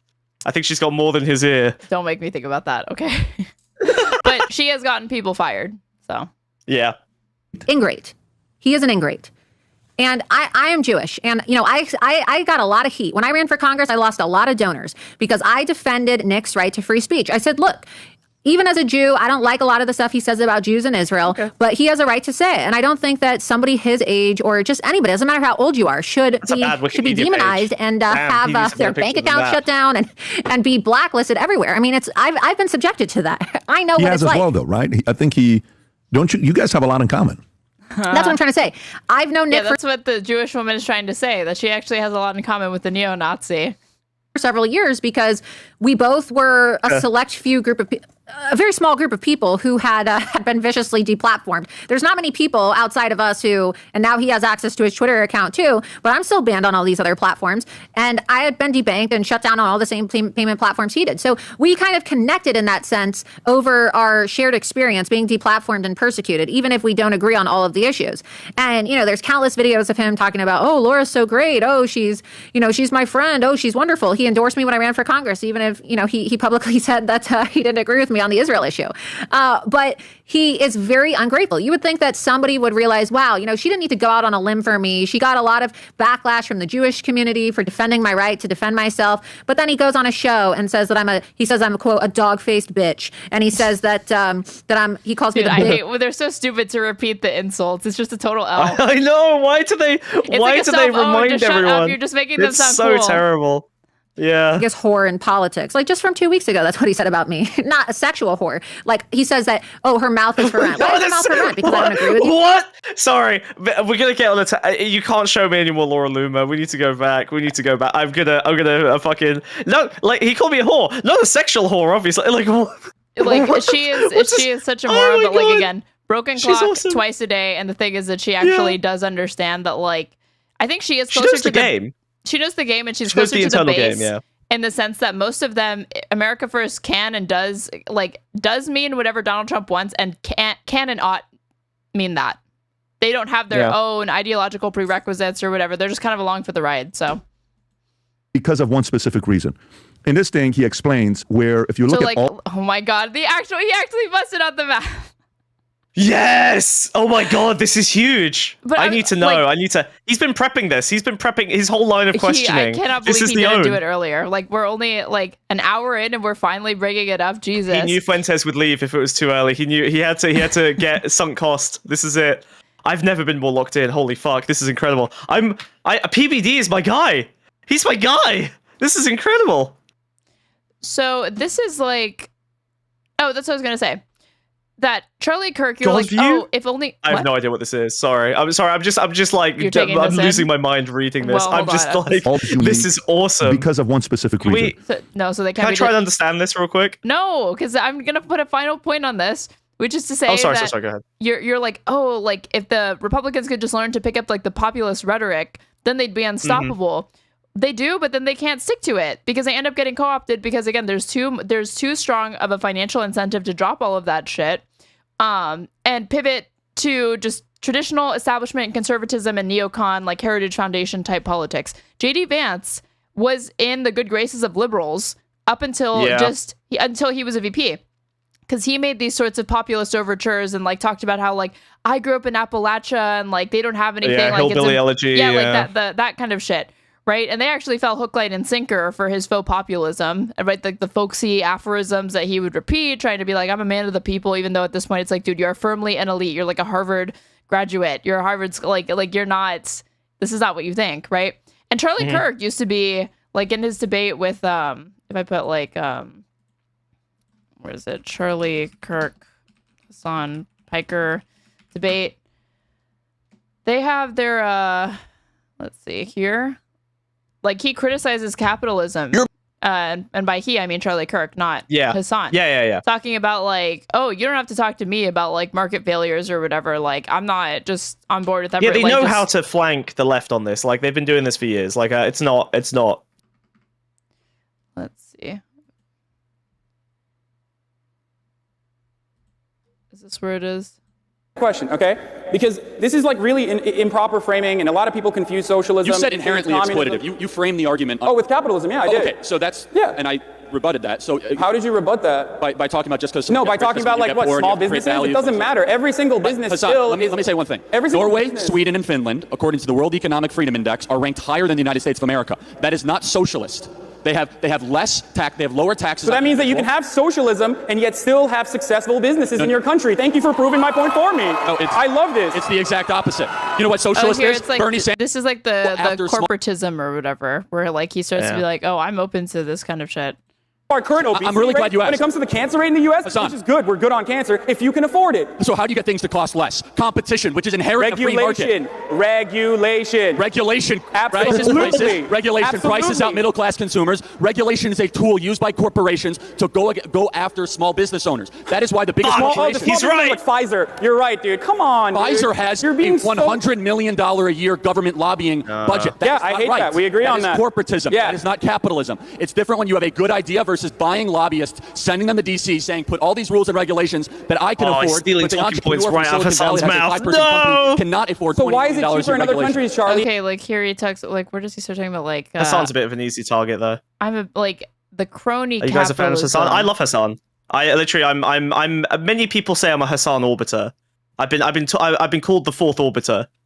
You know, there's Mike from PA, Frogan, the third one, Denims, and then me. I'm the fourth orbiter. Many people are saying this. Make those points. I'm just going to let you know. When you're like, let's jail bankers, let's regulate both our politicians and also these anti-corporatists and anti-capital. These companies are still selling to them. Obviously, they're not selling out of the goodness of their heart. There's no such thing. It's all profit motive, right? No, I want to see where like Charlie Kirk is like, oh, like he makes like his own kind of pseudo crony capitalism, like the crony capitalism. Crony capitalism. That's the. It's right there. It's right there. They're capable of lowering drug prices here in the United States as well. But the only reason why they won't, and you're correct on this, I will tell you, because obviously I'm very anti-lobby here and anti-corporatist and anti-capitalist as well, which, by the way, lobbying is inherently a capitalist structure. You constantly talk about how money is... Corporatist. There's difference. Okay, corporatist and capitalist. Like, you can't... The two go hand in hand. Those are not the same thing. That's like saying I'm... Crony capitalism is just unfettered capitalism, and you are constantly, on the one hand, arguing against regulation, and then on the other hand saying, well, it's not true capitalism. Okay. Which one is it? Okay, should we regulate capitalism so it doesn't turn into crony capitalism? I think we should massively deregulate the American economy. I'm not saying to abolish every single piece of regulation. But when regulations... Specifically, let me finish. Except for like the patent one, which I'm on board with as well. What regulation specifically? How about Dodd-Frank? That'd be a great start. That disallows community banks from competing against Goldman Sachs, Wells Fargo, JP Morgan Chase. The big banks wrote Dodd-Frank. That is why we've seen an 80% decrease in community banks over the last 8 years since the passage of Dodd-Frank. It makes it nearly impossible for community banks to be able to compete against the Wall Street banks. I will say this. What Charlie fails to mention with Dodd-Frank is like... I did not interrupt you. No, what Charlie fails to mention with Dodd-Frank, and you... Hassan Cohen, I want to just hear Charlie Kirk. This is literally just an analysis of it. Oh my god, I'm taken now. I don't want to hear Hassan's I miss Hassan This is literally just about analyzing Charlie Kirk's rhetoric. Let's see. I know. I just listen. This I'm is the kind of deregulation. I'm sorry. That already caused the 2008 housing... You can't show me a man this handsome debating this well and expect me to keep it together. I know what the fuck you're talking about. Federal Reserve lowering. Oh, whatever, Federal Reserve lowering interest rates. Hold on. What's Fannie and Freddie, genius? What's Fannie and Freddie? Tell me what that is. Tell me about the rating agencies. Okay. Tell me about how we should have allowed Wells Fargo to pay a price, and those people should be in prison right now for doing what they did. I agree. And lying to federal regulators. Charlie sounds like a Democrat Congress and a Democrat Senate. Advocating to jail bankers. I'm on board, dog. Let's do it right now. Over each other for the next 45 minutes, or you can let me finish. The final thing I'll say on banking regulation. One of the biggest misrepresentations of reality is somehow that free market capitalism contributed to the 2008 financial crisis. It was the rating agencies in bed with Fannie and Freddie Mac doing AAA bond rating with B and B minus rated bonds. No one looked what they were actually rating. It was the government institutions that were telling Wall Street to continue to go after subprime mortgage lending. Literally just like summarizing memorizing the Wikipedia summary of The Big Short to explain the 2008 subprime crisis. default swaps on top of it. He's leveraging picturing the entire Margot American Robbie economy right now. With Alan Greenspan artificially lowering interest rates after 9/11, playing with cheap money. Pair that with the Community Reinvestment Act, and no one actually knowing what they're trading. I don't like liberals. All Certified we're on the same page. by Washington. We're on the same page, but you sound a lot like a communist when you make those points. I'm just going to let you know. When you're like, let's jail bankers, let's regulate. But like he doesn't really shy away from it. Oh, sorry, he does. But like what he's trying to do is say, it's just. But like that sort of rhetorical. Someone's converted me. 1 second. Always the costume changes, the theatricality. I'm a capitalist now. No, okay, fine. I'm sorry. What's the capitalism outfit? Now you have to commit to the bit. It's see-through. Fuck. That's so embarrassing. That's so embarrassing. Oh my god. You didn't even know. I'm naked. Well, he's changing. Point is, okay, no. You're back into your regular. I'm skipping my Fuentes, my regularly scheduled Fuentes hat. Yeah. Right. But like, how embarrassing. This is the guy who's like, when I think of somebody who's like unique and like really great at landing these points, it's like this is when Charlie Kirk was the weakest. Like, even though this is objectively like the best way forward as far as like being able to capture people, like again using the kind of like pseudo like. You have just the thinnest superficial veneer of like populism. He's too establishment to hold this audience. That's the issue. He's too establishment to hold this audience. Because that's who like lines his pockets and pays them. But he's also not very strong rhetorically, obviously. Mm-hmm. And so he caved, and he ended once he started caving though, that's when his platform size started to grow exponentially, because that's when he was given more money, that's when he was given more institutional support, and that's when he was getting connected to the MAGA administration. So what you're saying is true, that the most effective way forward for the right would be to lean into the populism rhetoric and do like the right-wing populist rhetoric or whatever, and like lean into the kind of like Marxist analysis type outlook. But you're saying they're too reliant on the structure of money which inherently prevents that. I suppose so. And I think it can only ever like propel you up now. But it can never actually establish a platform in these spaces, because it's dominated by dark right or dark money and conservative interests and think tanks that make sure that it never actually stays that way. And once you're in bed with those people, as soon as they're like, oh yeah, you have to get on board with Israel, Iran, what are you going to say to them? Oh no, I can't do that because that would be against my principles or values. These guys cave every time because they don't want the checks to stop coming. Yeah, that's true. Yeah, I mean that's a bit hope-pilling, I guess. But then, to be honest, the same issue exists even worse on the left as well, right? Like the Democrats aren't even willing to exploit their populist arm in order to get into power. They actually just reject them entirely out of fear. Like strangle it in the cradle. They don't want it getting off the ground whatsoever, because they know they have a base that might actually force them to deliver on it. Whereas Republicans know that that's not really. They're not really going to be held to account. Yeah, they're not going to be held to account. Explains where if you look at all the way to now back to the map of consciousness, guys. Thank you. So sorry, prior liberal, now a conservative. I do enjoy your guys' dialogue. That's okay. We used to be liberals as well. We're all on the same page. Shame. So shame. Like I have relatives who are driven by shame. They're so. Oh my god, he's doing this to all of his fucking relatives. Right. They need to bring in the family anecdotes. Oh, no. Guilt. I have relatives. I can't believe what I did 10 years ago, and they keep reliving this guilt. It's not you. Apathy. It's not you. Grief. That's not okay, you. Sorry, can you pause? I'm sorry. I need to. Sorry, please. I know this isn't about me, but I need to understand this. This PBD. is insane. Power and force. Strong, weak. Okay. Strong. Weak. But why is? Hold on. Wait. Alrighty. I have tried to. This is like may as well be like hieroglyphics to me. I've tried to interpret this map. This is like the. Hold on. Like on either side. This is incredible. I think I can. This is like the male version of like the retro version of like an emotion wheel or whatever for therapy. This is fucking awesome. Except this is like a far less useful way of going about it. I love this. I don't like the wheel. This is way cooler. Yes. So what's the scale? Okay, so the scale goes. There's a midpoint. Okay, so the middle of the scale is 100 and the middle of the scale is 190. No, 187.5 is the midpoint of the scale, and then it zooms up to 1,000. Okay, cool. What this scale of what? Force, power? Why is force going down and power going up, but weak is going down and strong is going up? Is force weak? I told you I've tried to understand this, and I'm too low IQ. I can't understand this. No, I'm more of an astrology girly than you. I don't have autism. I think I can get this. Okay, God view, life view.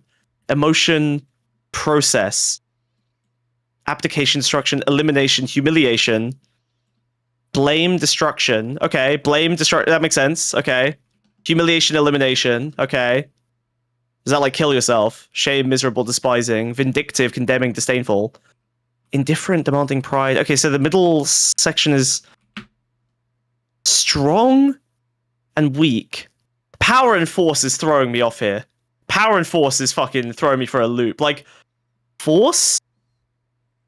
Is power your like ability to change the world, and force is like forces acting on you, like being defined by things that are happening, and so you're weak because you're being forced upon, whereas you're strong because you have power, so you can change the world, right? Like all being, loving, wise, transfiguration, illumination, all of the force weak is like stuff happening to you, grief, apathy, guilt, shame. The first column, God, like God view. What does that even mean? Well, so the God view is like your like your connection to the universe, and the life view is the connection to your personal story, I guess. Right? God view self, all being. Right? That's like enlightenment. That's like your fucking third dharma shit. You know what I mean? So this is like the unattainable, like self-actualization. And the God view, why is despising the bottom of God view? This is incredible. And even the way that they order these things from like, it doesn't even necessarily like the way that they order the emotions. I'm like, that wouldn't be how you would try to like categorize these things. Like, again, like ineffable. Why, like process, like why should intention be stronger than empowerment? Because, or why should abstraction be stronger than empowerment? I think empowerment is meant to imply that because it's at the border, right? Empowerment is, it's like that's the first step towards you being able to like enact your will upon the world. I think it's that. I think empowerment is like you stepping, like you've stepped away from the like the world being forced upon you. So it's the first level. You finally found your power. Ego development. Some like this is weird not... like somebody linked this to me saying that like it seems kind of like mirrors the stages of human/ego development. So I think this looks like a very complicated Maslow's hierarchy of needs. That's what I'm reading in this. Like I think it's an overly complicated, because you've got so empowerment, right? Like your first moment stepping away from being acted upon. Release, okay, fine. You've gotten over the fact that you've had your cathartic moment. Release. Now intention. You need to start building your life towards something. Transcendence. You start to realize the value of the things you're building. Abstraction. You move to the bigger picture. Revelation. You're touched by God. Transfiguration. The revelation changes your life. Illumination. You see the way, and then you hit pure consciousness. Like this does look like a kind of like Maslow's hierarchy ascension graph with a little bit of I don't know. There must be some Christian bullshit thrown in. Let's see. Very interesting. I don't think deranged, that's you. Completely insane. Very interesting. I don't know if that's you. Anger, pride, maybe. I was probably a fear, desire, women. Don't conflate this with a useful psychology model. Don't worry, there's never been a useful psychology model. Never fear. None has been developed. Undisciplined when it came down to women. I just couldn't stop it. That was my advice for that. It wasn't video games. It wasn't porn. It wasn't gambling. It was women. So then you go to anger, pride, right? Wait, why? It was women? Hold on, wait. It's the one that wasn't as disciplined as you. I was very undisciplined when it came down to women. I just couldn't stop it. That was my vice. It wasn't video games. It wasn't porn. It wasn't gambling. It was women.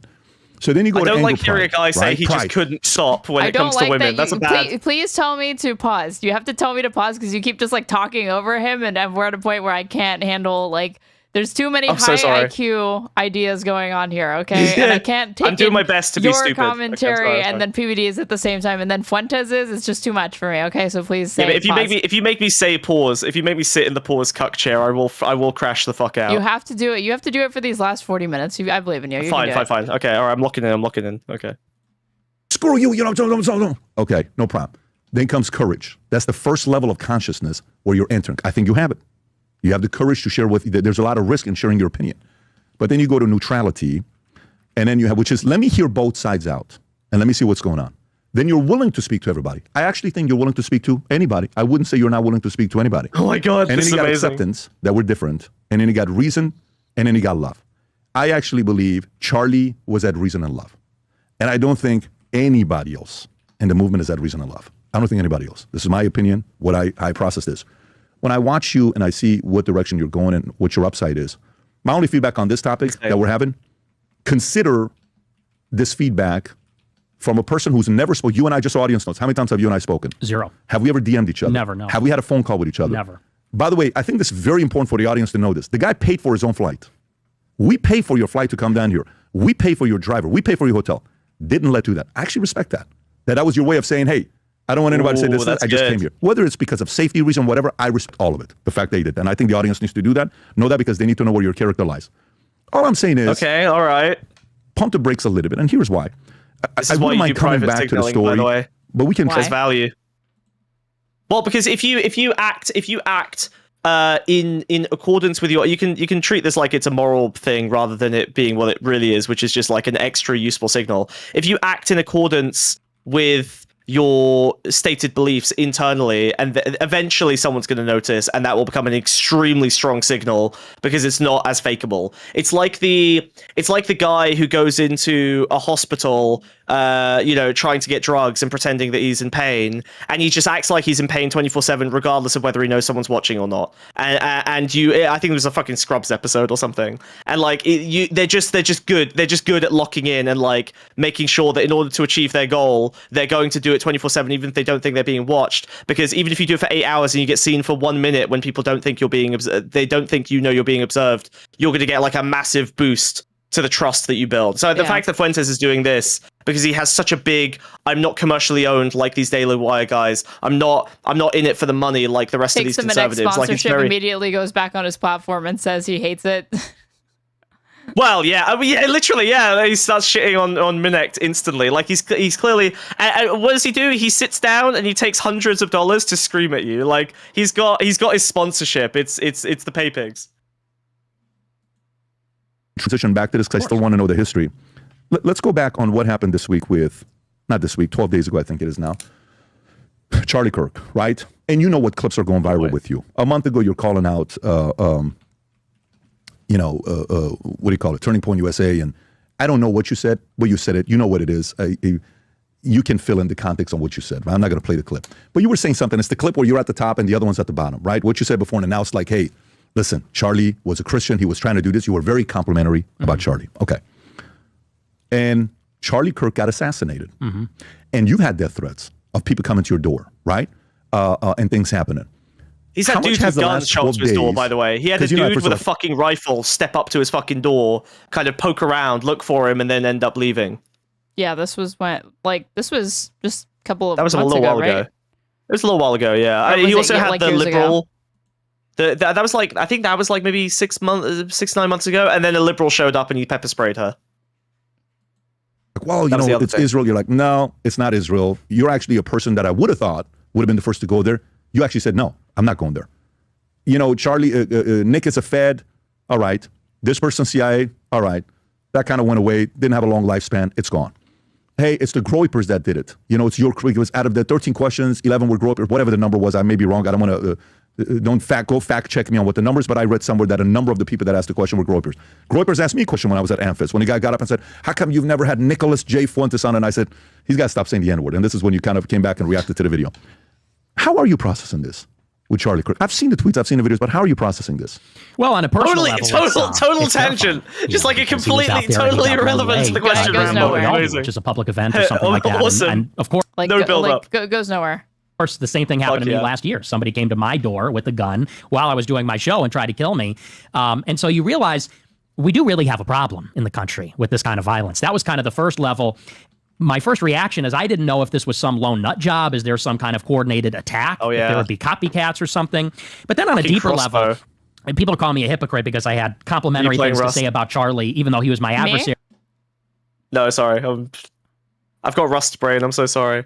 The last shootout, me and the boys in the pond have been playing a lot of Rust, and the last shooter, the guy who was accused of the guy who like is this your lit PBD up a fucking impression? ice facility. Is this your PBD impression where you have to give me an anecdote about a thing that nobody cares about except you? Good job. Yes. Okay. Theory fine. in fine, politics. Fine. But I don't see it as a contradiction. I disagreed with him. I still disagree with the things he said. And of course she does. My views on him from a professional point of view hasn't changed. What I have processed is the reaction to the killing from all of his fans and from people, you see that millions of people were touched by his activism. And I looked at his activism in a very one-dimensional way, which is that he's pro-Trump, he's pro-Republican, he's pushing the talking points. We would call it Talking Points USA. That was kind of the joke. TPUSA Talking Points. Right, Talking Points. You know, but his job is to go out there and sell, you know, the party. God, so much better than Toilet Paper USA. Talking Points USA is pretty good. But seeing Even though normally I would expect to, like, the liberals to come up with something like that, and Toilet Paper USA to be like the only dunk that like moronic Republicans who don't like Charlie Kirk could come up with. Pouring of support. I mean, I saw a lot of young people that were emotional. Well, libs respect young men, young women going to the vigil. That's doing it the right way. That's doing politics the right way, as Ezra called it. And I think they were distraught, one, because it was so evil what was done to him. To see that kind of violence was really upsetting. But also I think people were touched because Charlie Kirk, it does put things in perspective when a person dies. I don't believe he was a bad man. I disagreed with him. I didn't like his politics. But what I've come to respect about him is that he was a very hard worker. He was kind. You noticed that when he talked to people he didn't like or disagreed with. He was open to other people. He changed his mind, even when he dealt with me. And he was never particularly nice to me. This is exactly how I do it. Fuck yeah. He can't hide the smile, though. Yeah, I love God, it's hard not to love him. Look at that. He's such a cheeky little guy. And maybe more than anything, the thing that touched people the most. He took a lot of that Jew money. I gotta respect the fellow grift. I gotta respect another grifter. It's the same as Ezra Klein, actually, just from the other side. Was his testimony of his faith, that he believed in God. And, you know, I didn't like what he advocated for politics, but what he advocated for Christianity. That's the part that people are going to remember him for. That's the part that people, when they think Charlie Kirk, they don't think of the Republican debate bro. They think about a guy that was preaching marriage, values, you know, decent Christian values. Christ himself and his sacrifice on the cross. He was Protestant. I'm Catholic. And when they held the memorial yesterday, I'm going to tell you the truth. I thought there were things about the memorial that were distasteful. But one thing that was exceptional about it is the way that the name of Christ was proclaimed to everybody.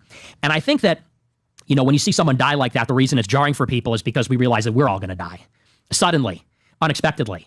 You know, and like him, he's 31 years old. Nobody expects that a 31-year-old with that kind of money and influence is going to die all of a sudden. He had plans. You know, he was going to get on his private jet and fly to do another event some other time. You know, nobody expects that you're going to die, someone like that at that age. And when you see someone like that cut down so viciously, you realize how life is so fragile and it's so temporary and it's so short. Any day we could all die. And what that then naturally makes us think about is, well, what does it all really mean then? If you could get stopped in your tracks at any time like that, what actually really matters in life? And what mattered about Charlie, when you see in the end, is it's not actually the times when he was maybe taking the piss and saying, what is a woman? It's the times when he was sincerely professing his faith, talking about moral virtues and the moral virtues that he lived in his deeds. And so to me, I guess it was a change in perspective, kind of realizing everybody asks the same question, how will I be remembered? You know, when we get unexpectedly. I mean, I do like that at least he's said the quiet part out loud, which is that the reason why this shook a lot of conservatives is because it made them think of themselves. And it's like, yes, oh yeah, I'm not immortal, and they could just kill us. And even though usually we're the ones directing violence or advocating that violence be directed towards other people, one of our guys was gotten, and I could be next, and that could be me. So to the extent that he's very likely to be next, yeah. So he's had guys literally show up to kill him at his house with a gun, ready to go. Right, you know, right. So to the extent that the Grinch's heart is growing 2 sizes in a day over this, it has nothing to fucking do with Charlie Kirk and everything to do with himself. And is it like realizing yeah, you know, like this is the type of shit that actually could happen given what they're talking about. The Grinch's head is getting twice as explodable as what's actually happening here. Killed, or when we die, or when bad things happen. And it's a challenge to kind of live every day thinking, could today be the day? You know, and what did I do on my final day? How did I act? Did I tell the truth? Was I courageous? Was I kind? You know, not just to my friends and my family, but also to my enemies. So I think it brought people to the center a little bit, centered in a spiritual sense. Did you at all watch it yesterday where you had moments of sitting there saying, this was a good guy, man. Shit, you know, I wish I would have changed the approach with our relationship. Did you at all have that moment? I don't know that I would have changed my approach, because politics is vicious, you know, and that's just the game. He was vicious to us. We were vicious to him. But I do think that I harshly judged him. I think when anybody dies, you feel that way. And I think especially since he died, you look at him and you realize this guy was not actually the worst guy in the world. You know, he was kind of my nemesis in a way. And maybe I was his on the right wing. But I realized that we had so much more in common than we disagreed with, actually. So do you think when you hear the statement, let's find a way to lower the temperatures, Do you in your mind say, shut up with this lowering the temperature bullshit. Stop it. Lower the temperature. Do you know what's going on? Do you hear that message now and say, maybe we got to lower the temperature? Hey, maybe if I got all these young guys that are following me, how Christ-like am I being? What am I? This whole WWJD, I had a call with somebody 2 days ago. I won't mention the name, but also very talented and capable. Very. Person I believe in tremendously as well. And we also, have had a challenge. But I said, listen, every time as I'm going through this, and I'm out there, I took my kids. Everyone's like, don't take your kids to, what do you call it, the Charlie's and I said, no, I'm taking my kids. I believe in God. I have faith. And if I move forward with fear, what a coward. I'm a leader. I'm a leader amongst leaders. We're going to go there. They sit there proud. We're good. Of course, we make the investment for security and all that stuff, but we got to go. We can't change our life dramatically where we're seen as being cowards, right? We're never going to do that. This is America. It's the greatest country in the world. I'm going to do my part. My life has changed because of God, Jesus, America. I am the This where it's going to come up that Nick is like, well, in my ideal America, you really would never have come here. luckiest human being alive. That is my feeling. Yeah, we are getting towards the end where I think Fuentes is going to start ramping shit up to get the clips he wants. Yeah. He's sort of won him over. Words, we got to lower the temperature. What's the first thing you think about?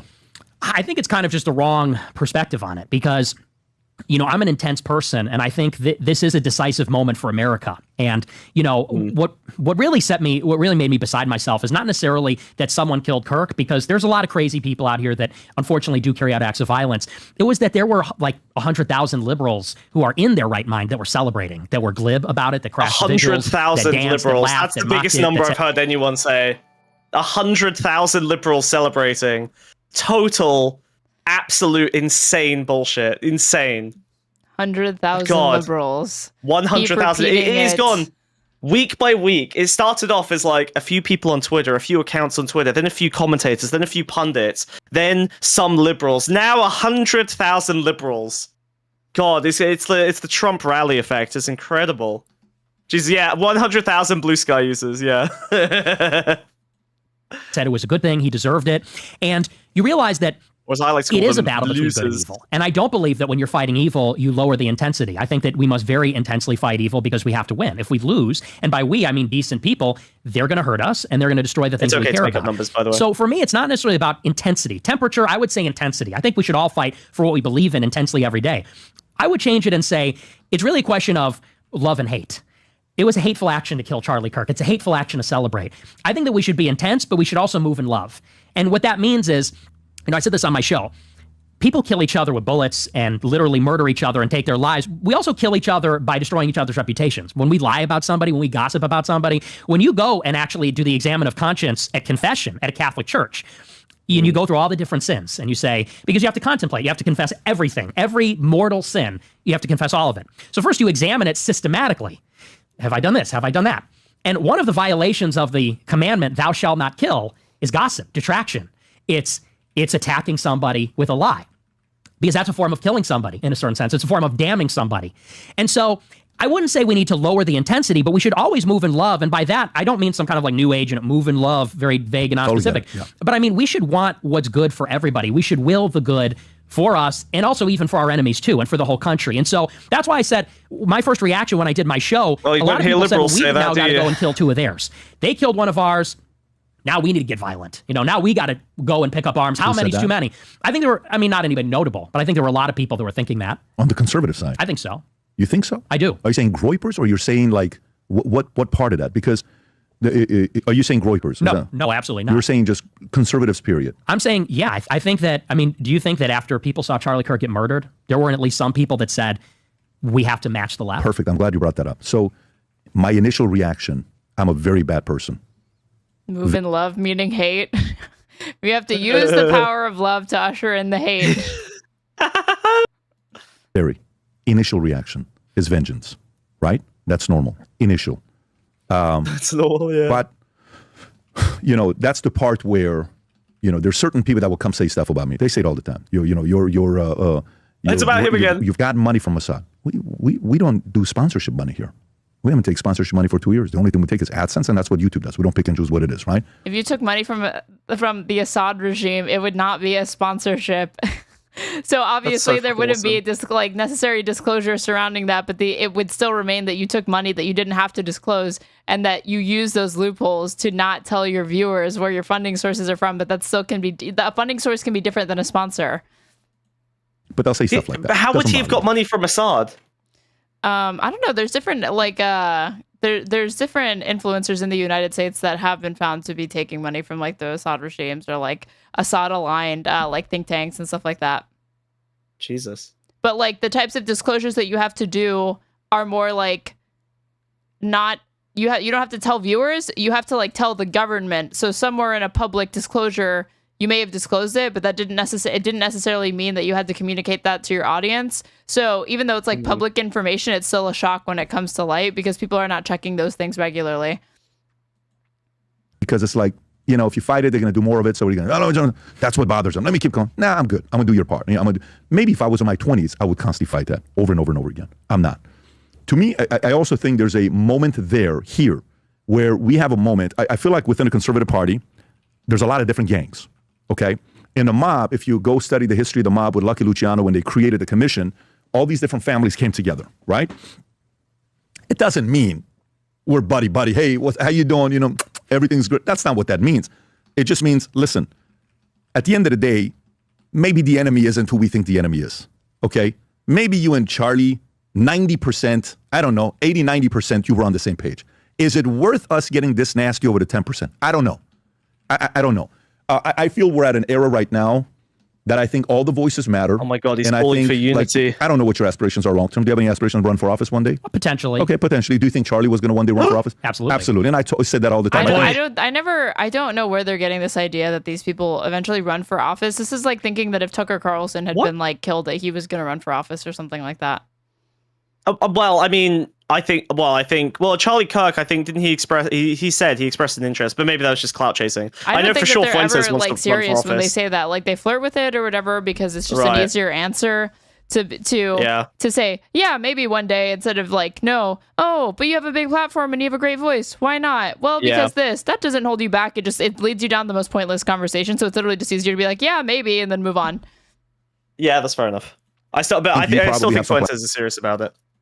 So one day running, they showed me a clip when he said, I want 100,000 people that are making money low-key underground, nobody knows, where you're kind of breaking that down. Okay, great. So you want to run for office one day. Great. You have your own certain ideas, philosophies that you want to go. But I think that this next part, as we go through it, this is an MLK moment.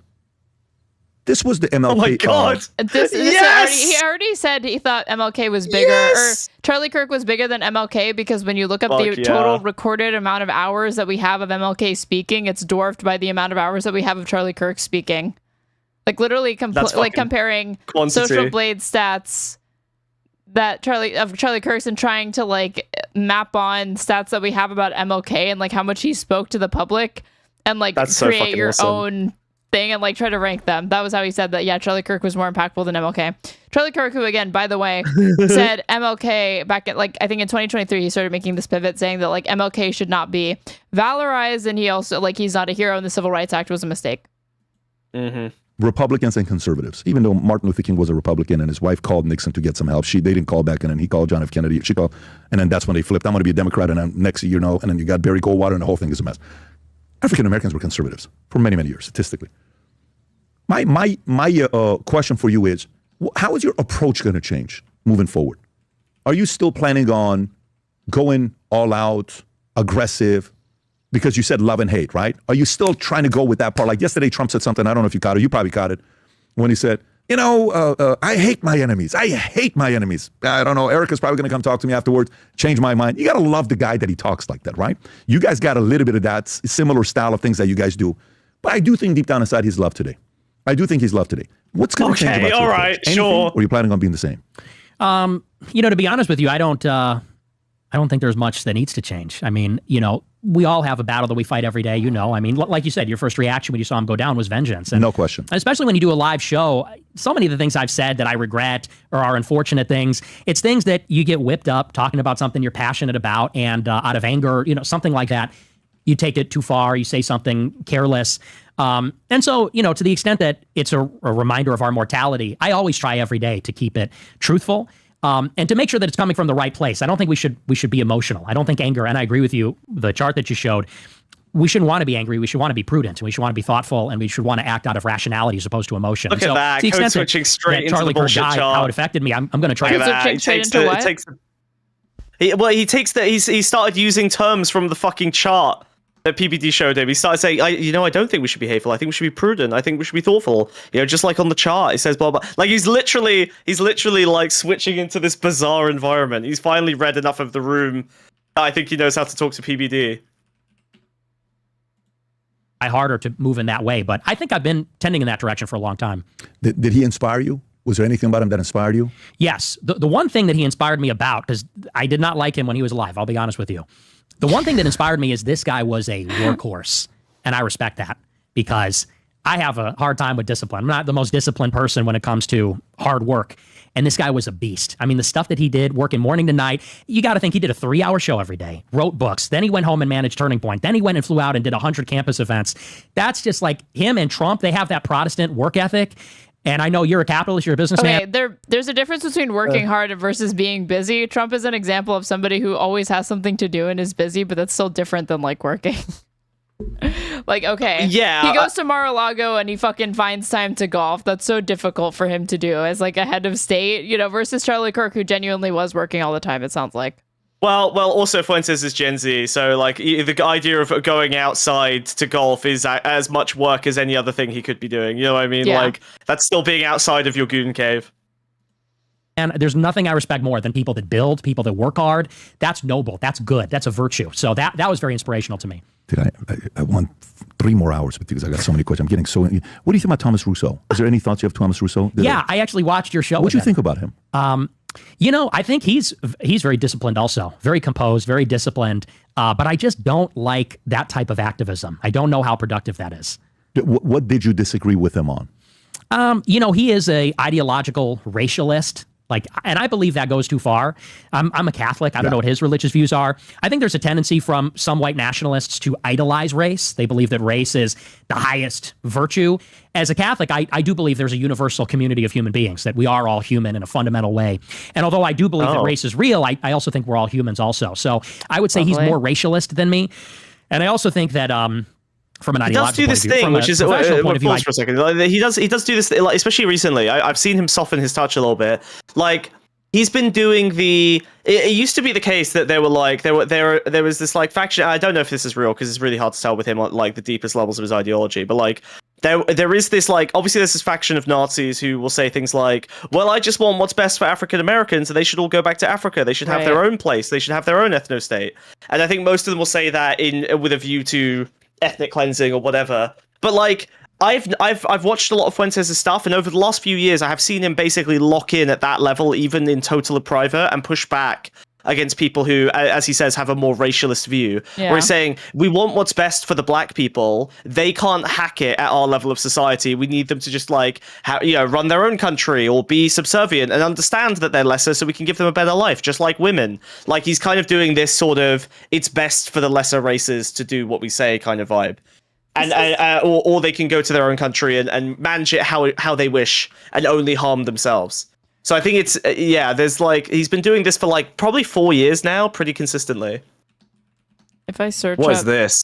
Hold on. Like, I was watching this video of Bosch reacting to Big Joel debating P.F. Young over Fuentes. Why is the mod And there was a point where they start talking about the infusion of like Christian values and rhetoric into Nick Fuentes's like speech. Because this guy is like, P.F. Young is like defending Fuentes whether he realizes it or not. He's like... Yeah, that's all. You're way too close to my circle with this P.F. Young, JJ. Like this is getting a little too close to home. Let's see, because it wasn't long into this, like where they start talking about it, or like Vosh was talking about N-word, and a little bit more like. Oh wait, okay, yeah. We're at the point where they start talking about it, like. Please don't remind me that I'm the same guy as Wash, please. If he says the exact same thing I just did, I'm going to kill myself in a video game. Let's see. You decide. The video, but that seems like a very pedantic conversation. I won't defend that. Okay, I would disagree with the linchpin too, but go ahead. That's fine.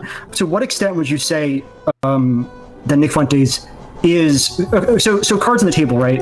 I think that Nick Fuentes is, including in all the clips that you showed of him, very much pro broad-based racial hatred. He's a figure that has wholly devoted himself in those clips and in other things that I've seen of him in preparation for this, very much wholly in favor of broad-based racial hatred, and that is true of him. Actually, hold on. I'm not disagreeing with Big Joel here, but lately I've been seeing some clips of Fuentes' takeoff where he's shifting his tone a little bit, not being less racist, mind you, but it seems like he understands that there is a time limit to how much you can build a political movement off of hatred and antipathy and insultdom, and he's been trying to lean a little bit more into like the what would you call it? I don't know. Socially conscientious, compassionate Nazism, a little bit less like N-word, N-word, N-word, N-word, and a little bit more like, how do I put it? Our beautiful Volk out there are suffering, and we need to show them compassion. That kind of thing, you know. Yeah. I might be boiling it down a little bit too much, but it's moderate, not moderate Nazi. Just like there are different elements of the rhetoric. This was 4 days ago. Jesus Christ. Yeah. Why? That like there are actually people litigating this, whether or not like Nick Fuentes is like truly making some moderate pivot or whatever, because he's making slightly different rhetorical, like using slightly different rhetoric and rhetorical flares to like land the same points he's always tried to. Like, of course, only PF Young would actually take that seriously. I see what you mean. Well, in the same way, I think that everybody is like moronic to think that Charlie Kirk was about to make some huge like anti-Israel pivot. When it's like, no, it's the same goal that it's always been. He's just forced to diversify the strategy. That's it. There are left-leaning content creators who focus very, very much on antagonistic rhetoric, like antipathy towards billionaires, but there are also ones that focus more on like, you know, oh, everyone should be able to get healthcare or whatever. It's not necessarily a change in the values, just in the rhetoric. But just that, I mean, unfortunately, you did agree with Wash. God damn it! Fuck! Yeah, unfortunately, you guys Vosh has been independently arrived at the same conclusion. Well, I hate to say it. I really do hate to say it, but Vosh has been very, very based recently. Like he's Hassan maxing, he fashion maxed. He started screaming at all the freaks in this community to make them stop acting weird and strange and queer. Like all the necessary things for a looming fascist takeover. You know, he's prepping his community. I think he's actually kind of gone down one of the best lines out of all the people who come from his sector. Very unfortunate. I hate to say it, because I've fucking hated the guy forever, but unfortunately he's following all the correct steps. He's doing the right things. He's saying the right things. It is a bummer. I hate to say it. Vosh fan smuggler is a Vosh mouthpiece. Can you confirm or deny this? I am. Listen, okay. For now, okay. We're tentatively respecting Vosh, okay. Aaron is a Voshite confirmed. You guys, the only person that I've ever the only time I've ever paid for a sub for somebody and that wasn't gifted to me was to Vosh. So yeah, I did watch a lot of Vosh. When he first started streaming. See, this is why we get along, okay? I'm in his chat, you guys. If you go back to videos from, if you go to his debate with Destiny on the Allsub thing, you can see Straight Rate is in chat. I have a v.gg thing, so. Oh no! Not support that type of activism. These provocative marches where they're Is getting. This how you became they're not getting people's faces, but it is intended. Is that your? You know, you really should never do an American impression, ever again. Don't ever. That's just how you sound to us Brits, okay? Don't. That's just how you fucking sound to us. Do that on your own stream. I've heard you do a British accent, okay? And I don't know how much I'm. What? I've heard you do a British accent, okay? Yeah, it's not you much said better. I sounded like J.K. Rowling or something. Yeah, exactly. The worst kind. I like that. He was also interesting to get to know, and he was very good in the way he communicated. His style is very different than yours. He's very, the way he speaks is more here. You're more animated. You have a very smooth style of delivering your message, but I actually wanted to know this guy to see what drove him. Your opinion of me. I'm Middle Eastern, married to a white girl, okay? I'm from Iran. Christian guy. Mom's a Christian. Dad's a Christian. Mom was a communist. Dad was an imperialist. Went to Germany, refugee camp, came to the States. Do you think there should be more opportunities of guys like me to end up here? Or do you think it's better off for America, purely based on odds, to minimize more of me coming to America? Well, I think that the most... Didn't realize you were cringe, you guys. Every single content creator that you like and watch in this space at some point was in cahoots or watched a creator that you don't like. I promise. Yeah. Every single person. It's like so incestuous. There is no avoiding that. Not me. I was pure. I was pure, not me. They're about immigration. Okay. Chud Logic viewer, right? That's you? I was never That's a Chud fine. Logic viewer. Orbiter? I was a Chud You were- Logic analyst. Orbiter, Okay, yes, sure. I was an orbiter. He raided me, Yeah, okay? that's supposed I to was be in it less for the money. embarrassing. I This was supposed to be less audience. I was embarrassing. audience captured. I was audience captured. Okay, I'm not afraid. I'm not afraid. I'm not afraid to say it. All right, Loaderbox raided me. Chud Logic raided me. Okay, all right. Okay, I'm brave enough to say it. Who raids you, huh? Majority Report? Milk toast fucking liberals? That's what I fucking thought, Aaron. My dad was an imperialist. Let's explore that. PBD. Wait, did he just say that? I heard him say like the mom was a communist. Hold on. Better off for a minute. Do you are married to a white girl? Okay. I'm from Iran. Christian guy. Mom's a Christian. Dad's a Christian. Mom was a communist. Dad was an imperialist. Oh my Went God. to What does the that refugee mean? camp, Mom came to was the a States. communist. Do you think there should be more opportunities of guys like me to end up here? Or do you think it's better off for America, purely based on odds, to minimize more of me coming to America? Well, I think that the most important thing to consider about immigration is it's just the volume, it's the numbers. I don't have a problem in principle with immigration at all. If we brought in 1 million, or maybe not 1 million, but if we brought in, let's say, 300,000 people every year that are like you, that are intelligent, that are productive, that are going to be generative, I don't necessarily have a problem with that in and of itself. The problem is that for 30 years, we bring in 2 or 3 million people per year. The foreign-born population has doubled. We brought in 50 to 60 million people since 1990. That's just too many people. And how I would distinguish it is that we're bringing in so many people that it's fundamentally altering what America is. You go to like Miami. Miami's like a Caribbean country. Like it doesn't even feel like America. It feels more like Costa Rica or something. You go to New York, Aaron, LA. Can you confirm or deny? Miami's like a Caribbean country. I don't even That's like. I fucking don't awesome. even know what that's supposed to fucking mean. That's so awesome. In country. Like it doesn't even feel like America. It feels more like Costa Rica or something. You go to New York, LA. It does. Yeah, no, that second part is completely untrue. It feels exactly like any other fucking city in America. Well, don't forget he grew up in fucking West Marches, And like in the fucking Chicago Illinois. suburbs or whatever. Yeah. Okay, dude. So Yeah. like to him, he probably goes there. He sees a single white tan woman, and he's like, "My God!" I think it's like I don't know. It's like Costa Rica. Like yeah, too many Mexicans there or something. Yeah. What America used to be, what America is distinctly. And that's what I have a problem with. That Like the only thing I'm like, what is he trying to get at? I'm like, it's like like other than obviously the like racial dog whistling or whatever. I'm like, it's like slightly more walkable in certain areas, but like that doesn't mean it's like a Caribbean country. Pretty soon, he's just trying to. I mean, it's going to be he's just trying to do a volume play so that PBD doesn't feel personally offended. He's just doing the classic, like, well, obviously your kind of immigration is great. You're a high value individual. Your family was clearly a high value individual, family. But I'm just saying, there's too many of them. Like, it's just the standard, like, get around. There's no real way to beat it in this kind of context. So diverse, linguistically, ethnically, religiously, that you can't even say America is anything. Like the mayor of Minneapolis. He's doing advertisements in Somalian. What is that? Yeah, they had a cop. The cop badge is now in Arabic. I don't know if you saw that or Yes. not. Yeah. How do you feel about that? I think that's horrible. What do you think about between the two communities, Muslim and Jews? Which one concerns you more? Jews, for sure. Tell me why. More powerful. They're more powerful. So more powerful in a way. You're talking the fact that they have. Okay then. Nice. I mean, is Money, he wrong? finance. Asked and answered. Aaron, is he wrong? Smog, what are you doing?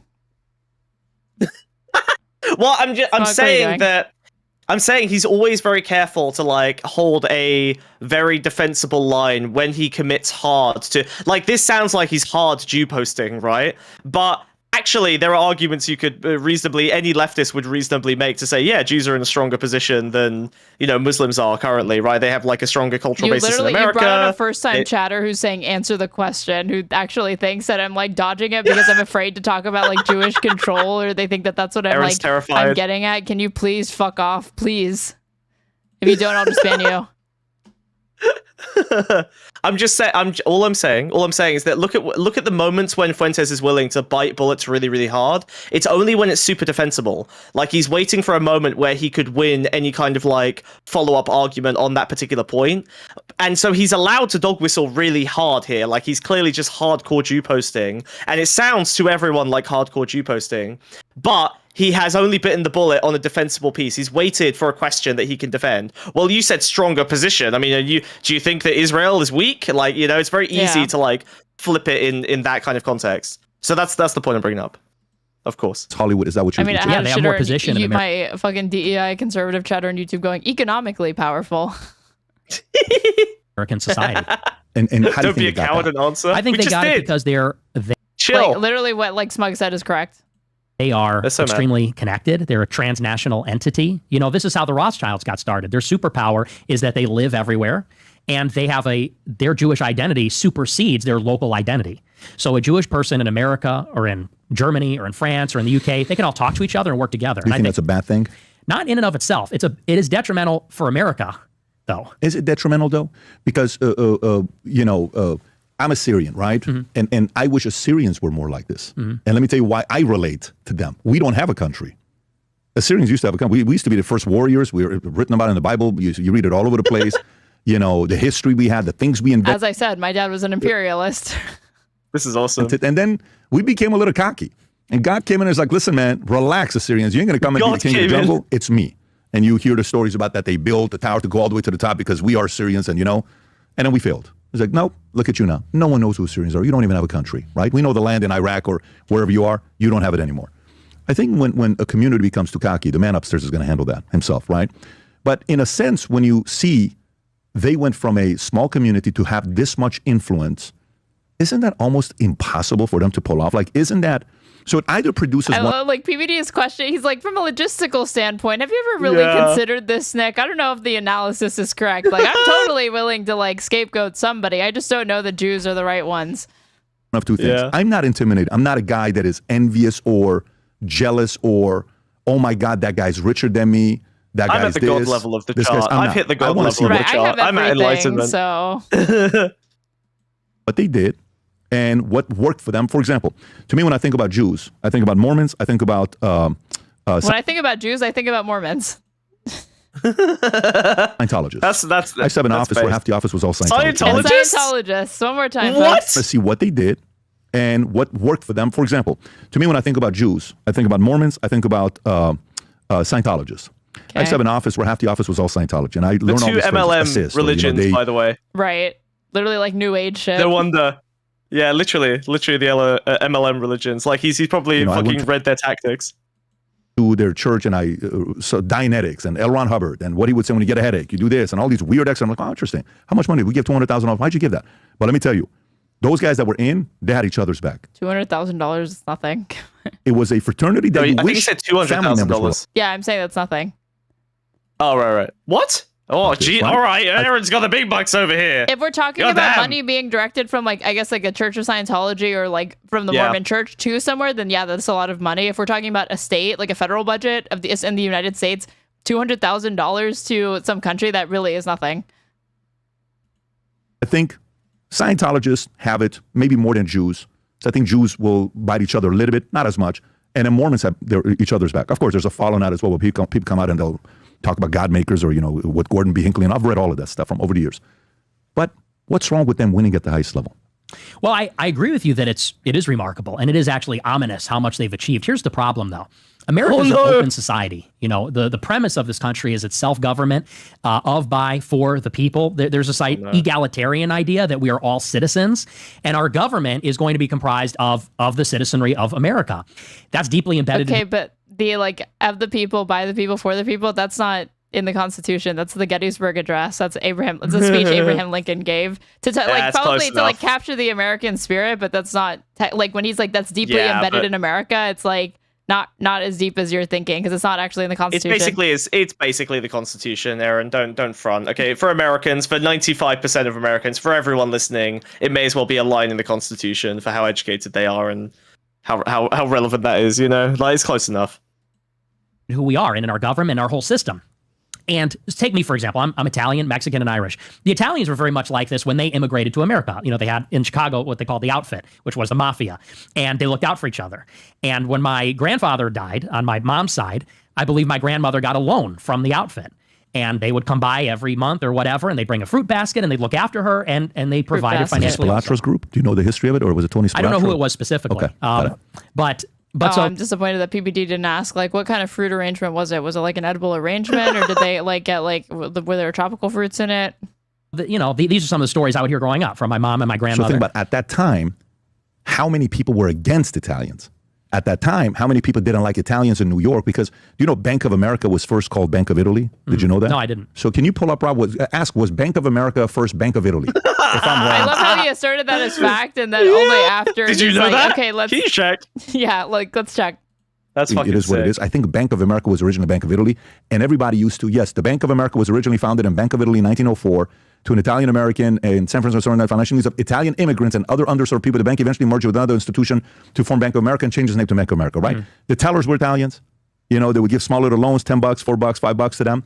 And some people were not supportive of that. They're like, what are Italian immigrants doing here? You guys are becoming too much power in New York. We're not happy about this. So there was some of that going on 100 years ago. And that's what I'm saying is that did exist. And then what happened eventually is that Italians assimilated. Eventually, these groups, these ethnic advocacy groups were broken up, if you could call the outfit that, or the mob of New York, and then Italians assimilated. And when I grew up, I saw myself as American. I didn't see myself as Italian American. I just saw myself as American. And I think that, when you see Jewish people working together, I don't think there's anything wrong with that inherently. And I agree with you. It's like a superpower. It's actually admirable in some ways. They look out for each other. But if society becomes, American society in particular, a place where every group is ganging up, well, we're the whites, we're the blacks, we're the Jews, then I think what America is starts to come apart, and it turns into kind of like a bit of a politicized race war. And I think that you either have to have a society where everybody gets to play by those rules and everybody could be pro what they are, or everybody is assimilated and we're all Americans. And that's why I say it's detrimental, is that if Jewish people are Jewish first. This idea that his politics are this kind of reaction to it obviously assumes and presupposes that the left is responsible for identity-based politics, and that what you see when people talk about wokeness going too far and the sorts of excesses of social justice, or people having their vulgar understanding of critical race theory, as if that's not in reaction to these structures that were already established and created. No. This stuff didn't really exist until the left, made it a thing. Yeah. So that's no, these are tools to understand systems that were created by the dominant ethnic and national groups already, which includes race. I don't know, Aaron. That sounds woke to me. I like the Fuentes version, where it's just people, it's just little groups of people moving around. Nothing, no big deal. Sometimes they're a mafia, but then they become good guys, and now they're Americans. That all scans to me. I like that. That feels good.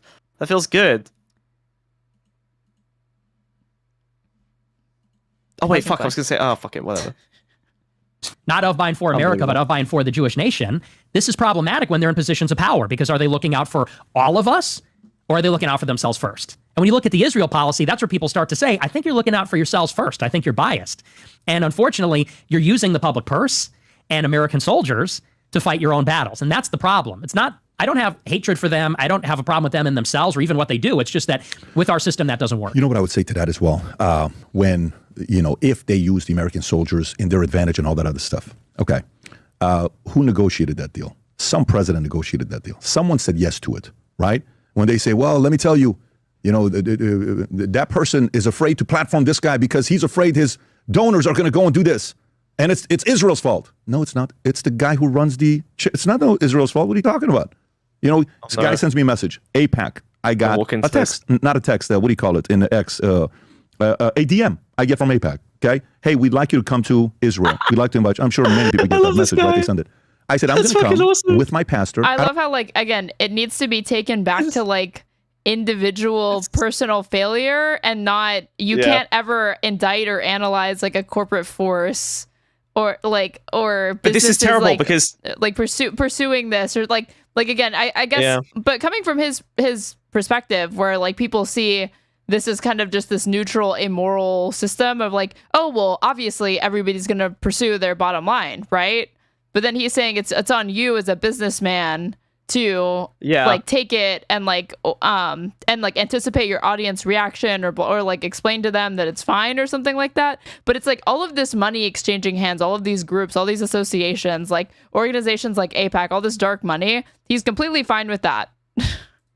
You're to the extent that if you're ever angry about that, you should only ever direct it at just that person and never any degrees further back. I think Fuentes, the angle would surely be, well, then we want Trump to be able to do what he actually wants to do and not be pressured by lobbies, right? Not be pressured by these Israel is big business. and it is trying to force Trump to do certain things. I want Trump to be America first. I want Trump to be able to do what he wants to do. I don't want him to feel beholden to these other interests just because there's a big pile of money that he has to say yes to, you know, to be successful. Right, but so it should PBD come down to trying the to rebut anti-Semitism through business logic. Exactly. Or it's like so again, awesome. he wants it to like again. There's no such thing as bigotry. There's no such thing as like a systemic analysis. There's only bad individual choices and bad business moves. And to the extent that somebody is getting like he's annoyed at people for having like a stupid criticism of like the Nelk Boys or any of these influencers that are going on these Israel trips, and it's like. The criticism that he has for them is you should not be mad at them because like how do I put this into words? It's like he has fault for like both sides here because he's like to the influencer if like he could talk like he said to the Nelk Boys like you guys are stupid to succumbing to your audience for complaining about Bibi Netanyahu. This is when you tell your audience like you know what's best for your channel and that the interview was good, like you should double down and defend it. But then to the audience defense, or like to the audience criticism, he's saying like, but also that's a stupid way to even look at it. So like individually hold people accountable, but every single time they actually try to do it, he's going to be telling the business person or the podcaster or whoever it is how to escape that accountability. So just nobody is ever held accountable for anything. Well, yeah. I mean, it is business logic. He's just giving advice that only works in one direction, his direction. Right. Yeah, exactly. If you actually like were consistent in all of it or whatever, it's like, well, no, one side would win out over the others. Either in this case, like you either side with the Nelk Boys audience or you side with the Nelk Boys, but you can't hold both of those positions. I don't want you to pay for it. I'm going to pay for it. Like he sees to the Nelk Boys, like you needed to put in more work to convince your audience that it was a good idea. And to the audience, he'll say, you should be fine with it because it's a good idea. But then he acts like he doesn't have any sort of like bias or ideological predispositions with any of these things. He's just looking at it from a business standpoint, even though you can see with like, given what side he's falling on each issue, like you're making ideological and political choices here, dude. This is not neutral. Yeah, I mean, he's just giving whatever advice benefits him. And like over time, that will eventually benefit him. Like, again, this is how every powerful person in a corporation operates, right? Like, or nearly all of them, right? All of the ones who are just like blindly successful, it's because they just always give self-interested advice and make self-interested decisions, even when it's unnecessary 100% of the time. And eventually the corporation will shape itself to become more suitable to that person who has power for whatever existing reason. Right. But no one can be blamed for anything is the most important thing. Because the lobby's just doing what it should do. And the podcaster, even when they make the wrong choice, you still defend it. And then maybe it can be the right choice. You just need to be more convincing. So you can do whatever you want. Yeah. I want to bring my crew because I want to go see Jerusalem. You're not going to see me putting the what do they call it? I'm not going to put that on. But guess what? I respect the culture and I want to go to Gaza and I would ask for some idea of protection that if we can go to Gaza, show it to her. I want to see this stuff. I want to go. PBD, go to Gaza, dude.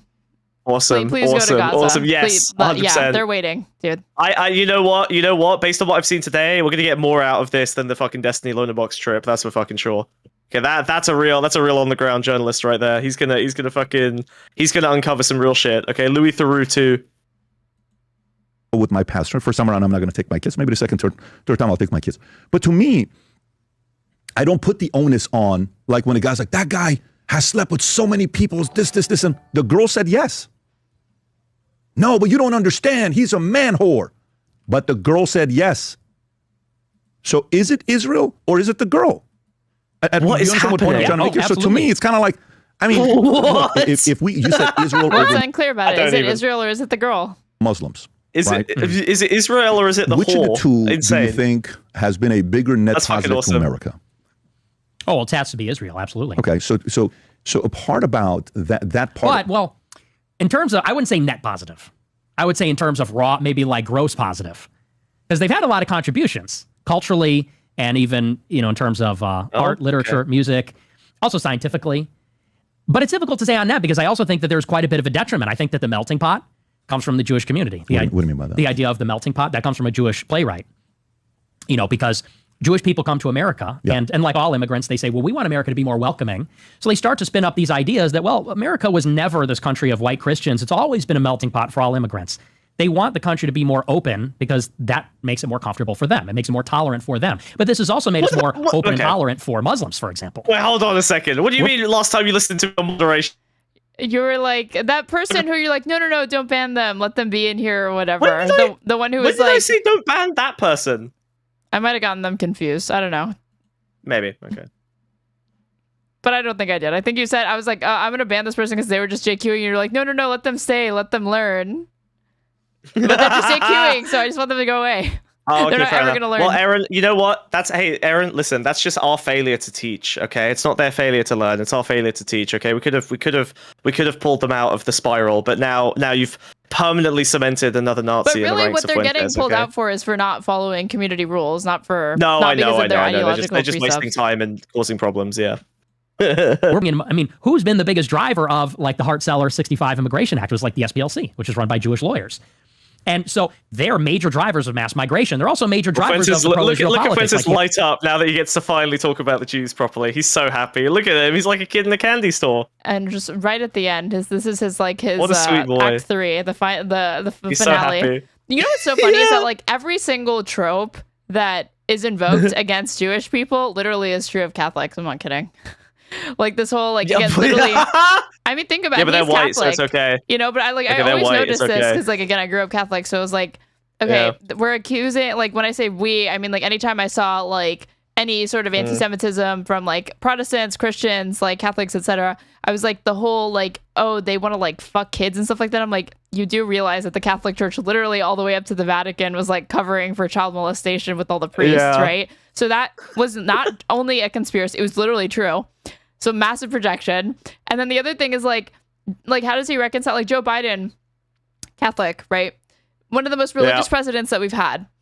He uncritically backed Israel, the entire genocide from like October 7th going forward. And no, he's not a Christian Zionist in the way that like Bush is, because that is rooted in like Protestantism and the rapture and all of that. It's obviously not the case with Biden. It's more of like this like realist argument, but nonetheless, it was a Catholic at the helm that was uncritically backing Israel. So just all of those sorts of things that I was like everything that like Fuentes is talking about. This is the line. What? This is the line. If you ever debate Fuentes, that's the line of argument. That's really fun. No, you. Well, it's so crazy Catholics, to me that more people don't. It's very funny. Don't notice it, because if you use the same mode of analysis that like, oh, who's been in charge or whatever, it's like, you know, like Catholics are a minority and yet they're overrepresented in Congress and like the Supreme Court and stuff like that as well. Like you can find those sorts of like they are like in governments, like you can find that, even though again Catholics are a minority. There's not many Catholics in this country, so yeah, like just stupid to me to only apply it to like Jewish people. Iraq War. It was many Jewish journalists. Not stupid, like obviously stupid, but I'm saying like it's crazy to me that it like gets applied to Jewish people and it actually lands with people, even though I'm like, you have glaring examples where this happened and you don't see this sort of conspiracism surrounding Catholics. Well, I mean, they view America as you know, Catholic, right? Like it's a white Anglo-Christian. That's the thing, you know, though. I know it's not. I know like, America is Protestant, yeah, like fundamentally. We've had two Catholic presidents. It was Joe Biden, and then we also had JFK. And JFK had to deal with anti-Catholic bias because what do they say? You're controlled by the Vatican because these people just take orders from the Pope, right? And like, so again, like the thing that they're saying, like, oh, that, like, you know, Jews are controlling everything or whatever. You could also pull that out with like, well, Catholics, a lot of Catholics obviously care about the fucking what the Vatican says. Yeah. Like, you know, it's not as like a lot of Protestantism or whatever. Like, so much scripture is left up to individual interpretation. God, you're gonna make me start asking the CQ. You're actually question. You're converting me. Yeah, this is great. And so like that's what it is, like the dual loyalty trope. I'm like, you think like they applied the dual loyalty trope to JFK because they thought he was taking orders from the Pope. So pundits and advocates. Sure. So a point being is like when you calculate on net. And I agree with you. Like, I think there are a lot of people that are critical of Israel that are reluctant to acknowledge the good that Jews do. And I think the Jews they're brilliant. Many of them are brilliant. So also J.D. Vance is a Catholic. FYI, he is a converted Catholic, and he is very, very, he's like pro-Zionist. He's a massive Zionist. So, and like he's getting up there and being deceptive and LARPing because he's at this like Charlie Kirk memorial thing. And like, I don't think people realize that he's Catholic. I think that they believe that he is I must actually think that he's like Protestant, you know, because Erica Kirk was doing the same thing. Erica Kirk is Catholic. She's not actually evangelical like her husband was. What? Yeah. What? Erica Kirk is Catholic? Pence is a Catholic as well. Like, this is what I mean when I'm saying like the overrepresentation. Like, I mean, hold on, let's check the Wikipedia early life Wikipedia gang. Catholic, which we're answering the CQ on Erica Kirk. Check early life. Yeah. No, she is. Yeah. I checked this the other day. Wait, you don't know the early life Wikipedia meme? No. Oh, it's a Nazi thing. They love saying check the early life, and it's like it's how you find like out, they grew up in a Jewish family or whatever. Yeah. Exactly. Well, yeah. She was raised in a Catholic early life. family. There it is. Catholic. There it is. CQ answered.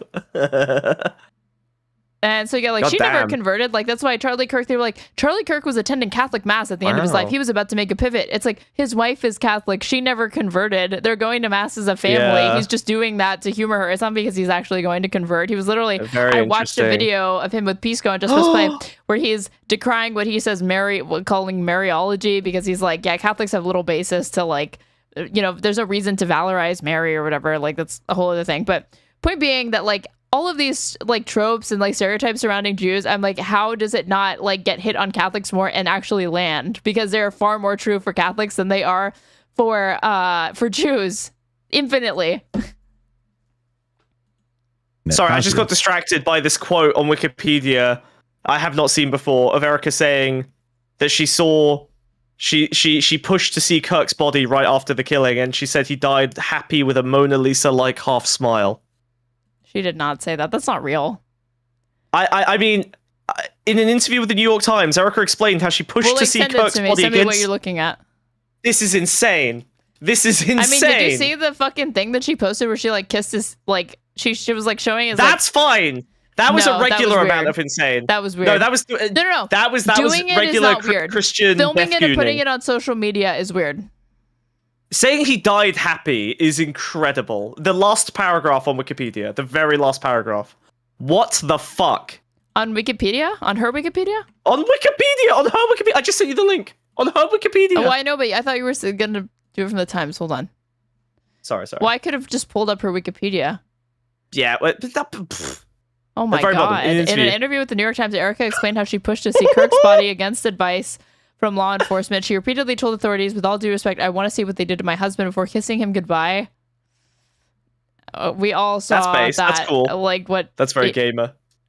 Okay. No, this was at the time. I know, but like moments after he got shot. She kissed him goodbye. I'm assuming on his face, which was mangled from the wound. Like that's the fine. Like, I think that's warrior. That's warrior shit. That's okay. But we're not warriors. We're bugmen in 2025. There's no like doing this. I'm is not so a weird. bugman. Well, actually, You're literally a bugman. Okay, fine. All right. Well, yeah. You know, if you got me, you got me. You don't have to do a fucking victory lap. All right. I get it. Yeah. She fine. said the thing about the smile at the memorial event. I guess I memory hold that, or I didn't hear it. She said he looked like he died happy with a Mona Lisa like half smile. That's awesome. He died happy. That like, if that's true, it's like I can only imagine Charlie Kirk was like his last shuddering breath was just, I win. I win the debate. Because the guy was literally talking about violence, right? He was literally talking about gang violence, and then he gets shot in the neck. He won the debate. That was one of the biggest L's the Liberals ever taken in a debate with Charlie Kirk. He's defending violence on the left, and then Charlie Kirk gets shot. Kirk won the debate. He won. He died a winner. No. He was smiling. He was smiling. He died winning like the I'm biggest sorry. Cope. No. That's an auto. That's an auto win. No. That's an auto-rhetorical win. You get shot in the neck while saying the other side is too violent. That's an auto win. You just win for free. That's win by default. How is it not? Because he was literally saying no. Because you don't you remember his last words? His last words were he was literally doing dog whistling. I'm talking about what related the liberal to gang violence. He said like the question was like how many trans people do shootings or something like that, or like how many mass shootings are there in the United States? Oh, it's like how many mass shootings are there in the United States? And he said counting or not counting gang violence, and then he was fucking murked. Yeah. And well, then but the liberal. Him? It wasn't a black guy. It wasn't a Muslim. It wasn't a gay person. It wasn't a trans person. It was literally Antifa terrorist gang. Nope. They found no connections to a left wing. Yeah, group. I know. So, Sorry, I'm like joking. this guy was literally his undoing, even though he spent all of Nihilistic. this time fear-mongering about the women, the blacks, the immigrants, the gays, the Jews. Yeah, like, right. who was it that actually killed him? It was like a white, like Christian, like either Christian or Mormon, or he was raised in that sort of household. Cisgender, straight raised dude. Mormon, yeah. I'm talking jobs, economy. How often you hear about crime, what they do. Like if you have a choice between living in a city in Minnesota, Dearborn, and living in, I don't know what's the biggest city. What's the city that Boca Raton, let's just say, right? If you have a choice between raising your family, between Dearborn and Boca Raton, where do you choose? Boca Raton, Okay, of course, so the point is like, they go to a place. And by the way, to me, if that was Muslims, guess what? I would say Muslims. But statistically, wherever they live, it's safer, things are nicer, things get better. I agree. And that is one part to measure where they're at. Now, do I see them overly aggressive? Do I see them the type that are going to use politicians and buy them like Marjorie Taylor Greene and other people are saying? 100%. Do I see them, they're going to be there in everyone's DM and email saying, hey, you know, we'd love to support you. We'd love to bring you to Israel and, you know, doing all that stuff? It's obvious. I'm seeing it myself, okay? Do I look at that and shame them and say, oh, you shame on? I look at that and say, no, I wish Armenians would do that. I've never gotten an invitation from Prime Minister of Armenia. He should probably send me an invite to go there, right? It's You know not his a bad name? idea to come and show the country. I'm Armenian. I'm a Syrian. Prime Minister of Armenia. Well, no, I'm just, I don't know why, I wonder why he's not saying the name. Oh, Syrians don't have a country. It's probably a good idea. You don't see that. You wish others would do that. So for me, as much as when I go into that, by the way, I'll give you one other side that, you know, Israel's going to be like, yeah. This other side to me is I actually do believe they leverage Mossad to get intel. I actually do believe they use blackmail. I actually do believe they do that. So, you know, so, oh, there's nothing going on with Epstein. No. Michael Wolff did a podcast with him 2 months ago. And when he was at Epstein's house, the 100 hours of recording that he has with him, I said, how many times was Ehud Barak there? Am I saying his name correctly or Barak? Ehud Barak. He said he was there many times. He saw Bill Gates there many times. Why would the former prime minister visit the guy 30-something times? Just because the conversation is great? That's a little bit suspect, right? So to me, I'll go there. But I'll go the other one. So what? Are you actually Jesus, surprised? okay, well. Again, you already said at the No, I'm beginning that not. like it's PBD I know, I and he's had it like right. this is conspiracy central. Oh, man. Only PPD could, like, throw away this win. This is incredible. Yeah, PBD thought Jesus. that the Nazi film propaganda was really yeah. He literally has said before Gross. that like Bibi learned how to control the media and Jews in general from Nazis. I'm not kidding. Okay, all right. Well, I'm trying to do, like if you're wondering what my role is here, okay? My role is I want to continue talking to you. I want us to do many of these together as we go through whatever journey we go through in the next 5, 10, 15, 20 years. And I'd like you to be around 60 years from now to see whatever you want to do. And let's see what your ideas are going to land and what they're going to go through. I'm sure as Look, we all this is- age, he's some of them little get better, again, some of them though. get sharper. Maybe this used to be number 1 to us at 26. Maybe it's going to be number 6 when we're 46. Maybe this used to be number 11 when we're 26. Now it's number 2 when we're 52. Who knows? Life changes. You evolve, right? You're just watching Trump in the last 10 years change. He's not the same. Just the way he does his speaking. I was watching him speak yesterday. And the way I he's wonder doing if press Fuentes conferences, is a very realizing that different if he guy. pretends that he's being mentored by PBD, he's going to get access to insane clout. I know. Right? If I was Fuentes, I would be bowing and scraping in the background, and I would be thanking him for all the advice and thanking him for like helping me through, an emotionally tumultuous history. And I need to talk to you more about this. You've been so helpful. Like, it's so And the clear that fact PPD he, wants to mentor hated him. Kirk, all of it's in the past now because of his reaction to his death. So all is forgiven. Yeah. Oh my God! Fuck! Where If he's at. Fuentes is smart, if he's smart enough, he'll do it. He'll be simping for PBD. He needs to latch on to guys like this. That's his best. It's always like the most valuable rocket fuel he ever gets in growth is when he like latches on to someone like a Kanye or a Trump or this guy. So connected. So and it's not like he's tired and he's not They're working. all You said him and connected. Charlie Kirk, or Protestant, workers thing that they have. It's not that. I just see his going through it himself. I would like people on both sides to not be like, oh my God, he just had Nick Fuentes on. That's it. No, you don't control me. I want to talk to you. Oh my God, he brought Cuomo and he did this. Dude, Cuomo, we orchestrated a conversation with him and Dave Smith. It was great.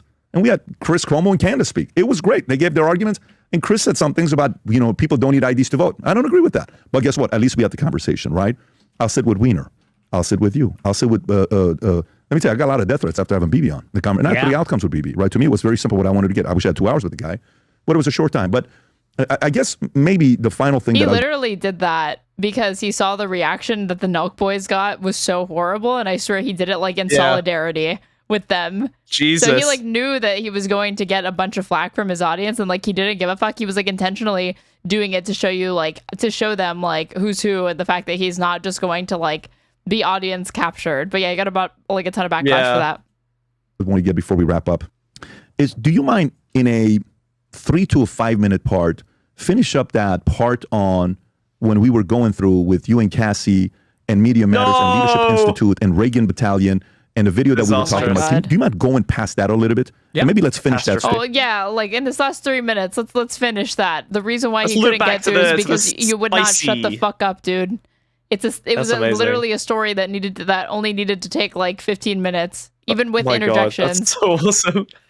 I love PBD. I love how isn't he so gracious, like giving his guests 3 minutes to finish their story at the very end? That's so awesome. Story, and then we'll wrap up the podcast. Sure. So yeah, then I went to Charlottesville, and just for context, no, this sucks. It's just out of nowhere. It's so disconnected. Now you have to like speed run this. Event. I got there actually the next day. And by the time I got to the actual thing, they had already shut it down. This is the ending of the podcast? This guy has no understanding of narrative arcs. Holy fuck. PBD just wants to pin him down on being gay. I don't know. I think he just wants to pin him down. Not blamed for being there, even though technically I wasn't even really there. But so I went there. Because of that, I got fired from RSBN. They let me go after that. That's when I started doing my show independently. And, kind of the rest was history. But I started doing it independently. Oh. And I guess the next big saga was my interaction with Charlie Kirk, which is where my followers were going to his events. This was in autumn 2019. And they were asking him, why are you Israel first? And why do you support mass legal migration? And why are you so tolerant towards some of the like LGBT stuff? He's very gay at that. Again, just like has to disconnected, completely disconnected story. Yeah, like literally, we're finishing a story that was like about an hour ago. He like interrupted him to go on a tangent. And other things, the ending of this is going to be a half-finished story. Speed run to the lot. It's incredible. PBD may be the greatest interviewer of our time. The most experimental. This is like an absurdist approach to media. This is never before seen. Fucking. Again, we will have spent more time on like the map of consciousness than actually like letting Fuentes just finish this. Oh my god, this is the first Dadaist podcast. Really where I put myself on the map, which was with the Groper War, where we were kind of challenging and pushing back on him. And ever since then, I guess I've been the kind of underground counterweight to these more establishment GOP people. And it's sort of interesting over the years how this has evolved, my relationship with Trump, with Charlie Kirk. These are kind of the standard bearers of conservatism in this day and age. And I guess I'm just the story of the congenital, like the archetypal young white male of the Trump era, the young white male, extremely online, very political, disaffected, disillusioned, that has just kind of been following all these things to their reasonable conclusion. And it's interesting how that's changed over 10 years. I mean, it's been such a long time I've done it, but yeah, that was sort of kind of the next part in that saga. But as you know, it's a very long story. So yes, it is, and I see a bunch of stuff going on with you guys. All the names, everybody going back up. Watch the clips. We react to some of them here on the podcast. If you see us when we react to them, you're always making noise. So you're we have to react to your sense of humor is, let me tell you, you have that sense of humor and the wit. It's a secret weapon, because you can have all the brains you want. You can be I just realized there's a Groper or a Nazi in chat. Shut up, dickhead. Don't be a coward and answer. That was in response to me like dodging a question or whatever about who had more control, Jews or Muslims. And then they put Hollywood question mark, and then they put who runs Hollywood, Federal Reserve, AIPAC, who are the neocons. It's not Catholic. But this is what caught my eye. Shut up, you snail fuck. And then I was like, who is this? Oh, he got mad that I said that he wanted to pin Fuentes. He got mad about the gay thing. Yeah, Love okay, that. awesome. Love that. Nice. Hey, listen, I'm a bigger Fuentes fan than you, okay? All right, I know his real history, okay? I know what he really loves in his heart of hearts. Sorry, he missed that, because I have it set so, like, if I ban you in Twitch chat, you can't even view my stream. It instantly goes to, like, a black screen and, like, throws you to a different one. He'll never hear me out. I mean, if he goes to YouTube, he'll know. Yeah. Very good communicator. But if you don't have that funny sense of humor side, that is a secret weapon that can't be taught. You can go take all the Udemy classes. You can go to Harvard, Yale. You can go to whatever courses you want to go to. My God. What is he talking about? Udemy is like what the fucking midwit businessmen like tell you to go do to like upskill. It's like learning how to make a website and shit. Oh, holy fuck, Udemy. You can take all the Udemy courses you want. It's like how you learn how to edit. Like the Sneeko creativity kit or whatever. Oh my God. Yeah, Udemy is like slightly more legit, but it's basically just like bullshit e-learning. That's so funny. I Constitution. can't believe every word Drop shipping. I'm getting triggered. Like, you need to learn how to drop ship, dude. better than anybody. The Federalist paper can recite it, the Bible, all of it. You don't have a sense of humor? And you're sarcastic, you're a troll, you got all of that. Udemy's decent. I mean, it's just funny that he's mentioning Udemy. Like, it's got some. There are some courses. Sure, you can learn some programming or whatever the fuck, but the point is just that it's kind of e-learning slop. I would probably deny that the sky was blue if PBD started saying it was, you guys. Just as like instinctively. It's funny. The reason I got triggered is because I've heard so many fucking corpo guys just go, oh yeah, just take a Udemy course and you'll be able to do it. Like, they'll just throw people at this platform that supposedly has all of human knowledge in it, and you're just like, oh, you don't have to do that part of your job. Just take a Udemy course, it's fine, I'll give you $30 or whatever. It's very funny. Like, it's just a very dismissive way to get someone to do something that they're not qualified to do. Absolutely filled with stolen YouTube tutorial playlists. True. Nick, it's just them remaking Indian tech tutorials with a white face. That's Udemy's entire project. Sarcastic, you're a troll, you got all of that. So it's great for camera. Yes. But Nick, I really appreciate you coming out. I got respect for you that you paid for it yourself. Allow me to pay for you next time if you come out. You don't have to worry about the driving. Let us at least take care of your flight. But I look forward to many more conversations that we have together. This was actually... when people say, what do you think is going to happen? I think we're going to have a great conversation. He likes driving. That's one of his things. He likes driving around alone at night. That's like one of his hobbies. He likes to be the guy from Drive. He's a Ryan Gosling stan. Conversation. I'm glad to hear it. Anytime. That's real. I'm not joking. Anytime. That's all very real. And I think you are on Manek, right? I think you are on Manek. That's all where people can ask you questions if I'm not mistaken. I think we're going to set it up now. Okay. Oh, God. Okay, so, like, I guess it must have been one of, like, PBD's like toadies who like got him hooked up with the Manek shit because he doesn't even know if he's on it yet. I'm not there yet though. Fantastic. Wow. All right, so guys, we're gonna put his contact information below to get a hold of him. Having said that, take care, everybody. Bye. Hi, I'm Nick Fuentes. If you want to text me or call me or ask me a question, you can find me on This is the worst aura ending ever. That was psychotic. Wow. Okay, well, he's been diminished. Oh my God. What was the reaction to this? Okay, I can't even read that. N-words. Awesome. I admire how Nick never interrupts. He listens carefully, then answers. All White the folks, don't be ashamed to say you'd rather be with someone white. Other nationalities do the same thing. Okay, a nationality is different than a race. I'm a black man and I prefer being with a black woman. I want my kids to have the same skin color as me and grow up fully in my culture. That's not racist. Yeah, because there's a huge difference between a black person that's raised in the Chicago suburbs and a white person raised in the Chicago suburbs. That's not racist. Don't let people tell you otherwise. It's just lower priority racism. We're dealing with the scary ones. As far as the culture you're being steeped in, if you're going to the same schools and have the same economic background, and the same religion, like, give me a break.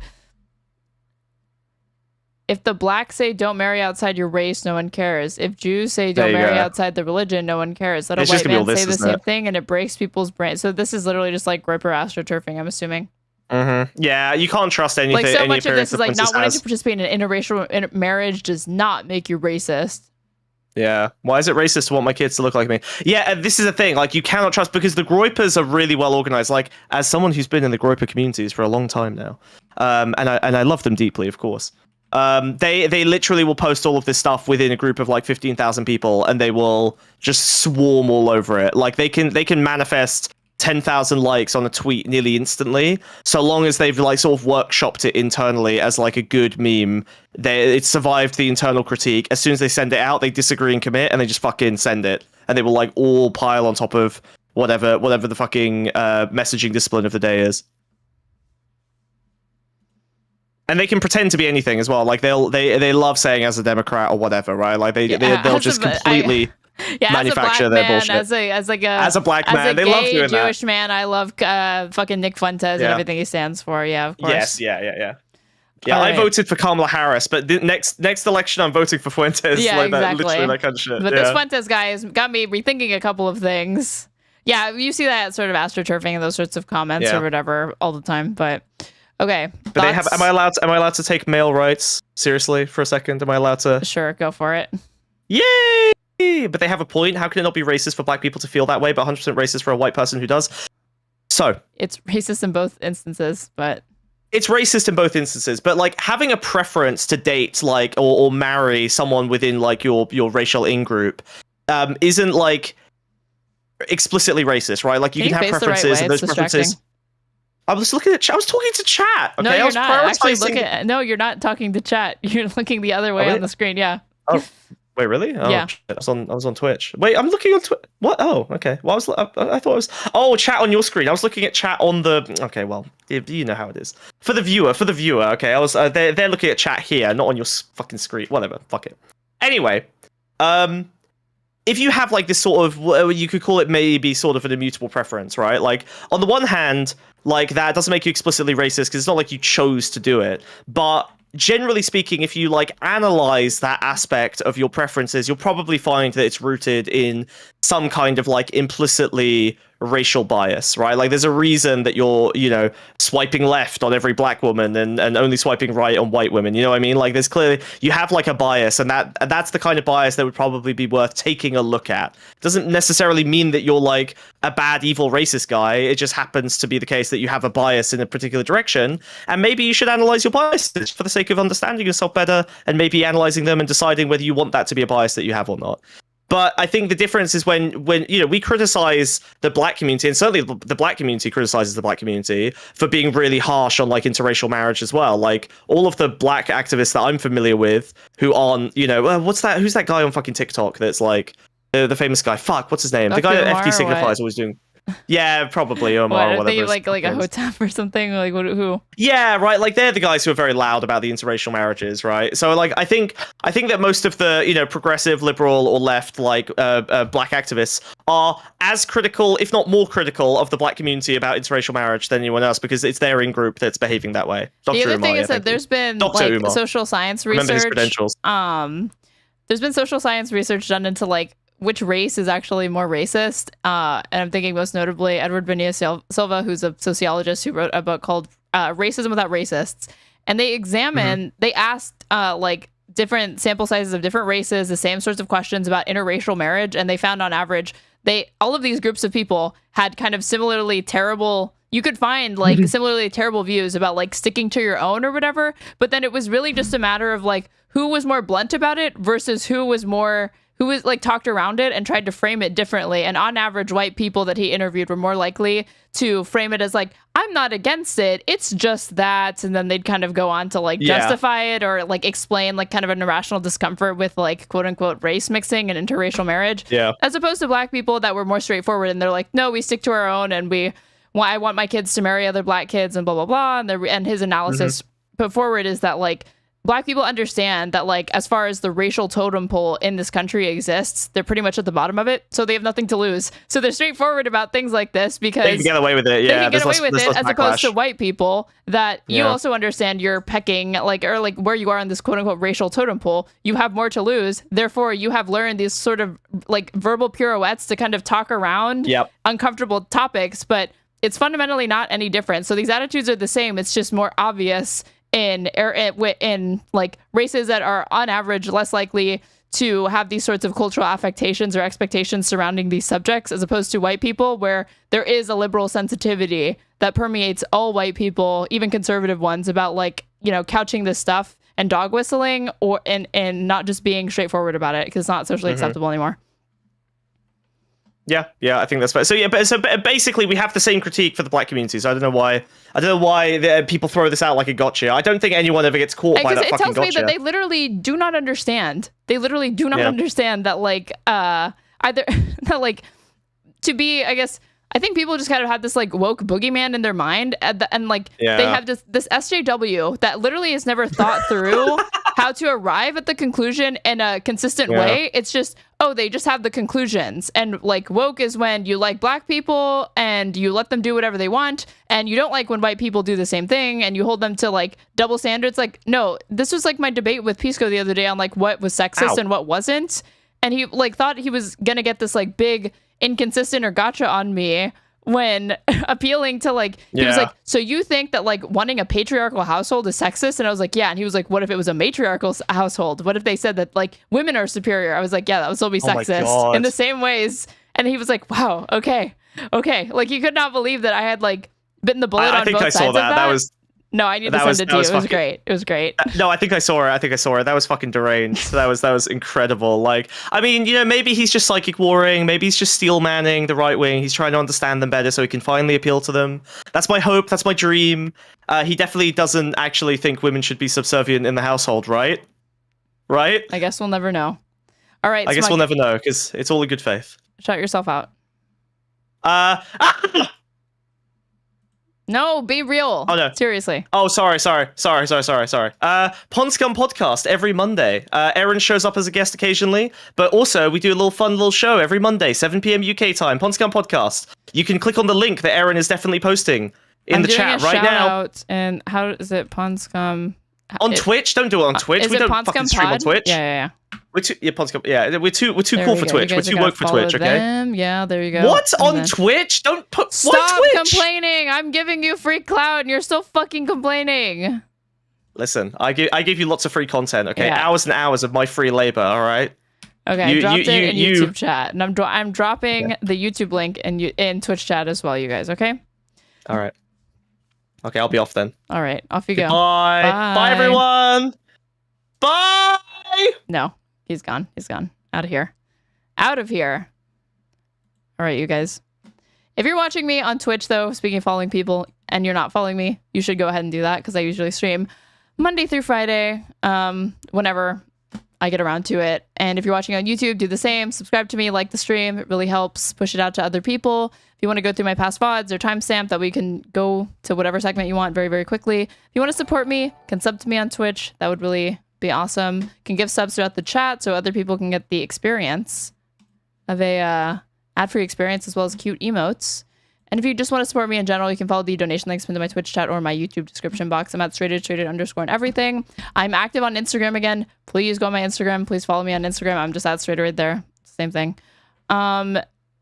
Yeah, so YouTube is heading to Pisco, I think, because he's debating Prime or something like that. And Twitch is heading to Prime Kai. Was Kamala Harris a disaster? Oh boy, special debate going on.